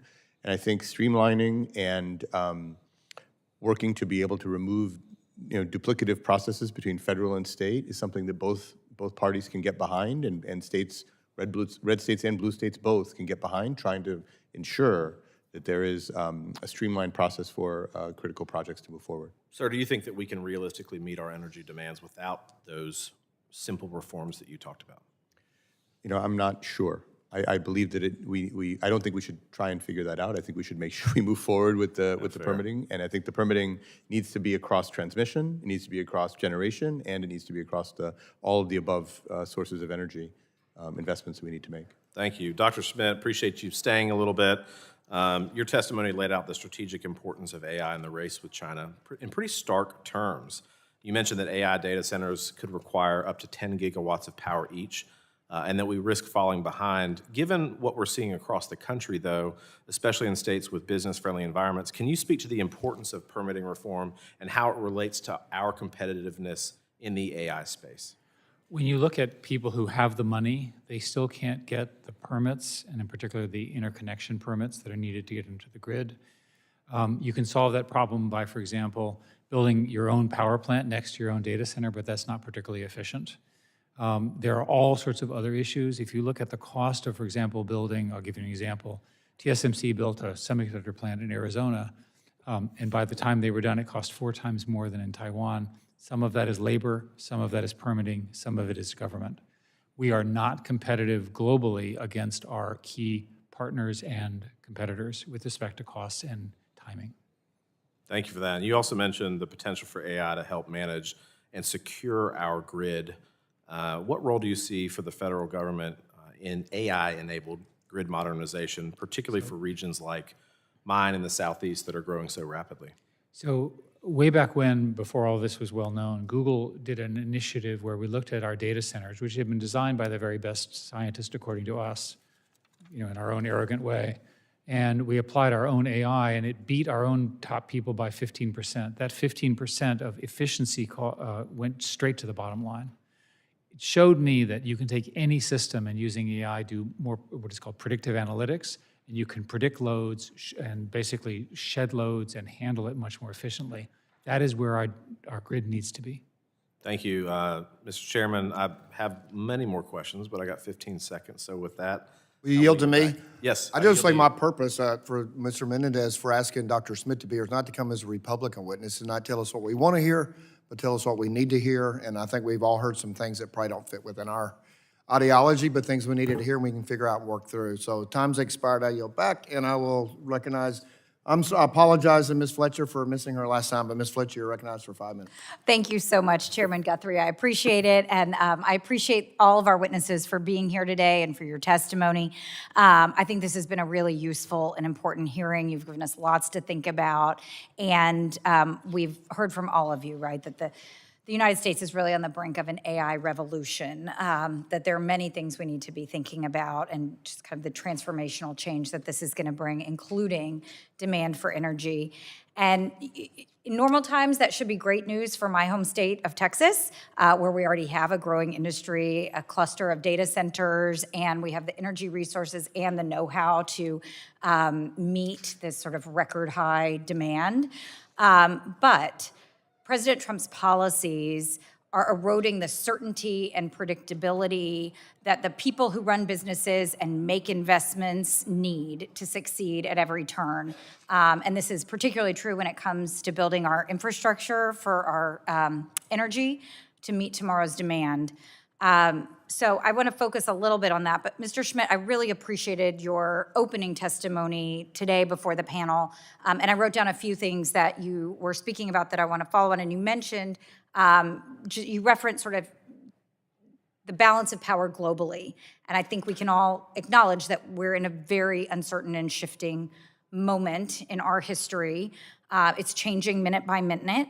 And, but you said something I thought that was really important. I want to ask you about that in the context of something you said in your written testimony, which really struck me, and I'm just quote from your testimony, but you said, the government can't win this technological race alone. We must reignite America's unique innovation power, the potent collaboration between government, private industry, and academia. And I won't read the whole quote in the interest of time, but before I served on this committee, I served on the Science, Space, and Technology Committee, and I was struck at every single hearing by the witnesses. We always had a witness from academia, from the government, and from industry talking about how well and efficiently and effectively they collaborated.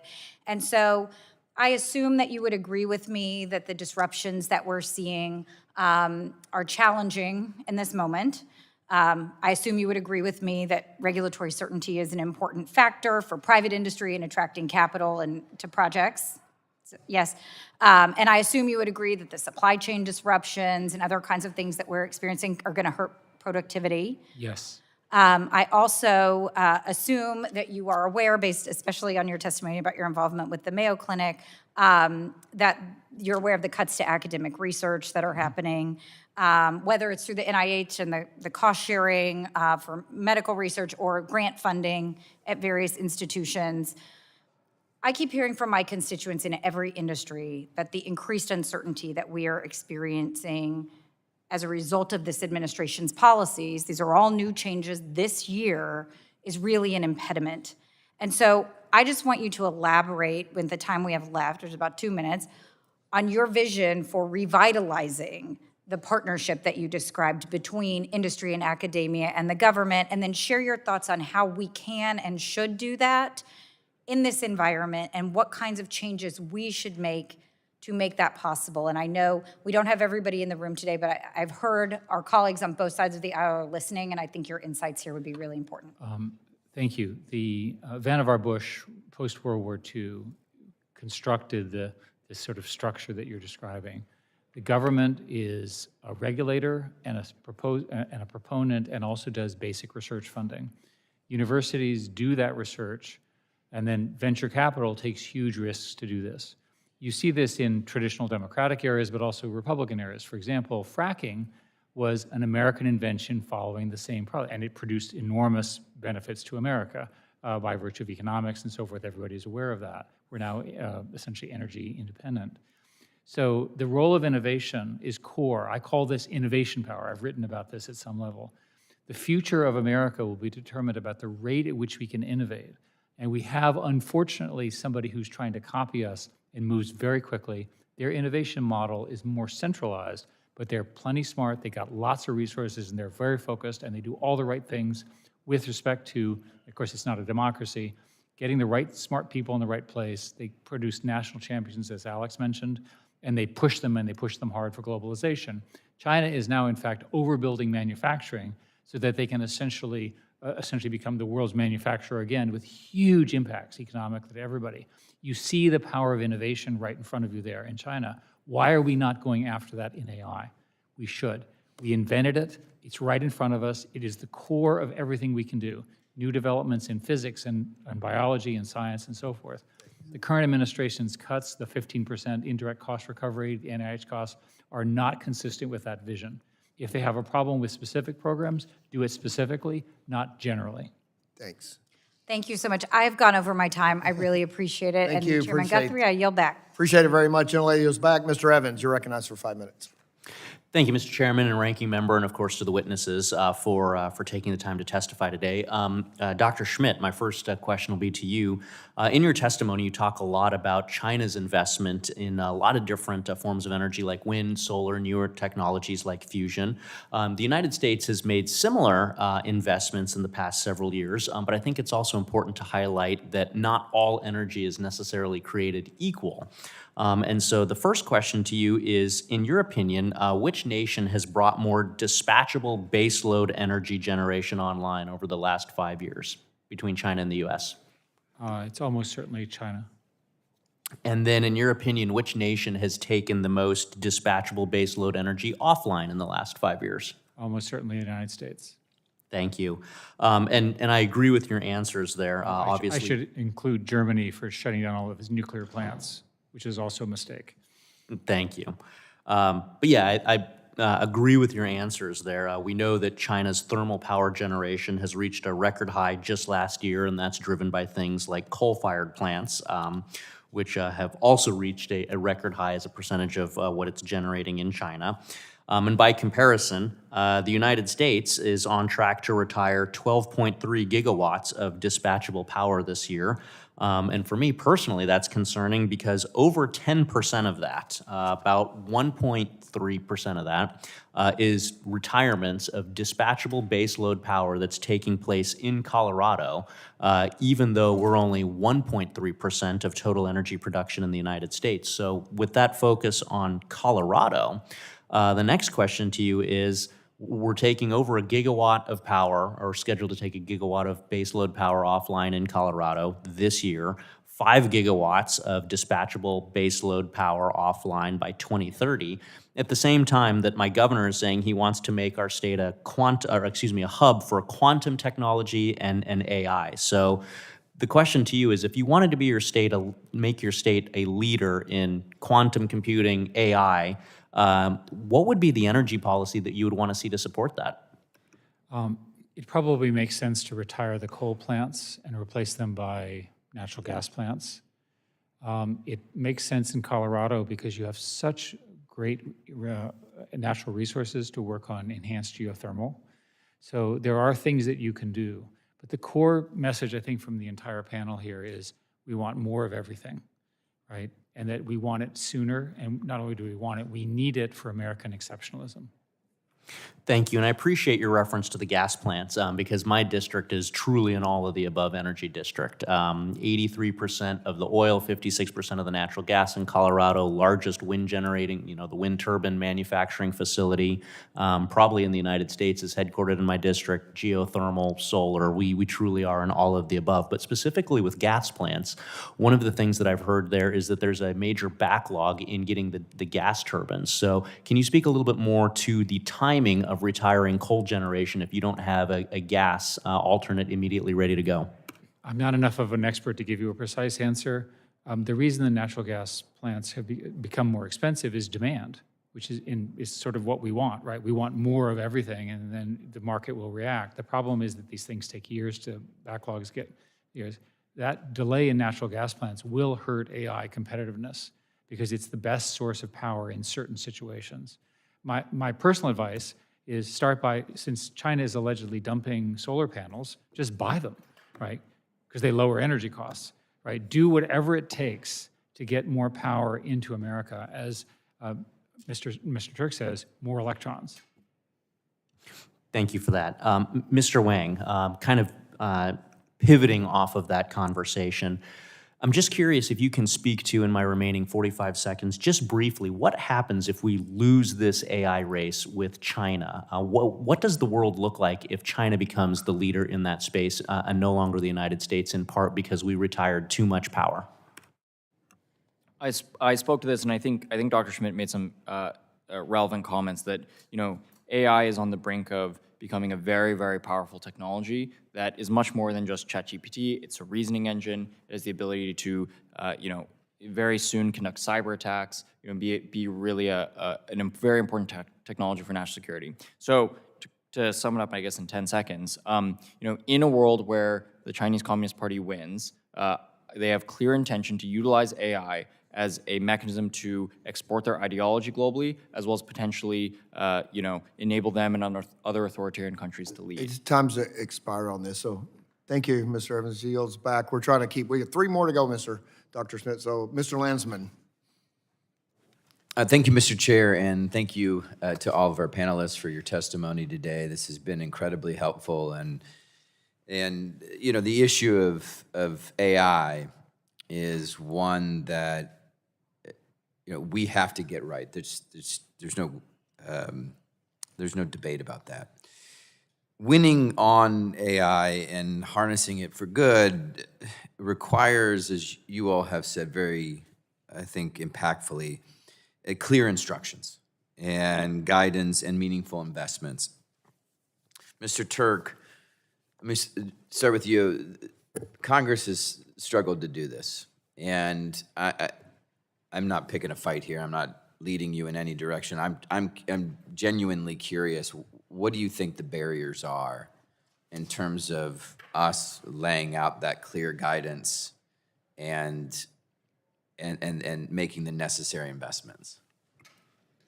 So the good news is Congress provided that certainty, provided that window of investment. That's one of the brilliant parts of the legislation that you all passed. On the tax credit side, to have tax credits in place for 10 years that investors, that developers, that utilities, that AI companies can rely upon and know will be there so that they can make investment decisions that will come to fruition over a period of years. So the good news is the biggest thing you have to do at this point is leave those tax incentives, let that grant money do what the grant money was intended to do by Congress, but just execute on that. That's on the investment, and so thank you for that, on the investment and piece of this. But on the clear instructions and guidance, I mean, what do you think is holding us back from providing that framework that everyone has been asking for? Well, this is where the private sector will do what the private sector does best when it has that certainty. It doesn't have the chaos from tariffs. It doesn't have the chaos from repeal of provisions. I also completely agree with all the panelists. I don't think there's disagreement.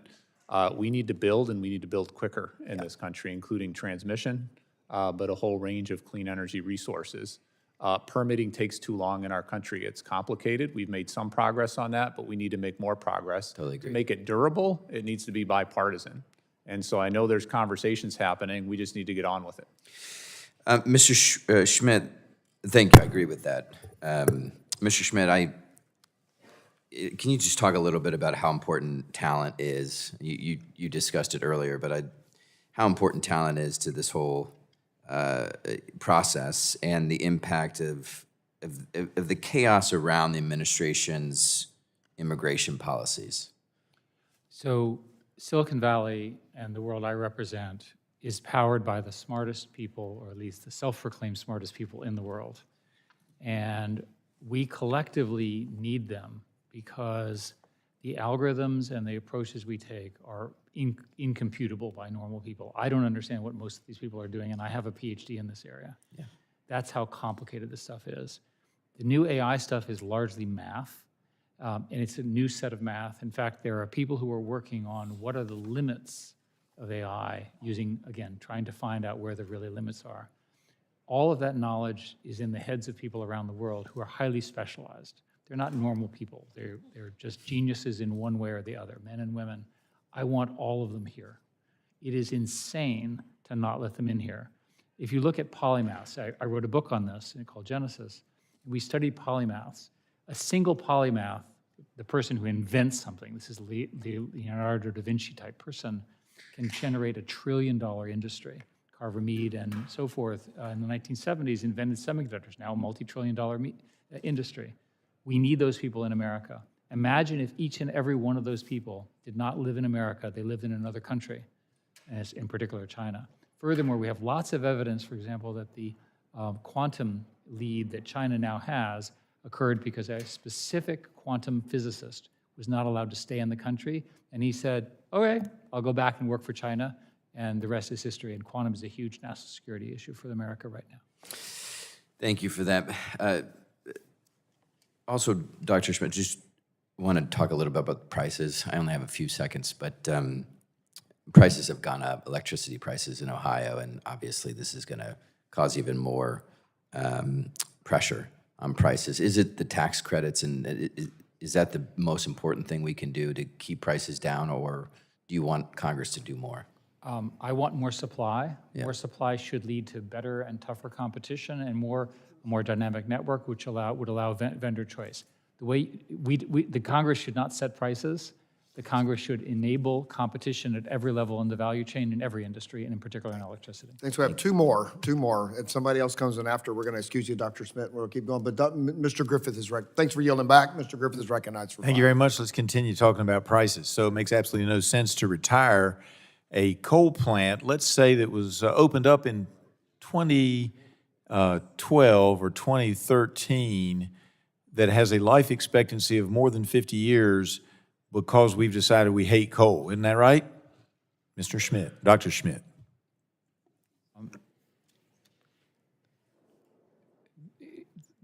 It has to do with how long it's a more complicated answer. Okay, so for the question, let me cut through some of the complications. For the question that Mr. Landsman asked, he said our prices are going up. What do we need to do? You said we need more supply. I agree with that. But also, we can't leave stranded assets out there because this was opened up in my district in 2012 as the cleanest coal plant at the time in the world, and a very clean plant.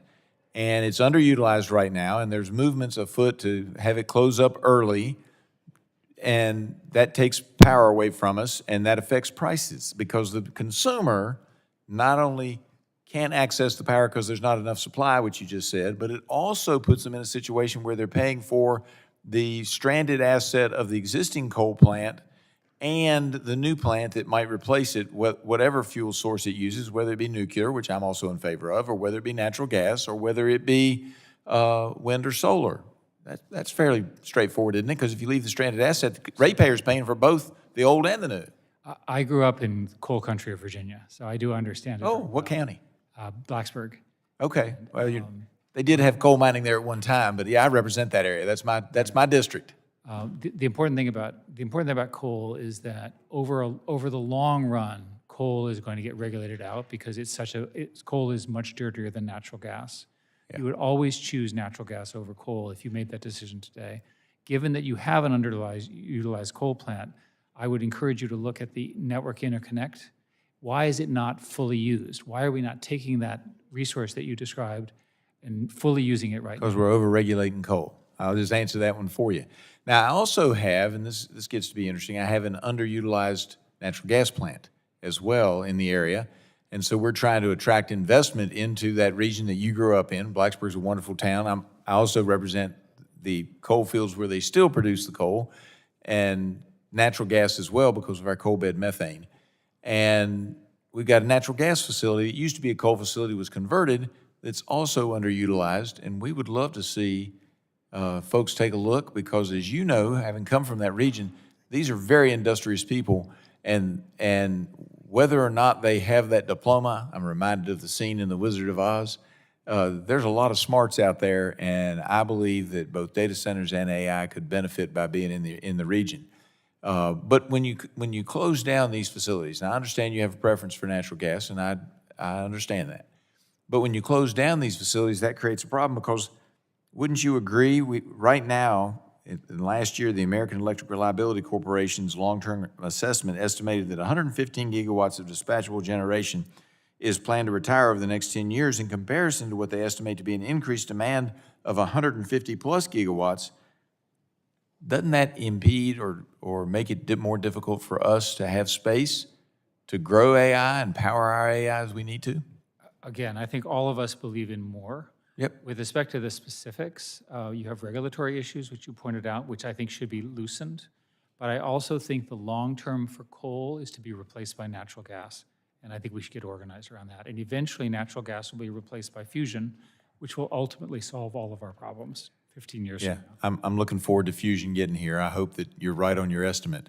I would say this as well, because so many times people hear statements like that in my district and they automatically assume that that means coal production is going to end, and they don't realize that what you're talking about is coal production for the creation of electric generation. And my district has a rich seam, as you're probably aware, of metallurgical coal, which for those who don't know means that we mine that coal to make coke and steel out of it so that we can produce the steel that's needed for this country. I think somebody mentioned it earlier today, that we need the steel so we can make sure we build the equipment and so forth to do the AI with, the buildings, et cetera.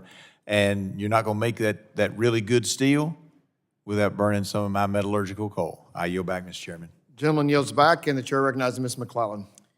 Thank you, For 5 Chairman. minutes. Thank you, Chairman Guthrie and Member Pallone for planning this hearing. This is probably my favorite hearing of my entire, almost a little over 2-year congressional career. It is definitely the most important.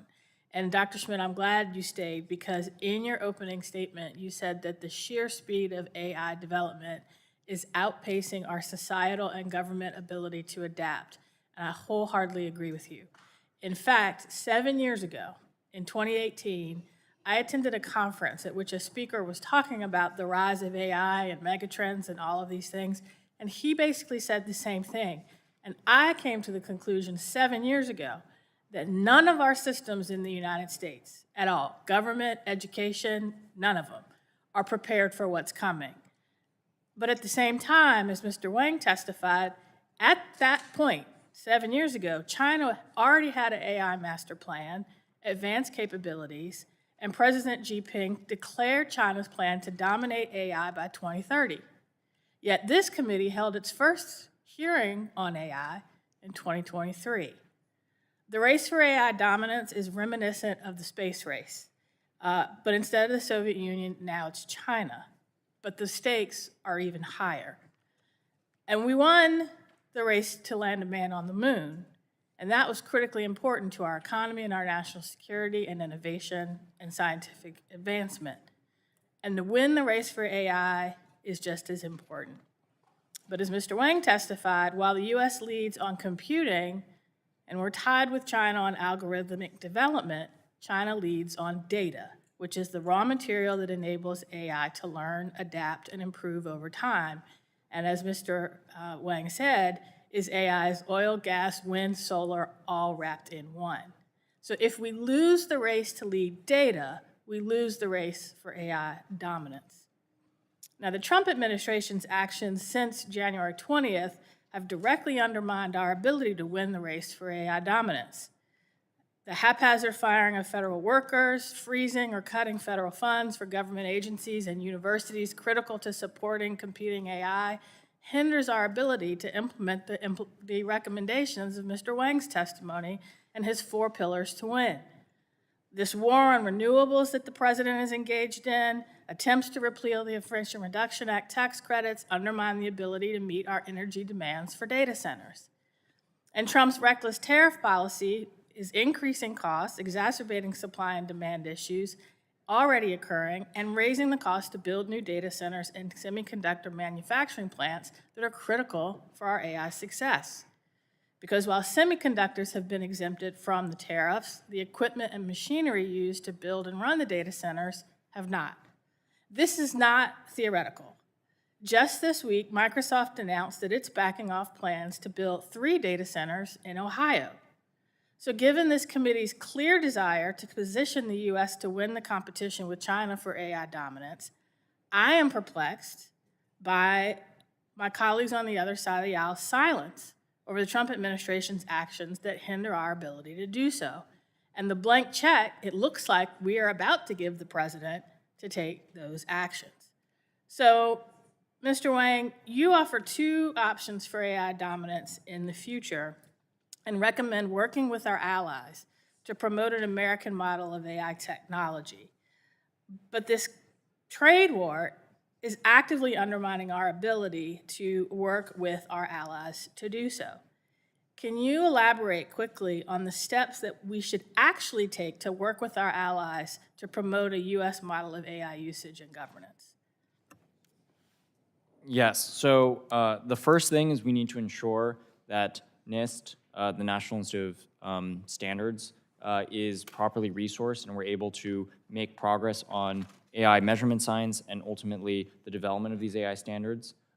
Then we need to codify this into a set of standards that, that we ultimately agree with in terms of how we should measure AI performance, how we should, what are the characteristics of safe and performant AI systems in the future. And then we should utilize the global network of AI safety institutes, which is, which already exists. Many countries have stood them up. You know, France, the UK, Japan, India, Korea. I've met the heads of many of these AI safety institutes. They're all looking towards the United States because you know, they understand that we are the leader in the technology, and we need to give them our standards and export it globally.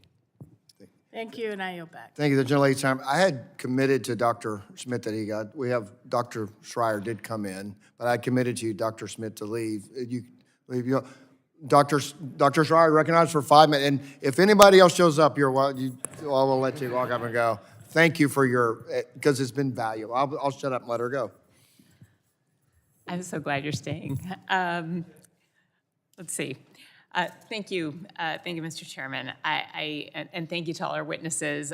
This is a fantastic hearing. I'm from the Pacific Northwest, and chip manufacturing and data center expansion are the big energy demand drivers to the region. So I'm thrilled to have this discussion. We're at this inflection point. We all know that we are really headed straight to an energy crisis if we don't act quickly on this. It impacts AI and data centers, as we've heard a lot about, but also we've been talking nationally a lot about manufacturing, and we need affordable energy for that. So one of the best ways to maximize access to the power we already have in the U.S. is strategically building out transmission. And last year, Senators Manchin and Barrasso introduced the Bipartisan Energy Permitting Reform Act.